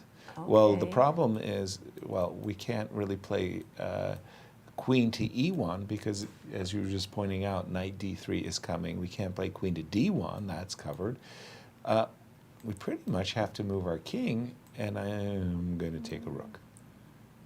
And then the material has swung in Black's favor. Will you try to trap the queen, like bishop e1? Oh, he's played bishop e1. Excuse me.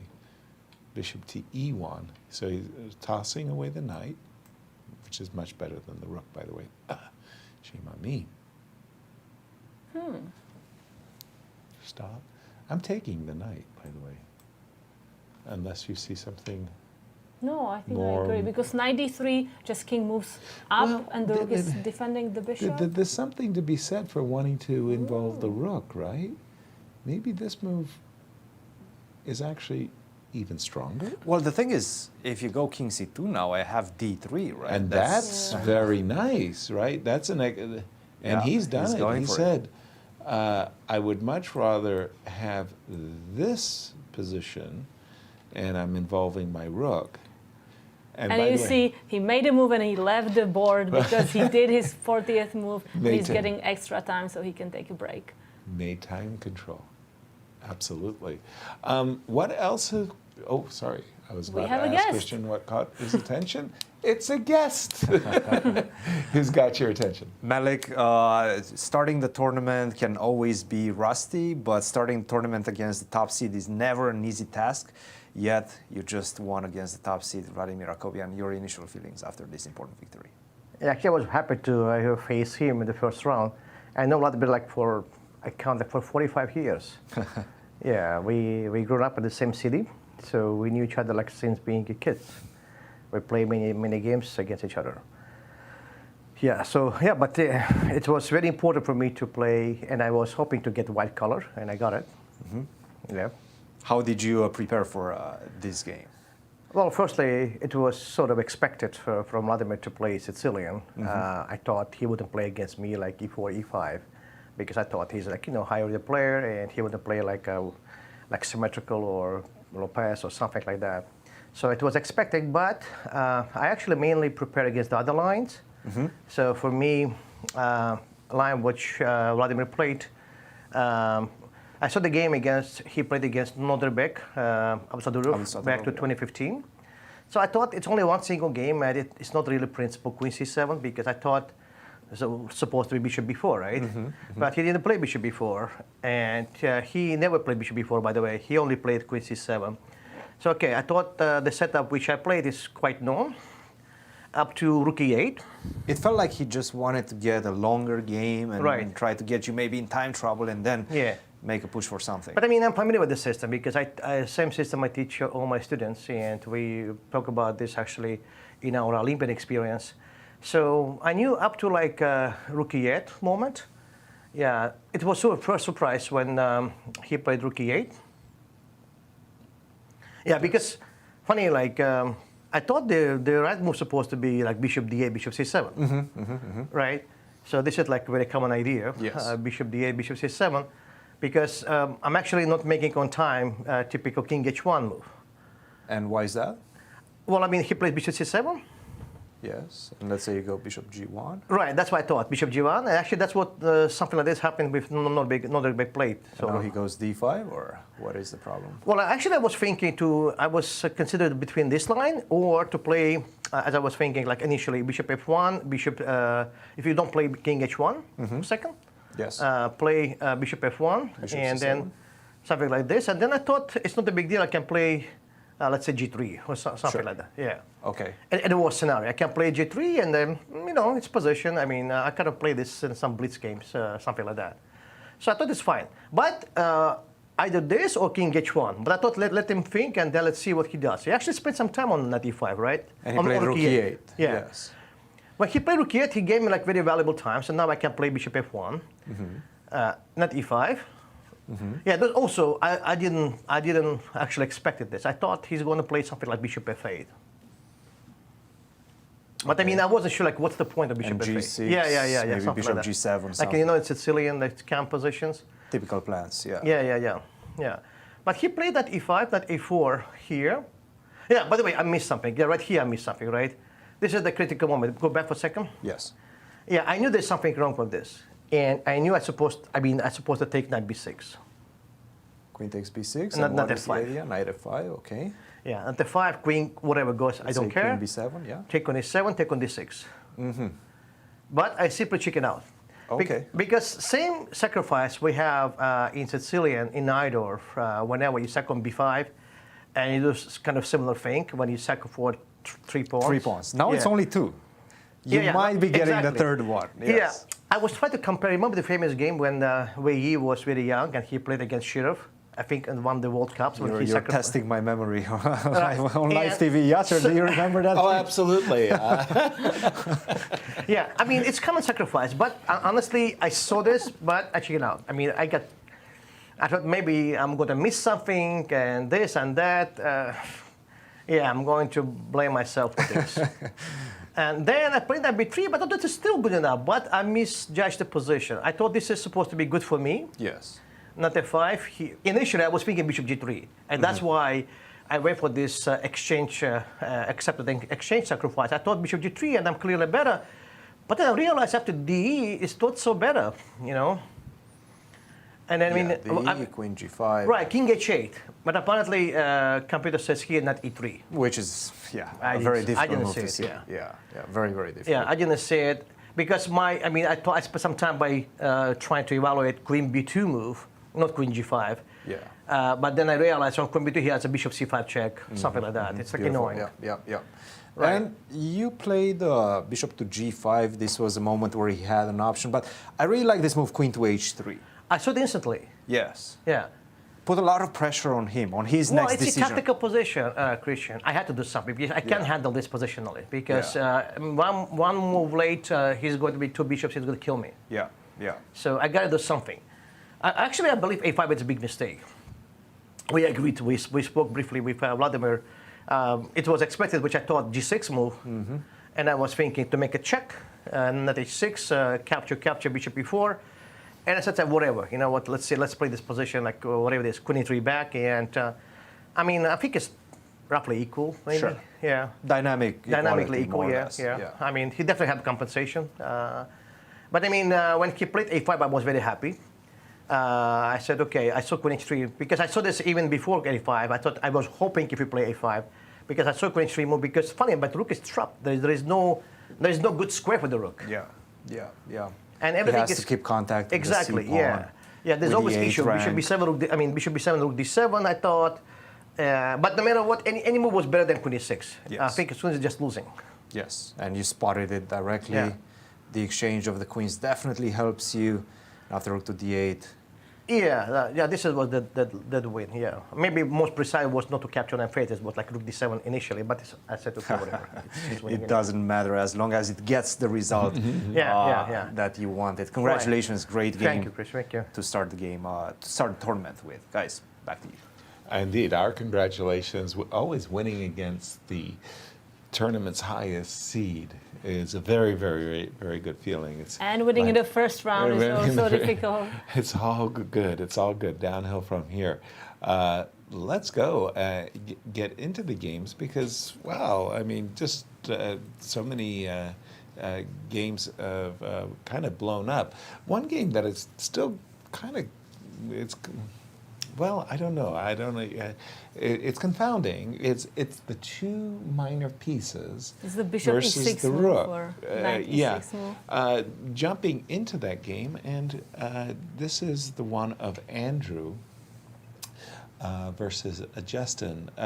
White has done everything right. Yeah, I mean, he's got the two minor pieces against, That's a great transfer. Oh. No, you don't like it? No, I was just thinking that, like how am I like I could get my king to b6, the king was going to stay on d6. But now the cobwebs have just gotten cleared. The move bishop f7, so the idea is king to d6, I've got bishop to e8. Oh, I thought it's just bishop h5, bishop a3. Even just, so it was about how, I just didn't know how I was going to put added pressure on the c6 pawn. So I was just having a blockage there because I'm sitting there going, White should be winning this, just winning, right? Two minor pieces versus the rook, the equal number of pawns. I've got an active king. Why aren't I winning? Well, that's because I didn't see that you were going to put the bishop on f3. I was thinking king here, like what am I doing? And now he's played bishop f7 with what you've said, just transferring his bishop. I think the knight on d3 should get a medal. I mean, it's defending the pawn and it's guarding the c1 square, which is super important. Super important square. So the pawn doesn't have to move. And definitely Andrew on his way to victory now with this move, bishop f7. The players have made time control. Let's take a break, and we're going to see you on the other side of this break. We'll be back.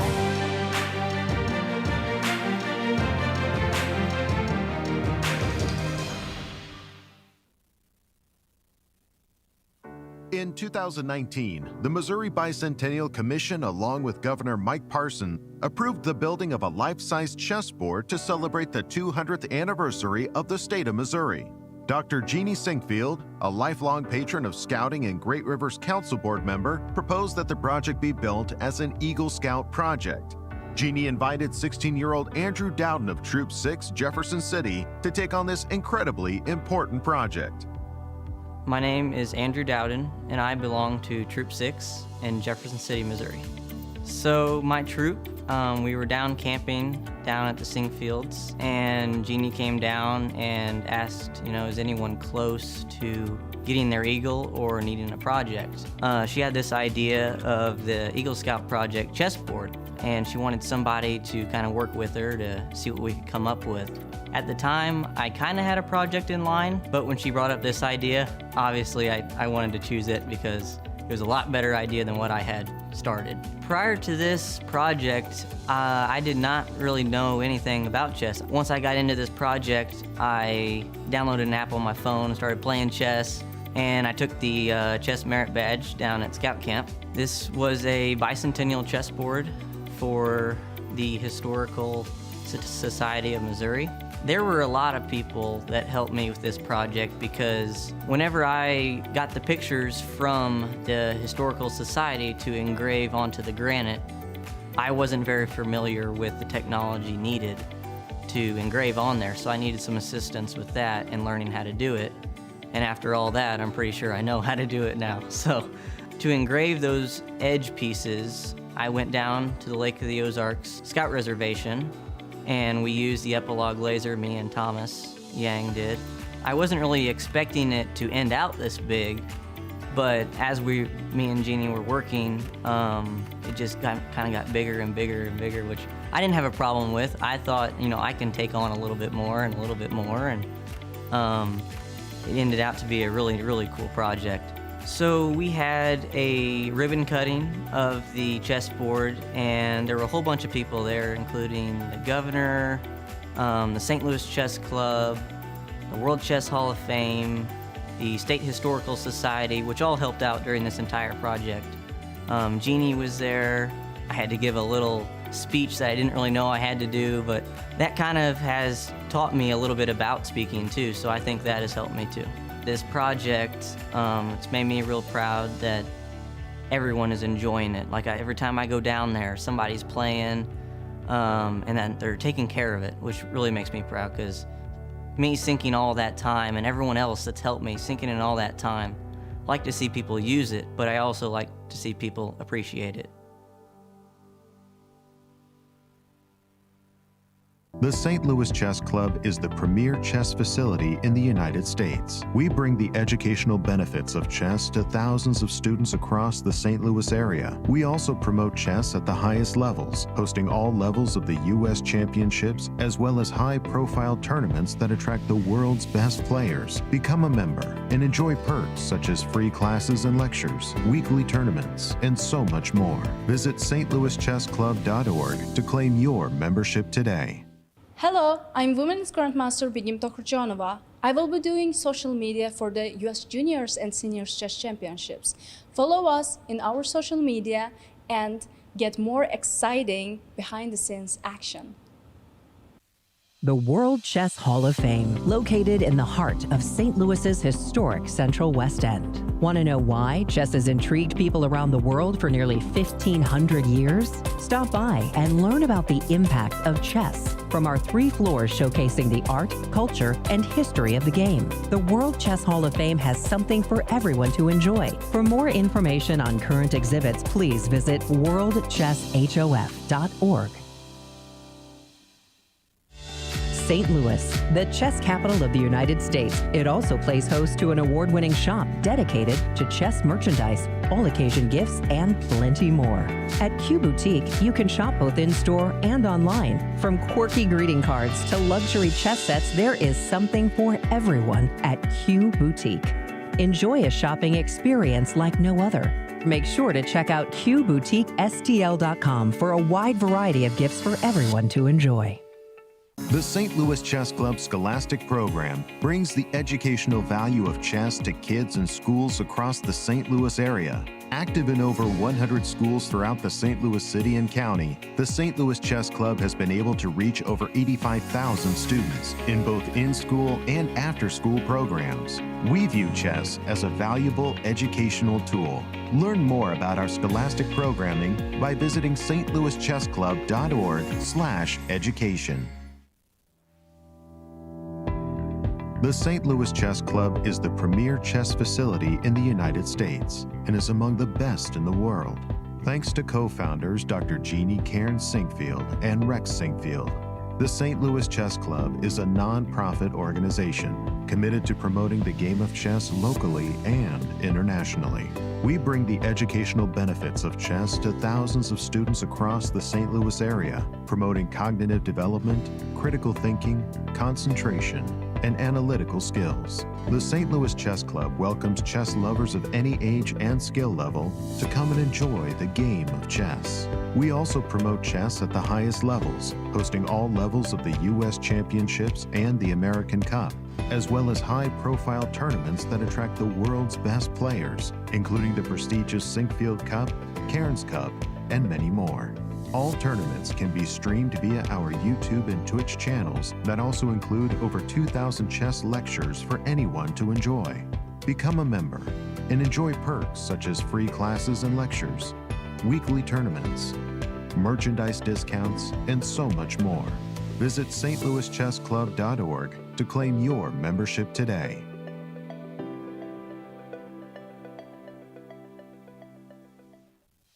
The World Chess Hall of Fame, located in the heart of St. Louis's historic Central West End. Want to know why chess has intrigued people around the world for nearly 1,500 years? Stop by and learn about the impact of chess from our 3 floors showcasing the art, culture, and history of the game. Landmarked by the world's largest chess piece sitting outside our front door, the World Chess Hall of Fame has something for everyone to enjoy, including various exhibitions, monthly concerts, and much more. Whether you are a beginner or a professional, there is something for everyone to learn here at the World Chess Hall of Fame. Enjoy free admission to our rotating exhibitions in our galleries and sign up for chess events, family-friendly programming, and art classes. And don't forget to stop by our award-winning gift shop, Q Boutique, and shop a wide selection of chess-related merchandise. For more information on current exhibits, please visit worldchesshof.org.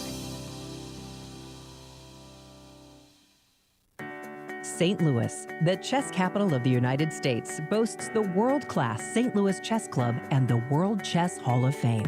It also plays host to an award-winning shop dedicated to chess merchandise, all-occasion gifts, and plenty more.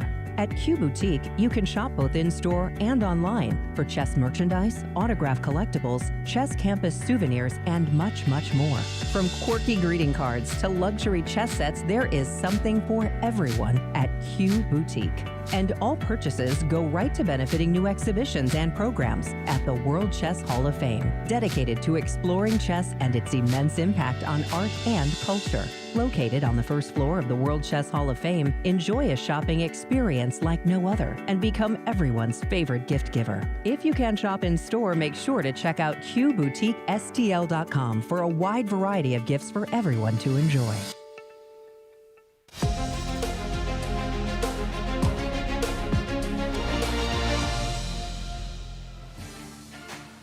Hello, everyone, and welcome back. We have our results. Let's start with the girls. So in the girls' championship, we have Yan making a draw against Atwell, Li won against Prasanna, Tang also won with white against Mangalam, Wu won against Mo. A lot of white wins, Yasser. Oh, right? yeah, and the other sections as well. Here we go with the juniors. We have only one result so far. Zhu won against Daggupati. But a very big upset there by Arthur as he takes down one of the tournament top favorites. And then in the seniors, again, the whitewash continues. One draw here, Benjamin drew against Dlugy, and then it's whites again winning. Khachiyan won against Akopian, the #1 seed here, another upset, and Absolutely. Kaidanov won against Wolff. And the girls, with one game remaining in the girls, Carissa, she's trying her best, but she's in a rook ending that is so balanced. It's hard to see anything but a draw here, but you understand when you're playing Carissa, she's the #1 seed, you're feeling nervous. She's it's going to keep very pushing easy to slip. as long as she can. Exactly so. And last move, King B6.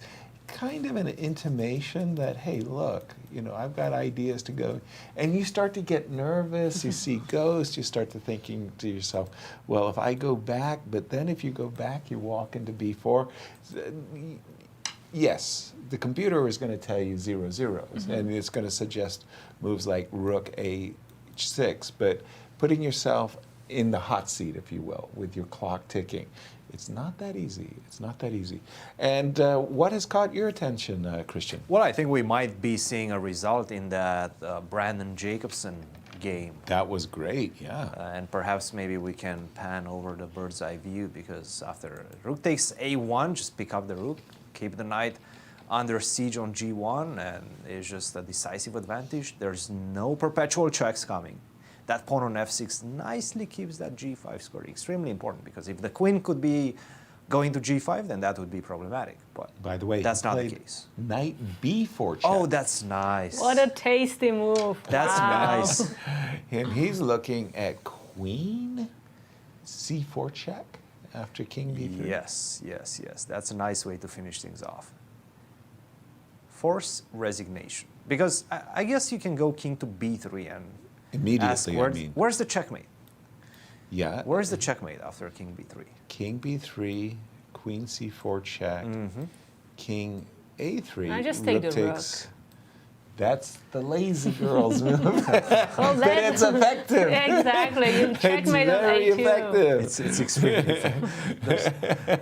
There's Looks 3 good. attacks on A2. There's no I way don't know, Cristian. This looks pretty good to me. Yeah, nice. Nice. So what if you try to capture the knight? But then queen c4. And then queen c3, saying I'm going to take the rook? Hold on. What are we talking about? I'm sorry. So let's go knight b4. Check. Take on b4. And queen c4, queen c3. Yes. I mean, I'm just saying I'm going to resign. I will just try to hold on to it. Well, I can take on c3, and then take on b2, and then either take on g4 or take on b4 and take your rook. Yeah, So if I take the rook, check. I have to play king b1. Yeah. Now I just pick up. That's terrible. Or I can go queen d3 and queen to d2 and pick up the rook. Yep. Oh, wow. If I want to be materialistic. And yes, I do want to be materialistic. Take the rook over the bishop in that particular sequence. So. Is that going to be our first win with black pieces? With no question about it. But don't get me wrong, you know, I'm all for, you know, winning in style and things like that. Knight b4 is visually a nice move, but excuse me, rook takes is just absolutely convincing. I like knight b4.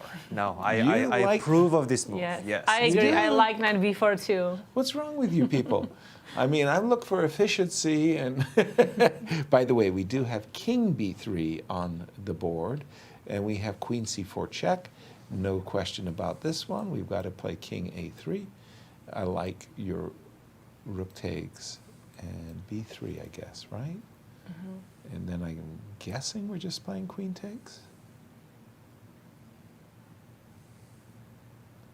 I mean, at a certain moment you say, well, I just want to see the handshake, right? Oh, you could do knight c... No, you couldn't. Sorry, no, never mind. I heard knight c2 and then b4, but that doesn't work. Yeah, then king a1. I want to see like this handshake.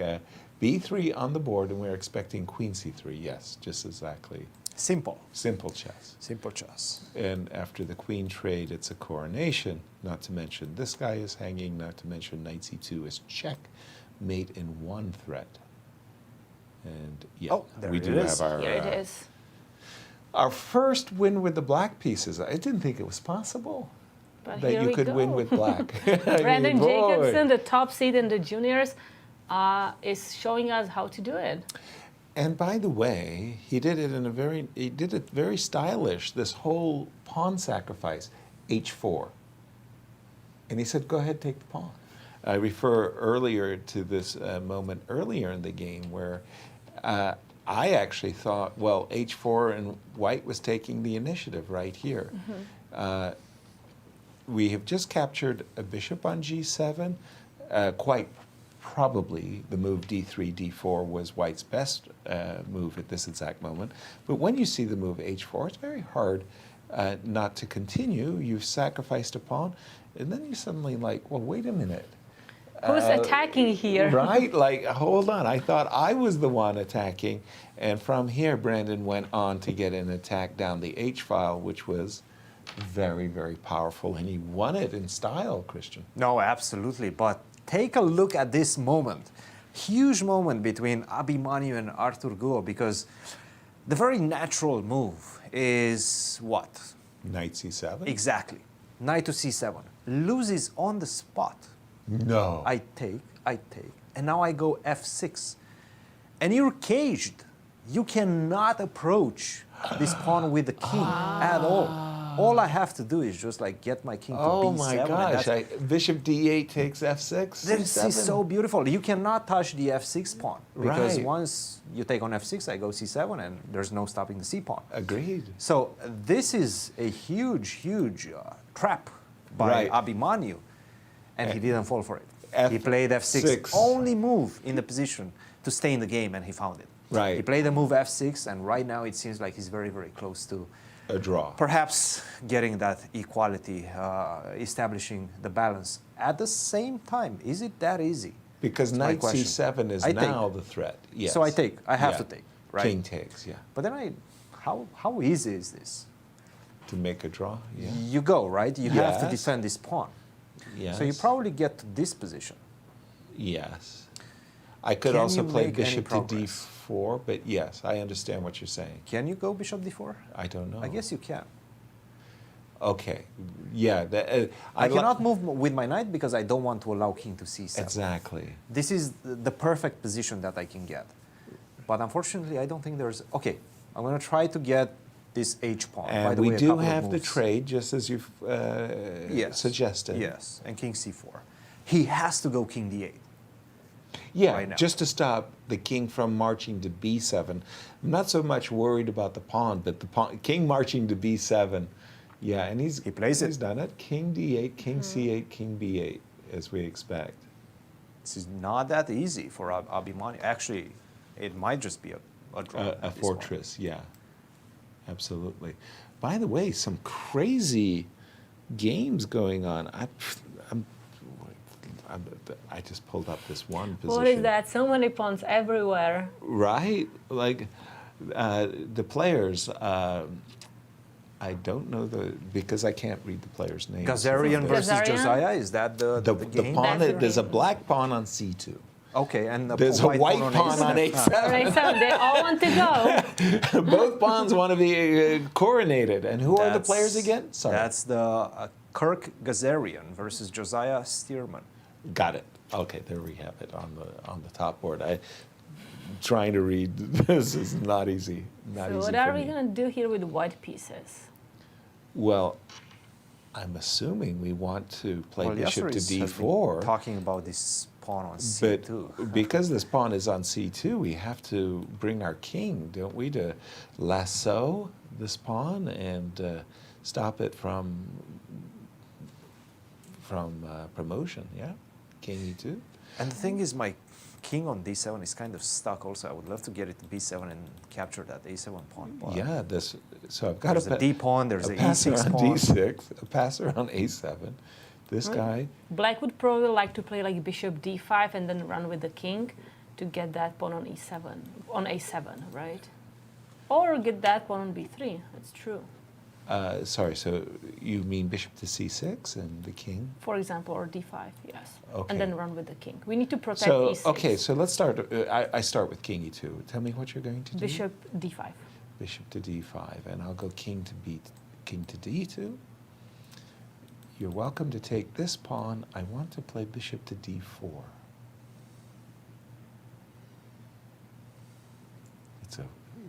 It's quite the.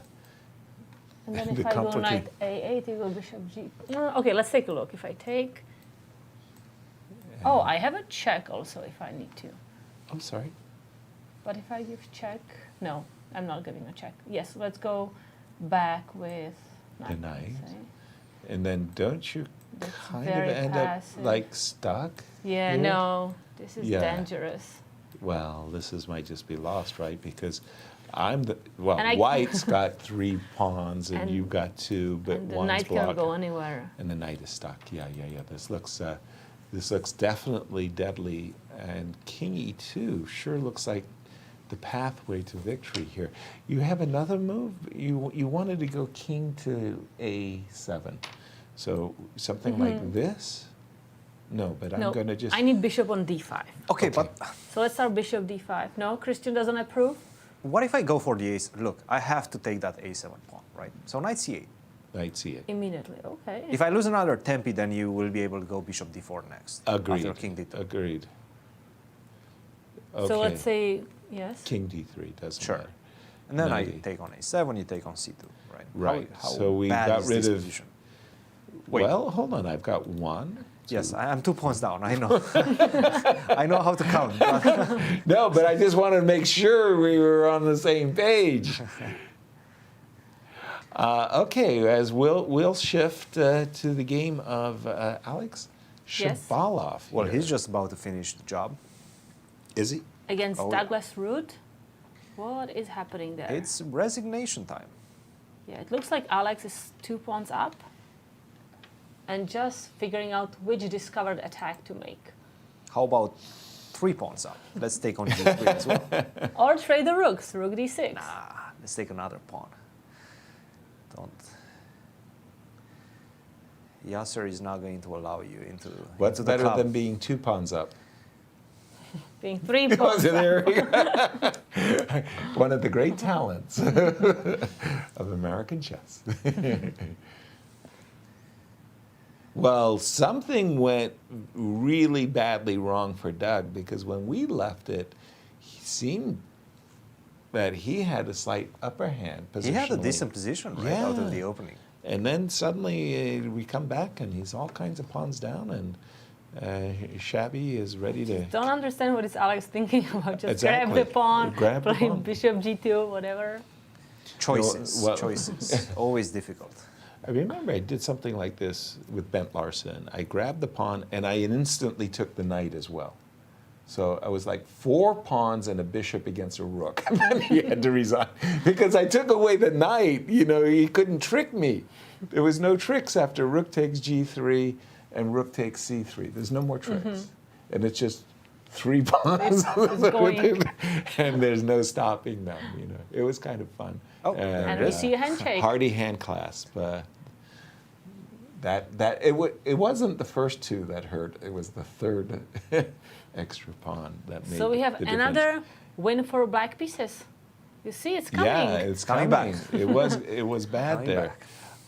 Jumping to the game of Dmitry Gurevich and Igor Novikov. This is the game there where Dima was up an exchange for a long time, but somehow he's not finished the job yet. The last move was rook to c6, rook to rook back to a7. They're repeating moves. Which is kind of strange. Why isn't white just winning after rook c6, rook c7, rook c6 again? I'm missing something. Kate, clear the cobwebs here. Why aren't I playing rook c6? Helpa? It has to be rook d7, right? Rook takes. It has to be that the knight has to move so that the rook can jump. So he has to play with the tempo, no? Knight to e7. This must be what is concerning Dmitry. Because otherwise it's very straightforward that we would play this. I mean, it looks like winning. Black is having some counter attack, so maybe it's not going to go anywhere, the pawn, so maybe white is thinking about improving the position. Maybe going somewhere with the king, just king e4. Well, yeah, that king can improve as well. True that. I mean, the black king is maybe on its least useful you square. You cannot go there, though, because you will be in pin. Ah, then I take the knight. So king e4, there is no king g6, you're right. Okay, let's just take an update on the seniors with the 4th game in the book, 1 game remaining. So we have Benjamin draw against Dlugy, Khachiyan won against Akopian, Ruth lost against Shabalov, and Kaidanov won against Wolff. And it was Gregory who was our earliest winner, I want to say, and Cristian with a guest.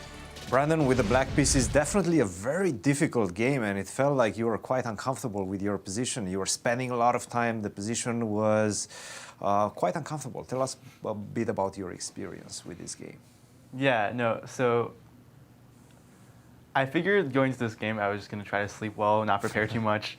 And it's kind of funny because I looked at this line, and like I looked at every move order of like rook e1, knight bd2, h3, and as I was walking through the game, I realized, what if white goes rook e? Just in my head, I was walking the game. I was like, what if white goes rook e1 and h3 without knight d2? Okay. How am I supposed to play this? Because so the thing for black normally is like, so you have rook e1 h3. White wants to play a quick d4 and not allow bishop g4. Okay. And so if I play something like h6, then d4 is probably pretty strong here. And okay, I can go b5 and transpose some other line, but that's not really what I want. And yeah, or I can start with b5, bishop c2. But now it's not really clear what I do because again, white is, maybe this is what I should have done and just go bishop b7 here, and it kind of transposes to somewhat like something that I know. But I kind of figured like, okay, bishop f8 can't be the wrong move. Like bishop g5, h6, bishop h4. I mean, I figured worst case, like I can play like bishop e7 here, and it's probably not a big deal. And I got to this position and I realized that I'm actually in pretty big trouble here because, like, if I go bishop e7, I feel like I'm kind of down a tempo on normal Italian lines. Right. And now maybe he can reshuffle, go bishop g3, d4. Yeah, and if I go g5, like I played, I mean, I figured it's probably a bit unsound, but I thought it would be an interesting try at least. But then, yeah, I mean, I played this terribly. After knight d2, b5, bishop c2. I think maybe instead of bishop, bishop b7 was a terrible move. Even after knight f1, I was considering bishop back to c8. It was such a bad move. I think like sort of similar to what I did in the game, like with knight e7, knight g6, everything. Starting but just with, that, with the bishop on c8, of course. And yeah, I mean, I think I sort of hallucinated that I had. Tell us why. Why is the bishop much better on c8 than on b7? Yeah, so I mean, bishop b7 is only useful if I'm going to be preparing d5. So I kind of hallucinated some d5 thing, but it's all pretty bad, I think, because whenever I go d5, you can just go like knight e3, queen e2, and kind of just leave it there. Yeah. And yeah, like with the bishop on c8, if he goes like, I can play a quick knight e7, bishop e6. And I think maybe this isn't so bad for black. Okay, I see the computer. Yeah, I'm still worse, but it's kind of like well, okay, this is a typical advantage that it gives away. Yeah. So bishop b7, yeah. And the issue with this with knight f1, knight e7 is that like after knight e3, instead of knight g6 to go back, like I mean, I just completely underestimated that h4 was going to crush me on the king side. I thought I'd have time for some c5, c4 counterplay, but I just as soon as I got here, I realized like I'm in pretty serious trouble. So at this point, I'm kind of trying to find the only move to stay in the game every move. Yeah. And I think kind of luckily there's no like direct way for white to put me away after knight g6.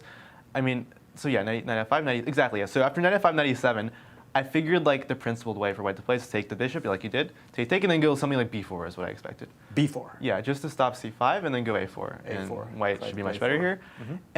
But I can kind of like sense he was a little bit shaky in its first round, so I kind of tried some psychological trick. I was like shaking my head a lot on purpose, and I was trying to like bait him to go h4 and kind of like try to put me away here because my position looks terrible.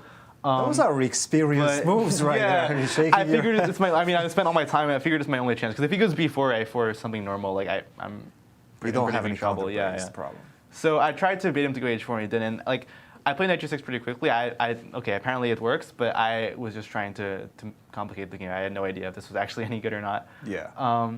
And I think what he did in the game, I think what he was counting on was after rook h8, bishop b3, rook h5. I think what he missed was knight takes f7. And I wasn't sure whether queen e7 or queen d7 yet. So let's say queen e7, queen d2. Yeah, now I can go d5. Ah, not rook f8. No. Okay. Knight g5. And this is a total mess, but I thought after, rook h8. Okay, see the computer actually backs it up, king f1. Exactly, now something like queen d7, let's say. And white's up 2 pawns now, but it's actually kind of difficult to find a move. Yeah, because if f3, I can take on e4. And that's nice. Yeah, and I didn't see any better than a draw for him. Yeah, so I think he sort of thought like, right. I think he sort of thought that he's getting that pawn and getting his knight back, and didn't. I don't know. He underestimated my counterplay here. Did you chat with him afterwards? Did he calculate any of this, or? After a game like this, I don't think he would be in the mood to talk. I don't think I would be either. No, like I think like a lot of it was just nerves, and we both played pretty terribly, for being honest. But I know it happens first round of the tournament, and it was such a complicated position. It's really tough to evaluate these things, especially with when you're low on time. But you also played for like a full month before this in Europe, and you were mentioning that, and you are mentioning the first round being shaky, having some rust on your shoulders. Do you feel that that month in Europe helped you? I wouldn't say necessarily rust. I I mean, it's a pretty serious event. Playing the first round of something like this, it's a kind of a different experience, especially because I haven't played a 1 game a day tournament in a long time. In a while, yeah. And I don't think he has either. Like, we both came from the World Open a few days ago, so I think it's hard to adjust. Like, that tournament was with 30 delay, the time control. So it's pretty hard to adjust from like a fast-paced tournament where you kind of just have to trust your instincts to like something super serious. I definitely feel like my tournaments in Europe was a good experience, and it did help me like put things together better. But yeah, like at the same time, like most of my games in Europe, I was playing an hour or 2 of sleep and just sort of, I don't know, having fun with it. I could have done a lot better, and like I think that like for me at least, tournaments like this motivate me to take it more seriously and actually, like take my preparation, my sleep, and my routine pretty seriously during the event. So I don't know. I think different people have different styles and do better in different events. I know some people hate 1 game a day. Some people hate the more serious events. But I think for me, it's what I need to motivate me to be more disciplined. You're also coming into this event as the rating favorite. Does that put any extra additional pressure on you? Do you feel that? I'm not sure what rating they're using for me to be the rating favorite. Invitational rating. I think Mishra outrates me by quite a bit. But no, I wouldn't say it adds any extra pressure. I mean, this is my last year. It feels weird being the oldest because it's funny. Like, when I was like 14 or something, playing my first event here, I was like, okay, I have 4 years left before I'm too old. I'm sure I'll win one of them. Yes. And I didn't even come close in any of them. So, I wouldn't say that's extra pressure, but I would say like it does feel like now is like my shot. So in some sense, yeah, I guess in some sense it's a good thing, in some sense it's a bad thing. Guys, Any questions? Yeah, Brandon. First of all, congratulations. Very nice. I want you to bring you to the game position when you played the move Rook takes G2. For our audience, could you just tell us how far did you calculate the Rook sacrifice variation, which you played in the game? Rook takes sure. G2. So yeah, instead of Rook takes G2, I kind of figured that like I could play something like Rook D8 and probably have a good position, but being so low on time and like the position's still messy with no like clear threat, I figured it's probably better to go for something risky and see how it goes. So knight f4, king f1, queen h2, yeah. So what I saw is, okay, you can't move his rook off the e file because then he takes d4. So basically there's rook e3 and rook e4. After rook e4, well, okay. So again, talking about first round nerves and rust, like in my head I played queen g2, knight g3. And then my hand played knight g3 without realizing, and I tried to not like hesitate to make him not suspect anything. And the thing is, after knight g3, he did take a minute. So bishop takes g3, I should probably be winning for white. Queen takes d2, bishop takes f4. I mean, the game goes on. I can take on b2 and have some bishop f5 maybe, but it's kind of hard to believe this could actually work for black. But I was just sitting there trying not to panic for the whole minute he was thinking, realizing that I meant to go queen g2 first, just avoiding this all. So from this, yeah, so for this rook e4 line, I did see what I had. And then, so the other option is rook e3. And here, honestly, like I didn't really calculate much, but I saw there were a bunch of like sneaky ideas. Like there's a lot of like, for example, queen g2, king e1, knight g3, king d1,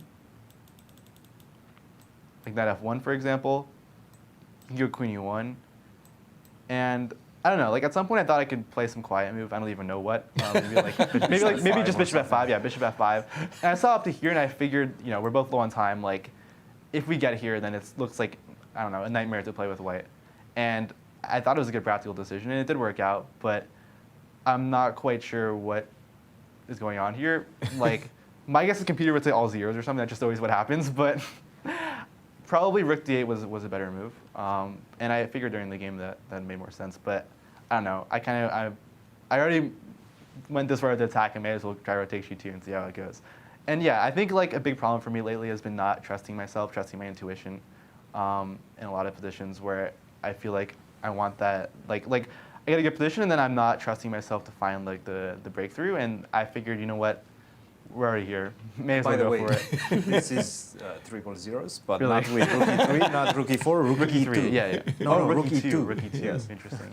I didn't even consider rook e2. It just felt wrong to me, but yeah, that's the funny aspect of engines. So what happens if queen g2 and knight g3? I'm just curious.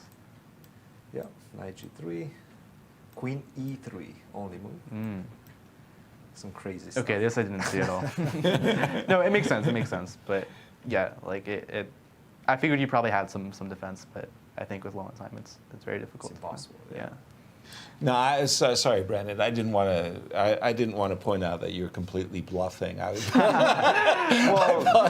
thought you really calculated deeply and insightful and brilliant. Well, Yasser, I think you've commented enough on my games to know that I'm always bluffing. So. Brandon, I'm curious. When was the moment when you figured out like you are winning? Because you were really low on time and.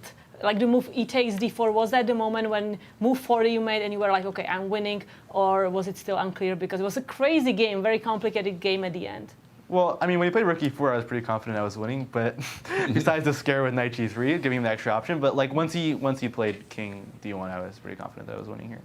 But when you play knight g3, that's like a cold shower. Yeah, you're like, smokes. I'm actually losing now. Yeah. No, it's crazy. I like, and the thing is like, this has happened to me so many times before too. Like when I let go of the piece, I was like, okay, this is just another moment. Like this is gonna happen to me. Like I don't know what I can do about this. Like I just sort of was trying in that minute just to sit there and not like make any face. So I was just trying to like zone my brain out because I'm a very expressive person. So I figured like if I was thinking about the fact that I blundered, I would probably subconsciously make a face or something. So I was just trying to zone out for the whole minute and like not think about it too much. And it paid off. Congratulations. It did. Thank you. I want to say well done, but instead I'll just say good luck with the rest of the tournament. Thank you. Nice. But the rook sacrifice, it was a very visual game. Let's take a look at the results so far.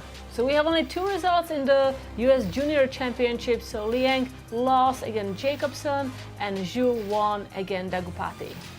Exactly. And Mishra, our top tournament seed here, he's the one pressing. He has an enjoyable positional advantage. But the problem is, it's not so easy to win here. Look at the Hall of Fame here, by the way. It's kind of clearing out. Players are Right. finishing, but there are still a few games left. Actually, there are 3 games in the juniors. Girls are almost done, seniors are almost done, but juniors are still fighting. Exactly. And we just have this move H2, H4. That puts a question to Arthur. Are you going to play H5 or not? The problem when you play a move like H5 is you make your pawn vulnerable, right? Mm-hmm. So you're kind of happy that the pawn is way far away from this knight. It's not easy.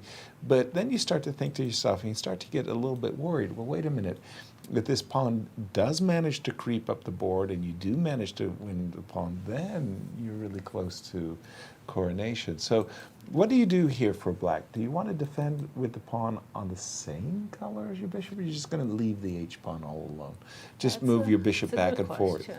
Just go back and forth, or move your king? Well, he went back. He did. Went back. Yeah. Yeah, he didn't touch his h-pawn either to play h6 or h5. I was thinking that if I were in black shoes, I would probably have moved my king, only from the idea that any knight jumps, I don't want to come with tempo. And right? Mishra is running with the pawn. He just moved h5. Okay. So he's serious about, do you think going further to h6? Because that leaves the pawn vulnerable to the bishop. Yeah, and then the question is, okay, how are you go h6, great. How are you going to win this pawn on h7? You're going to have the knight going to f8. But as you say, then white is going to be very fast in terms of, so you put your pawn to h5, I play king here. I'm assuming we pass with our king, we pass with our bishop, yeah? Either bishop to d4 or bishop to b2. The problem is if black's king just stays and black's bishop is patrolling this diagonal, hold on, wait a minute, what am I saying? c7 check. And then king b5, king c7. Oh boy. C7. And we have a guess as we work out the intricacies of this endgame. Blah, blah, blah. Over to you, Cristian. Thank you, Yasser. Alex, first of all, welcome back and congratulations. This is a great start for you as the defending champion. Thank you very much. Yeah, that was an interesting game. And Douglas is first time. He's a rookie on this tournament. And he didn't change his opening very much the last 50 years. So. Do you know him well? Have you guys played against each other a few times? No, I think he started playing chess before I came to the States. I mean, actively, I mean, of course, he was playing all these times. But seriously, I was preparing using his games back in the 80s today. Wow. Yeah. Wow. So he's still playing the same opening. It's a collie. And I think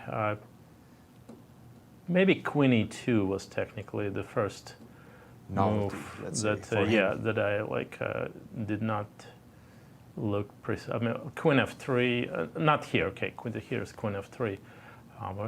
At what point? Yeah, so here, Queen E2, yeah, that's the move that I didn't really specifically analyze, but everything before Queen was to F3 on the board. Something else, yeah. Yeah.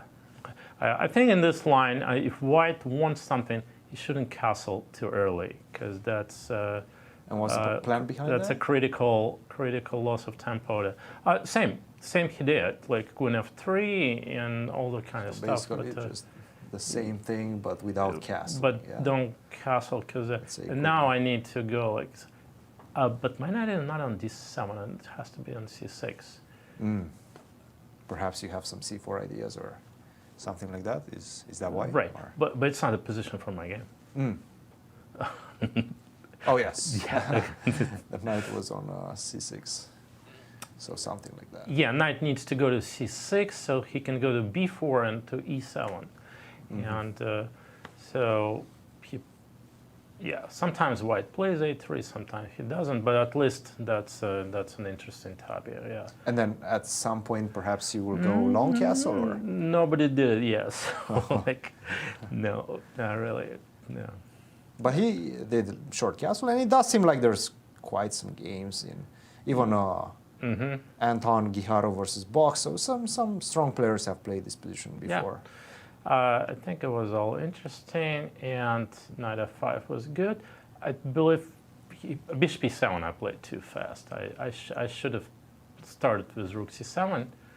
So in case of rook c1, I have queen e7 and a3 suddenly is hanging. Yeah, that was bishop takes a3 ideas. Right. I think that was a little bit incorrect on my part. And then position just became like really complicated. Oh, yes. Knight f1, strong move, he took on c5, took me by surprise. And c4, probably I felt like white should be slightly better because pieces stand in really well. So I played, knight e4, takes here, here's b7. Yeah, here came the critical moment. So I kind of knew that knight d4 might not be the strongest move in the position, but if I play rook d8, here, then I probably missing a chance to activate my bishops. And so sooner or later, eventually, I will have to play rook d3 and sack anyway. Sack something. Yeah. So I thought, like, I'd rather do it earlier than when I still have time. Yeah. So knight d4. Might as well get it over with. Yeah, but objectively, I felt like it shouldn't be that great. Yeah, and I think this move, knight to g4 instead of e4, just so that it doesn't hang, potentially gets to e5, was better for him. Yeah, that looks pretty dangerous. But then again, it's first round. Yeah. Better take a risk now. Of course. Why not? You have to, yeah. Yeah. Knight e4, and actually you mentioned even before the tournament that it's not the preparation, it's more about the resilience, those later rounds, physical preparation. Was that something that you emphasized in your training? Yeah, specifically for this tournament. So last year I played nonstop prior to this tournament. This time I decided to take like a complete break and just do physicals instead, and we'll see how it goes. You're feeling good entering the tournament. Good, but it's such a bloodbath today. So it's going to be quite a race. I got a feeling. Oh, okay, that's good. Well, it was last year as well. You guys ended up in a 5-way tie, going into tie breaks. Yeah, that's true. So, I think he made a mistake trading this F1. Was the critical moment. Yeah, F1 for A pawn. That was completely unnecessary. He should have won 95, it seems like. 95, yeah, or rook d4 on a previous move. No, maybe not now. It's like right maybe here. Rook to d4. Maybe rook d4, yeah. I thought it's probably slightly better for me, but not that much yet. Still, with the black pieces, a great start for you, Alex. Congratulations, guys. Any questions for our defending champion? Absolutely. First of all, welcome back to St. Louis, Shabby. Thanks, and a reunion. It feels like a reunion. Does it feel like a reunion for you? You see all of these guys that you've known. No, So absolutely. many years? It's a pity just once a year. Yeah, right? We need more serious senior tournaments. Yeah, there should be a Christmas tournament, a summer's tournament. Exactly, like 5 times a year. That looks like an appropriate number, yeah. And get Yasser to play in them also. Yeah. Of course. Yeah. Congratulations. And 8 more games to go. It's going to be a race. Yeah, thanks. Absolutely. And our senior results. Yes, let's take a look at the results. Let's have a look. So almost all the games are done. We have Benjamin drew against Dlugy, Khachiyan won against Akopian, Ruth lost against Shabalov, and Kaidanov won against Wolff. Which leaves Gurevich and Novikov. And by the way, a draw in the game of Carissa. Let's take a look at the girls. Let's catch up with the results of the girls. Oh, so we have a standings because all the games are done. Completed, so Alice Lee, Rochelle Wu, and Zoe Tang all won their first round. So they're leading with 1 point. Then we have Carissa Yip, Ruyang Yan, Kelsey Liu, and Rose Atwell with their first draw. And Iris Mo, Gracie Prasanna, and Shreya Mangalam, who lost their first round. Wow, all right. I mean, for a moment there, and we have one more That result. seems to be a win for Andrew Hong. We were expecting this result. Yes, we see kings on the light squares, so white won this game. So another win for white in this first round. Tell you, it was a whitewash there for the longest time. Yes, and we do have a guest in studio. Carissa, you definitely took a very aggressive stance out of the opening, but today it just wasn't meant to be. You didn't get your chances. How are you feeling right now? I'm a little disappointed about the result, but you know, I was black. I didn't feel like I had any opportunities anywhere, and I definitely made a few mistakes in the game, so I thought Kelsey played really well, and draw was a fair result. Do you know Chelsea well? You've had some previous experience against her? She's from Massachusetts too, so we grew up going to like the same chess club and everything. Excellent. And how would you characterize her as a chess player, since you've played her quite a few times? I'm gonna be honest. There was like, because Kelsey's a lot younger than me, so there's a bit of like lack of overlap between our time at the club. So I have no idea, but I think generally she's from what I saw of her games when I was preparing, she seems to be sort of like not super aggressive player. I saw against the Sicilian lot, she plays like castling kingside, so I was super surprised by this sort of like bishop g5. Let's take a look, yeah. Which is like the sharpest line against the classical, followed by Queen to d3. Queen d3. Yeah. I don't think I played this opening quite right. I was definitely a bit, because I meant to surprise her with the classical and she ended up surprising me. Yeah. Yeah, I don't think Queen c7 was right, but I was mostly trying to find a way maybe get her out of book and into a position that I thought was comfortable or more comfortable for me to play. Yeah. And you play Queen c7, Bishop to d7, and castle. Really aggressive play by you. But she tamed the position quite quickly. She was looking for simplifications as well. Take us through the game, Bishop d3. Yes, kind of underestimated this Bishop d3 move. I'm not sure why I missed it, but I just thought I would have like two bishops. I was ready to sort of sacrifice a pawn on f7 as well if need be. Back to Bishop d3. So what's happening if she takes? I think I was planning, what was I planning? Honestly, I think I was planning Bishop f6. Bishop to f6 here, okay. Which I guess after Bishop d3 just kind of transposes. Don't take the rook. That would be a nice little checkmate. Yes. So Bishop to d3 here. Yeah, and I guess just have to take on f7. Take on f7. And you know, everything's liquefied in the center. Yeah. Not a lot of pieces left. Yeah, and so she definitely kept her cool, exchanged the pieces well, and it didn't feel like she gave you any chances. Did you feel like maybe perhaps once you got this king on d5, were you hoping for anything at this point? No, I thought like when she got her king out to d3 as well, there wouldn't really be anything, and I totally just missed the sort of bishop takes h6 idea. That happened later on in the game.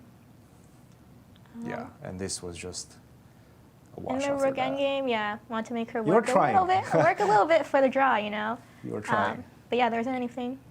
Yes, absolutely. And this tournament is not decided in the first few rounds. You have so much experience. We missed you last year, but you're back again.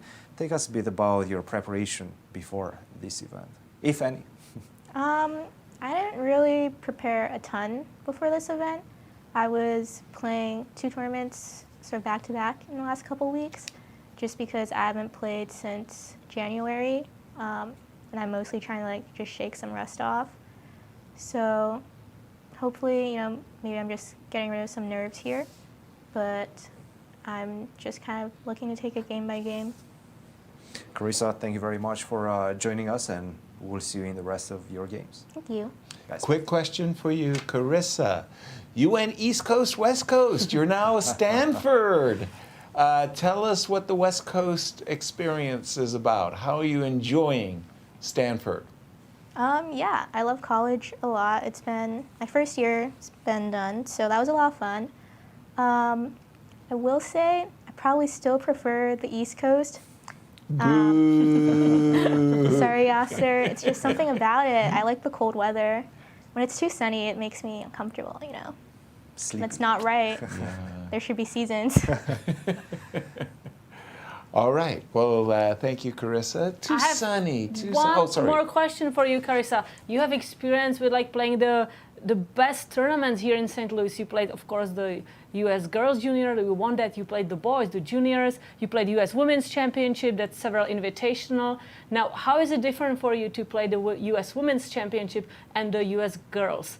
Do you have a preference there? Is in any tournaments you feel more pressure or more enjoyment, more friends around? I would say typically there's like a lot of overlap between the fields of like the junior girls and the U.S. women's. This year, I guess all my friends have gone a bit too old for the tournament. But typically, You're getting old also. I am. This is my last chance. But yeah, mostly, I would say I probably prefer playing U.S. women's.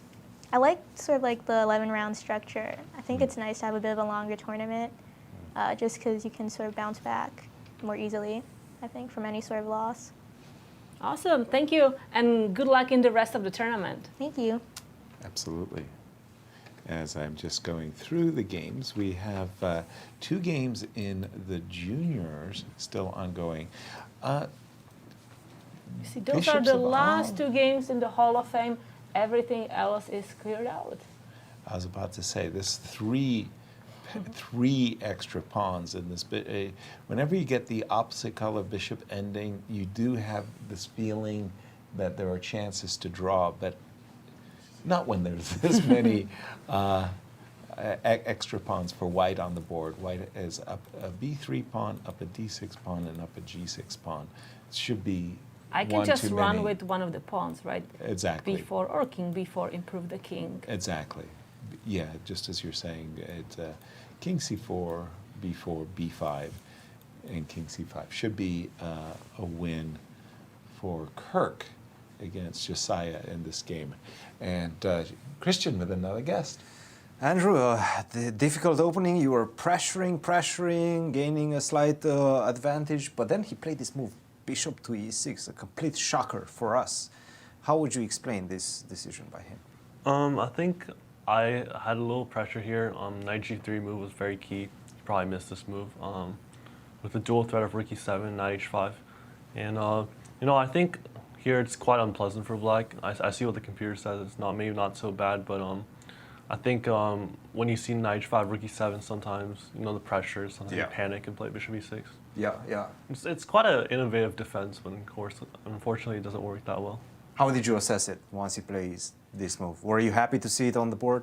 No, I was completely shocked. I didn't think it was possible, but yeah, once I took a closer look, I think white has, you know, not many weaknesses. There's not that many open files for rook, so I assumed that yeah, if I keep everything protected slowly, white should convert this. And I think that's exactly what you did. What was, let's say, the last task that you felt you had to do before you get the victory in this endgame? Well, yeah, so he played a5, I played a3. He opened the a file, the rook was coming in, and so I think it was just a matter of how I keep everything protected while he's trying to come in. Mm-hmm. And okay, so I found maybe not the best way, but good enough. H4 G3, keeping all the pawns. Picking at his structure a little bit on this side. Yeah, H4 G3, keep all the pawns protected, and like prodding his queenside structure. So I fixed all his pawns, and now I keep everything protected. And okay, here I just made time control, and then slowly, yeah, white should convert this. Lovely. Yeah. How important it is for you to get a first round victory in tournaments in general, not necessarily in this one?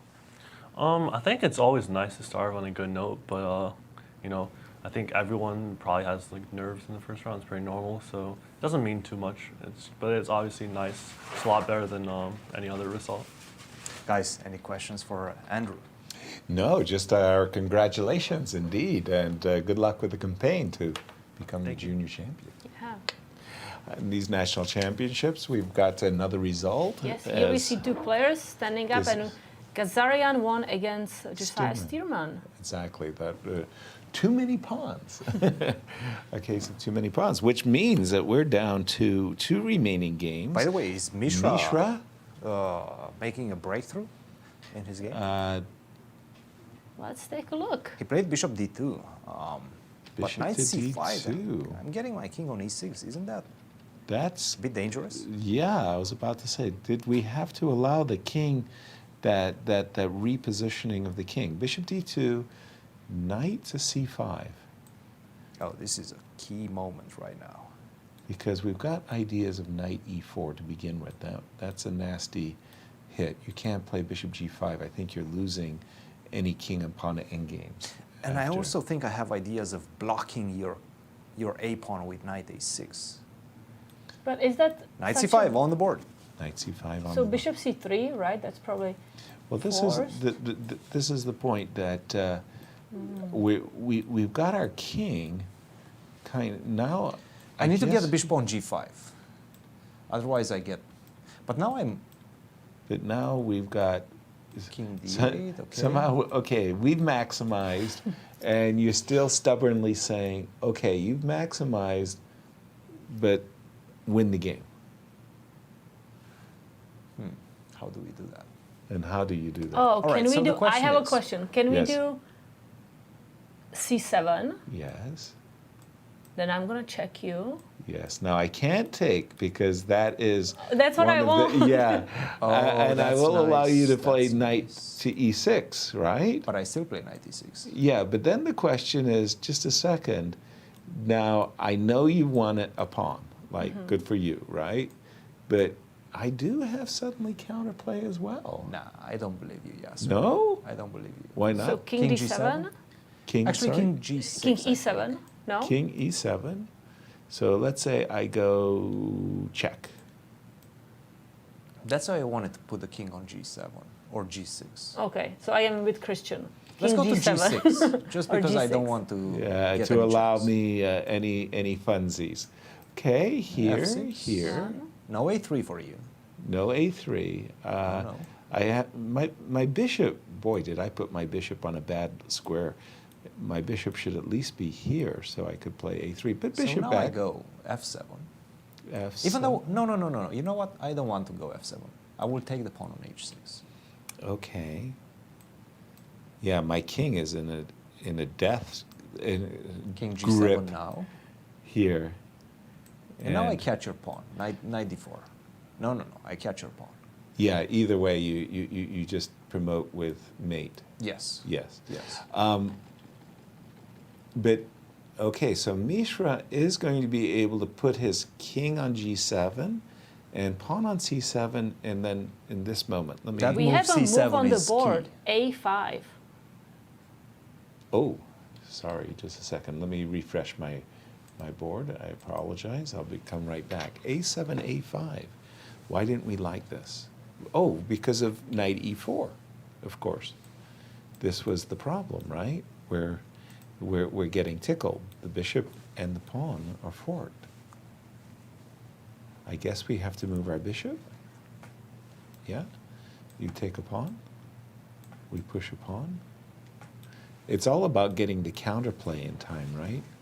Any king c4, I'll play king c7, and I think I'm just in time. Christian, come and bail us out of this one. Was this a wise decision by black to play a5? The position is lost either way. Lost So, either way. After knight to c5, white is actually just winning. Just winning. Yes, Yeah. yes. Okay. But right now, another key moment. Knight to e4 seems to be winning. I'm not convinced how clear that is. But a much better move is actually king to c4. Really? Yes. Okay. I created this weakness, and now I'm going to attack it with So king you to just b5. go back. Maybe king to b6 as well, and then be able to set up some sort of a mating net. You have to be very, very careful, and you cannot push the pawn. This is the weakness that you have to stay glued to. So you're having some difficulties right now. How do you play this? So, for example, king c7, Yes, king I go b5, king king b5, c8. King c8. Let's say I go knight e6 or knight to e. But now I can go knight e4, and I'm just picking up the pawn. Oh, right? that's true. Then I don't have. So I can't play. I can't be passive actually. Well, the thing is, I'm keeping my king next to your pawn, and then I just attack the other pawn. Okay. That's an easy way out. So, for example, from the starting position, if you go king c4, and I go bishop, hold on, king c4, bishop e3. Okay, that's fine. Now I attack, which is By the apparently way, a bad move. King c4 is on the board. Bishop e3. I'm just throwing. Apparently, this knight e4 is not the most precise. Probably still winning, but not the most precise. Knight to e6. Okay, you know what? I'm playing it practical. Knight to e4 makes the most sense to my eyes. Knight to e4, king to c7. And now I guess there's. Oh no. Let me play a5. Let me play a4. A4. Sorry. Okay. Can I pick up the pawn? Oh geez. So knight takes f6, and the knight comes back to d5. Oh. Darn it. But when we look at the clock, players are really low on time. Black has 1 minute and like 8 seconds. White King has c4 on 2 the board minutes. by 3. And Abhimanyu 2 minutes. This is king c7. But king to b5. Now this is easy. King to b5 with the idea of knight e6 check, and the bishop is tethered to this pawn on a5. I think this might actually just be over. Yeah, king b5. That just looks convincing, actually. Just a zugzwang. Black is running into zugzwang. Oh, and this is a huge victory for Abhimanyu because this was not easy, and in fact, objectively, this was a draw for a while, for a long while. For sure. You always feel great when you get these wins. But give Mishra credit. He was the one pressing. He was. Absolutely, and that's why he's like the youngest grandmaster ever, maybe really pushing till the end. Even if it's a draw, he's not gonna agree to it or repeat moves. And we have a guest with Cristian. Just 1 second. But I have to say, guys, this one he's closing on the show right now. And over to you, Cristian. Thank you, guys. Kirk, first of all, welcome to St. Louis. Congratulations on a big victory for you. What was the plan going into today's round? You know Josiah quite well. You guys are good friends. What was the plan for this round? Yeah, well, the plan for this round was I was just going to play my Catalan, and he has almost no games against the Catalan, so I didn't know what to expect. I didn't prepare this line at all with bishop e7. So he played this line with 60 takes c4 in the classical Catalan. Did that surprise you at all, or? For sure, because he never played it as far as I knew. Of course, it's a common line, but also it's a bit of an unusual choice considering that he's an aggressive player. This is a solid opening. After queen c2, I was surprised by this c6 line. I hadn't looked at it recently. But I knew a couple of. You were aware of it? Yes, I was aware of it. Yeah. You definitely play the most direct way with knight e5. I knew the position until d takes c5 on move 12. I'm not sure if knight d5 is the best move, but it is a move. Seems to be the best. Yeah, it seems to be the best move. I didn't remember what to do in this position, so I started thinking e4 is a possibility, but then after knight b4, queen e2 or queen b3, and then he'll move his queen. And I didn't like this pawn structure, even if the engine said it was okay. It's very hard to play here for white. What is the plan behind this pawn structure? It feels like once you get the pawn on e4, maybe your attack is getting a bit slower. Is that what you felt? Well, I don't like my bishop on g2 being blocked in these positions. It becomes much harder to play. In these positions, I tend to try to bring my knight to e4, exactly. To either sack on d6, drop my knight on d6, or play knight c5, exploiting black's weak and dark squares in this position. And that's exactly what I wasn't sure if b4 was a good move. I thought a6 was good. I certainly thought a6 was a more solid option for black. Yeah. Yeah, and it already felt like rook to c8 was a step in the wrong direction. Perhaps queen to b8 was the best move in the position. I saw queen b8. I wasn't sure exactly what I was going to play here. I was even considering knight e4, but I realized after queen takes c5, knight c5, perhaps knight b4 is a problem. So I couldn't play knight e4 in that position. Yeah. But I have other moves. But okay, it's only equal after queen b8. I could have played knight takes d5 here and then e4, like the engine says. Yeah. Yeah, and just make the position a bit more peaceful. Rook to c8. And this became a mess very quickly. Yeah. Because he was attacking you and progressing on the queen side. You had this thorn in his position on d6. How did you assess it at this point? I was not surprised by my opponent playing in such a manner because he's a very aggressive player and takes a lot of risk. I know that this is not exactly in the spirit of how black's supposed to play this variation though. And I also know while the position is 3-result game, I know that with bishop pair and the strong d6 pawn, I know that even though not everything can concretely be seen for both sides, white should definitely have an advantage here. Yeah, and I think your assessment was very precise. Was h4 a good move? I wasn't sure.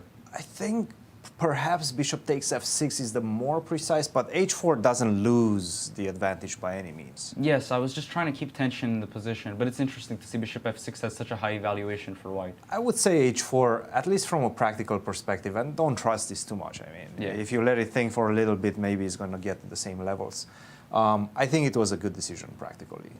Queen to a4 was definitely the right move. Try to get the game into the end game. And after that, it felt like you never let it go. Kirk, congratulations. Big victory for you guys. Any questions? No, our congratulations as well, Kirk. Keep up the good form. Yeah. It seemed like the game went your way from the beginning till the end. Did you feel at any moment like you are maybe losing the grip of the position, or were you comfortable the whole game? Not at all, but of course I was not calm because it's never easy to win a chess game. Of course, there's always chances for the opponent. Fortunately, he was never within the drawing margins, so he just never got chances. But he fought well, I would say. Well, congratulations and good luck in the rest of the tournament. Thank you very much. Absolutely. And let's just go to our junior, our favorite in the junior championships, Mishra, as he seems to be putting on the final touches here. Oh, he's won the bishop already. Is there no more bishop? There's no more bishop. So why is the game going on? What is happening here? What happened? The thing is, I can defend both of those pawns with the knight on g7. Yeah, all right. There we go. All right, and we see a handshake. Game is over. And another win. And the first win for Mishra. That's a confidence booster right there, because this wasn't easy. And we know, if I remember correctly, Mishra didn't start very well last year's juniors. No. I believe he was 1.5 out of 4, perhaps even -2, something along those lines. So starting off with a bang is extremely important. By the way, we only have one game remaining, but in the juniors, not a single draw. Wow. I mean, everybody is swinging for the fences, and it's the seniors who are showing their Sitzfleisch as one game remaining. There, two draws in the girls and one draw thus far in the seniors. With this game on the board, Dmitry. Igor survived. I don't know how survival. he did it. Unbelievable. I mean, wow. Really, really remarkable. I really thought that the exchange, that is to say, the Dmitry Gurevich was junior, was nursing this extra exchange that he would win. And once again, the standings with all the rounds, with all the games completed. Kate. Yes, so we have 5 players who won their first games because all resultative games, Brandon Jacobson, Abhimanyu Mishra, Andrew Hong, Kirk, Ghazarian, and Arthur Guo all have 1 point, and the rest of the field so far 0. Tied for 6th. Yes. Very nice. I haven't seen that before, tied for 6th. How are you doing in the tournament, young buck? Well, I'm tied for 6th. With 0 points. with 0 points. That's right. Okay, and any tricks in this one, Cristian? I mean, I feel kind of sad for Dima here. No, I think he's it's an too exchange easy. up, and I think it's too easy right now. The B pawn is too fast. That's too problem. far. Yeah, I think the best thing perhaps you can get is to go rook f6 and rook g7 and try to exchange the rooks, but it's going to be rook versus knight and pawn. It could be rook versus knight, and it's still an easy draw. Easy draw, of course, yeah. So, no, I think he just blew it. Was there a possibility to capture the pawn before, like on move, let's Yes. say 58. And do we see, yes, rook to f6. Okay, are we going to see? Just don't go king h5. Yeah, that's the one thing you maiden shouldn't one. do. Yeah, maiden one is to be avoided. Sorry, Kate had a question for you, Cristian, on what move was it? On move 58. After Yes. knight b2. I know there are some tricks, but maybe I don't see the whole thing. Can I go rook a3?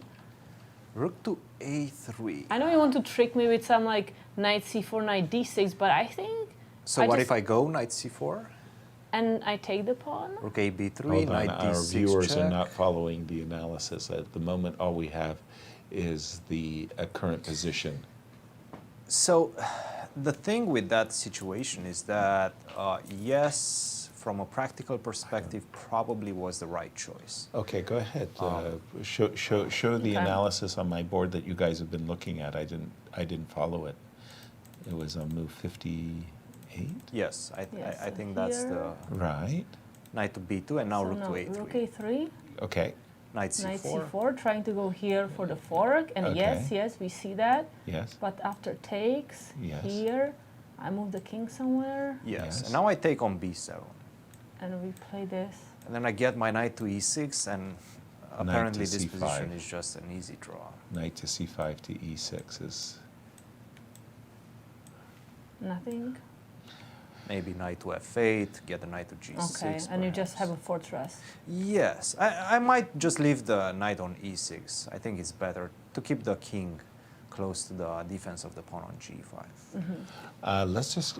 okay, so that... By the way, it feels like that was actually a more decent alternative. But here, what Dima's trying to do is set up for mating net. I don't know exactly how he's supposed to do that, by the way. Somehow he's supposed to get his king up the board, maybe to f5, so that you can go check, check, and mate, right? Sorry. Okay, still not that easy, yeah? Still something to play for. Tricks, least. right?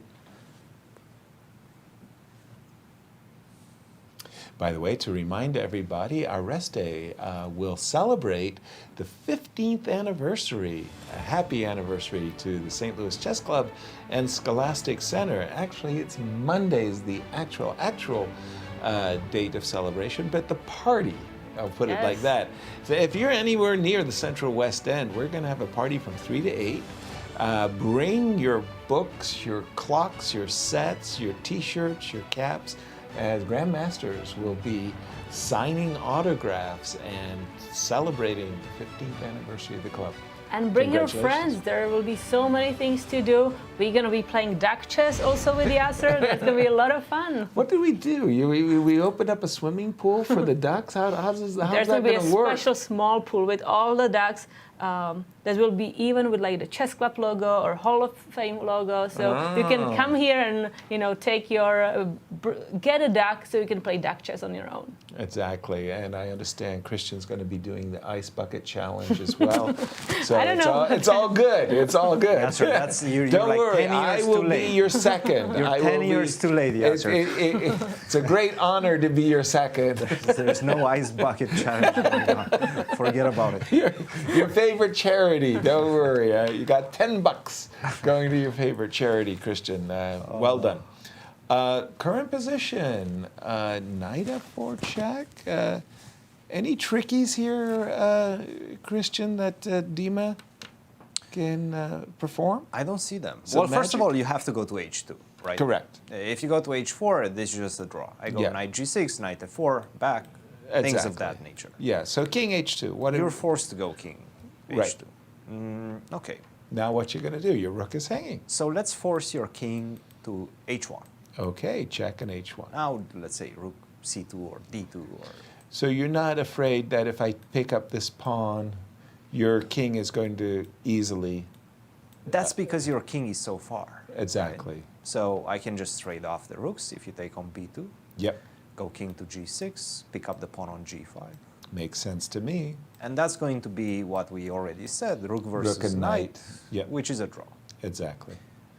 And unfortunately, there's Of no course, way... you can play on for a while, but Yep. it's not going to lead to much. Yeah. I don't think you can do anything better than that as white. And whether we, yep. Try to set a check. Yeah, I know, exactly. That's what King Problem H, is when we move King one of the H4. rooks from the file, the queen can always promote. Okay, King H4 is just maybe an invitation to gain some more time or an invitation for a draw. Exactly. Testing. Just testing 1, 2, 3. Right. King Knight H5. G. Okay.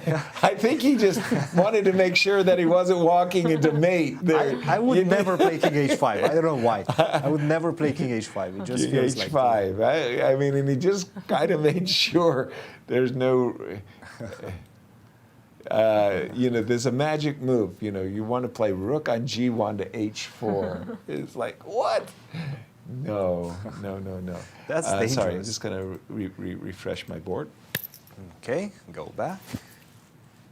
What's happening there? He's claiming a 3-time repetition, I think. Okay. Do we have a 3-time? And I think they agree to a draw? Or? No, I don't think so. Don't feel like anybody was claiming anything. It just Chris came there. Knight F4 check. It wasn't a 3-time repetition, was it? I mean, just counting the number of knight moves. There was 1, 2, 3, that 4, was 5. Yeah, no, there was no. Intriguing occurrence. Well, there was no time added. No. So there was no. Yeah, the problem is you would love to be able to set up the checkmating pattern with rook A6 or somewhere along those lines. The problem is after rook C2, you move the rook off the B file. I go rook C1 followed by B1, and exactly. I get the queen.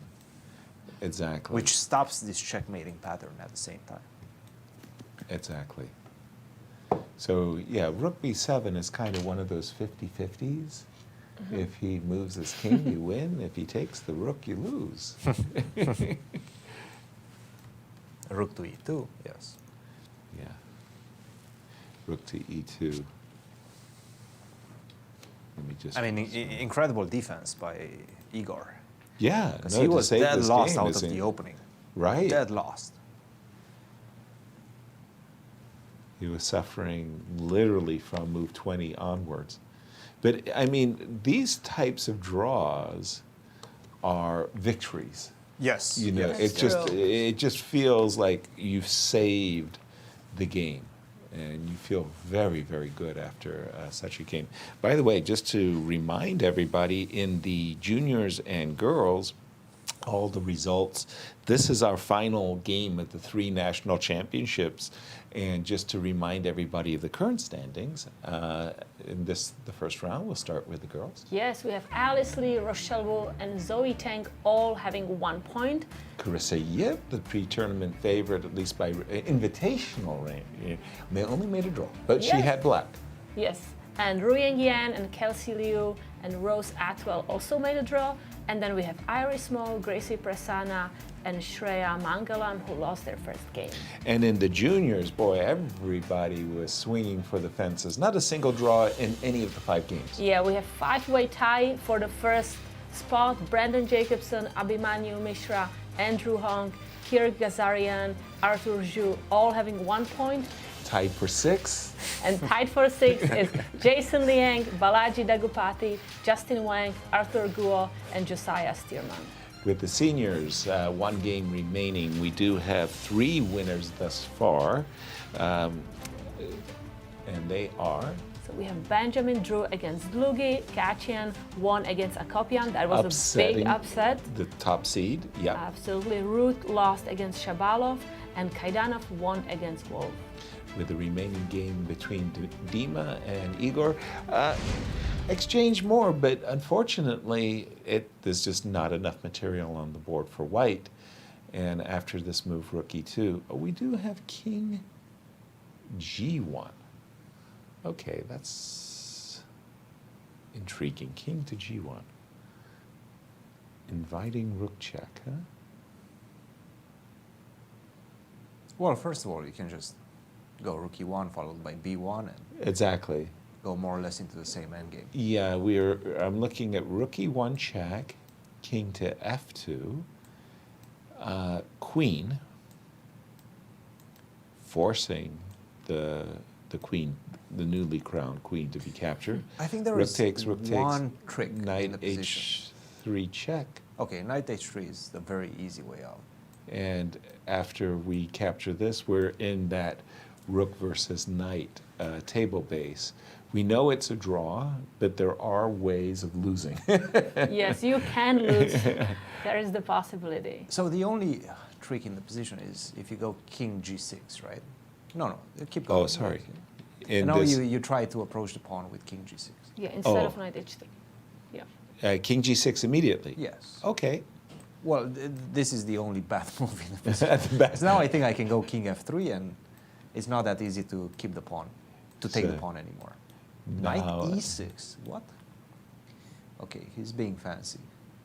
Knight e6. That's a fancy move. Why would you do that? Okay, not sure why you would do that. Sometimes I'm worried about fancy moves when you have less than 2 minutes on the clock. Precisely. Knight to e6. Yes. What exactly is that move do? Okay, it does cut the rook. So you want to maybe keep the rook on the board? So you're going to well, first of all, I'm going king f1, right? But after king f1, he wants to play rook c2.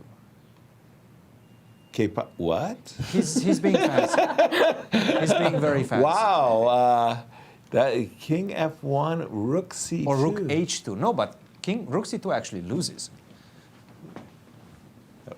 Because we may have there the mating net, or what is happening? Well, rook c2, you take on e6, and I have rook e1. But maybe rook h2 is what he wants. Rook okay, h2 this is what happening on the board. Yes, okay. He's being fancy. For no reason. For no reason. Rook h2 on the board. And as we watch the remaining game, we had Cristian with a guest. Abhimanyu, congratulations. A very difficult game. You really had to work for the full point. And, you know, last year wasn't such an easy start for you at the juniors, but definitely it felt like you came determined in this tournament. Yes, the thing with this tournament is whether you come second or you come 10th, there's no difference at all. Like from my point of view. Right. You want to win it. Yeah, I really want to win this. Absolutely. Well, let's talk about your first round game. And again, not an easy opponent. Definitely you chose this variation, but it felt like he sort of surprised you with this bishop to d7. Yeah, bishop d7, I don't remember him having any games in this, but I think that this position, like, it seems, of course, like everything is like very close to draw, but it feels that like when I have opposite colored bishops, and if I ever get e45 like I did in the game, I have some very serious winning chances. But of course, there should be some way not to allow this. e45, you mean in the endgame? Yes. Yes. Because yeah, here I think this king f8 is kind of inaccurate, like a couple moves ago. Yes. Because here I think black should go rook b4. Yes, and best move in the position. Now the idea is like if I go rook a4, you can go like rook b3. Okay. And this is okay, still close to equal, but I'd still prefer white. Right. Because the thing is, whenever you take on c1, I'm essentially up by a pawn. Because A and C pawns, you're not going to ever promote them, and e4, e5, like this is much more valuable. Makes sense. Yeah. Central majority. And another good thing about white's position is, like, of course, it looks like you have like all these terrible pieces on the back rank, but you have this knight on bishop on c6 and knight on c4. So despite the limited material, you're still feeling quite comfortable with the position and your advantage. Yes, because I didn't see a way for black to force a draw, and okay, if you have a game. But he defended well. He really defended well. And then I think this king e2 is also nice, because originally after this whole position, if black ever gets f5, knight f6, he's fine. Like, for example, after rook d2. Like, if you went f5, this is the first thing I was calculating, because if this works, then, okay, black goes knight f6, and he covers e4. Well, I can still try a bit, but it's nothing much. But I think I have king c3. And the point is now, wherever you move, like rook b8, I have rook d5. Okay, that makes sense. And now, like bishop b4, I go king c2. g6, I have rook d7. Okay, he doesn't have enough time to cover everything. He's just one move away. Yeah. Very nice. So he played rook b8. Now I think king e2 is a nice move, because if I go e4, if I go h3, you go rook d8. I was also, this endgame didn't seem so clear to me because I go king e2. Like take, knight f6. Now here maybe king c3, king e7, b4. The point is I was asking, like you're trying to ask where this bishop is going. If bishop d6, e4, you win a piece. Seems so like bishop you b6. have to go bishop b6. And now I thought this is probably a draw, but okay, this bishop on b6 is kind of stuck. Maybe I can try some g4, g5 somewhere, but I think this king e2 is much nicer because I get control of the d file. You're still the one having all the fun in the position. Yes. Also, what I think is what I think he missed is knight g4, rook d2. This position it looks sorry, like a couple moves ago. Yes. Because here actually bishop takes e3 is a very, very critical line to calculate. Yes, but here, okay. because knight takes e3, rook b3 is fine, so I go rook. My plan was to go rook e2. Now, okay, bishop c5, rook e8 is made. That's a checkmate. And if he goes knight f2, like here, king e3, rook c4 might win, but now like knight d1, knight g4, this is very, very. It doesn't. It doesn't work. You just go, but what's important is I have king c3, and okay, everything collapses. Very nice. Yeah, he does. He doesn't have a way to defend Yes. absolutely everything. And once again, bishop c5 doesn't work. Yeah. Very nice. Nice calculation. But yeah, this point I felt like this position must be completely winning. And really? That's how you assessed it. Very nice. Oh, okay. That's confident. But this f5 is probably too early. Like there must be something better than this but I was worried that somewhere if he goes knight e6 at the right time, take on e6, take on e6, then this pawn on f4 will get. So let's say something will be like sort this. of weak because somewhere like king e7, bishop h2. So I cannot really freely go knight c7, king c4, king b5 as I would want to go. Yeah. So you played f5, you felt. But yeah, now it was this a big bishop rush. d4 and all of a sudden, okay. Now knight e8, this position is actually quite interesting. Like black is probably making a draw. But what's important is like if he goes knight c7, this is what I spent like 15 minutes in this position instead of when I was playing c6. And I calculated this to be winning. The whole point is I want to keep my king on, say, a6, b7. And then, but there's also one important thing, that if he ever goes h5, king g8, king h7, like I think h5 I should meet with h4. Okay. Because if I don't do this, he gets his king to, if he takes on f6, it's a draw. Because Okay. if the h8 square is Right. wrong color. Right. So here I have h4, king g8, say like king c4, a6, king c5. So what if he goes king h7? I go bishop 5. Now you give him a check. Now you can try king h6 and try some stalemate things, but okay, king b5. Even if you give up the a pawn somehow, I'm not going to play c7. I'll just bring my king over to e8, take f7. That makes sense. Very nice. Very nice. And the point with this bishop on d7 is okay, your king will never come in the game. Yeah. And I have this zugzwang with, if black tries like h6 for example, like knight c7 takes f6. I'm not sure how exactly you can make it my turn, but let's say h6, king c4, a6. I can go king c5, and I'll keep repeating this position. Like you have to go king g8 probably. And I thought maybe triangulate maybe. Yeah. Like But- king b4, king. Something But like okay, that. he's not necessarily forced to do that. But yeah, bishop d8 I can always meet with king d5. So yeah, maybe this is also working. Okay. Okay. And the other thing is I can also try like bishop 5, bishop d3, because some of these lines I have to. Well, you have to be very careful that a5, yeah. right? So that you can start going king b5, king a6. That makes a lot of sense. Very nice calculation there, and yeah. Now this endgame, it's probably a draw. it's still a draw, but it's very not difficult easy, to defend right? this.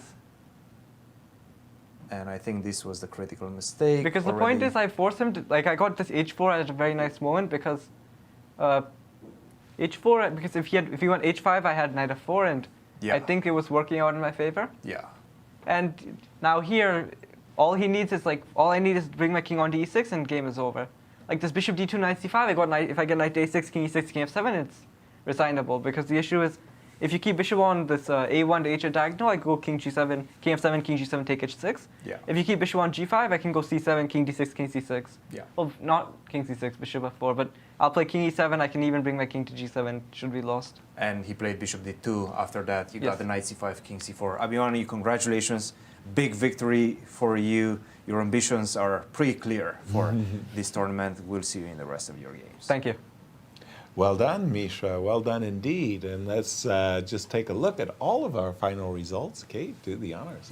Let's look at the girls' junior standing. So we have Alice Lee, Rochelle Wu, and Zoe Tang all having 1 point. Then tied for the 4th place are Carissa Yip, Ruyang Yan, Kelsey Liu, and Ross Atwell. And then with 0 points, we have Arismo, Gracie Prasanna, and Shreya Mangalam. And the juniors? In the juniors, we have Brandon, Mishra, Andrew, Kirk, and Arthur all tied for first, tied for sixth. Jason, I'm going to have trouble with Balaji Daggupati. Thank you for that. Justin, Arthur, Josiah, all tied for sixth. And in the seniors, we have three leaders. Yes, we have Gregory Kaidanov, Alex Shabalov, and Melik Khachiyan, all with 1 point. Then we have Igor Novikov, Maxim Dlugy, Joel Benjamin, and Dmitry Gurevich with half a point, and Vladimir Akopian, Patrick Wolff, and Douglas Root with 0 so far. Dima's the one who's going to be complaining about the one that got away. He thought he had it, Dmitry, but final thoughts, Cristian? Well, just an incredible start of these three tournaments, a lot of decisive results, a lot of fighting chess, and this is exactly what we like to see here in St. Louis. I mean, I believe we had 5 out of 5 decisive results in the juniors, so they're definitely showing their mettle in this one, and I have to say the seniors are not disappointing, and the girls are just out for blood. So definitely a lot of fighting, exciting chess coming your way in the next 9 days here in St. Louis. Yeah, the national championships brings out the best in the players. Yes. For the first broadcast, you did great. You did great. Thank you. Thank you, everybody, for joining us. Thank you for sharing your day with us. Tell your friends where you're hanging out, and we'll see you here, same channel, same time tomorrow. Bye for now. Bye, everyone.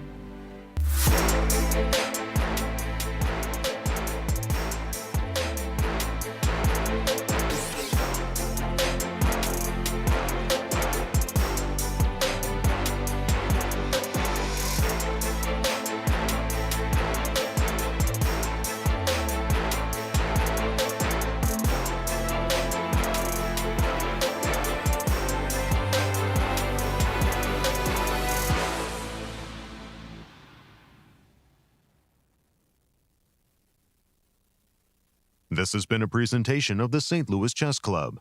Any reproduction or distribution of this content without the express written consent of the St. Louis Chess Club is prohibited.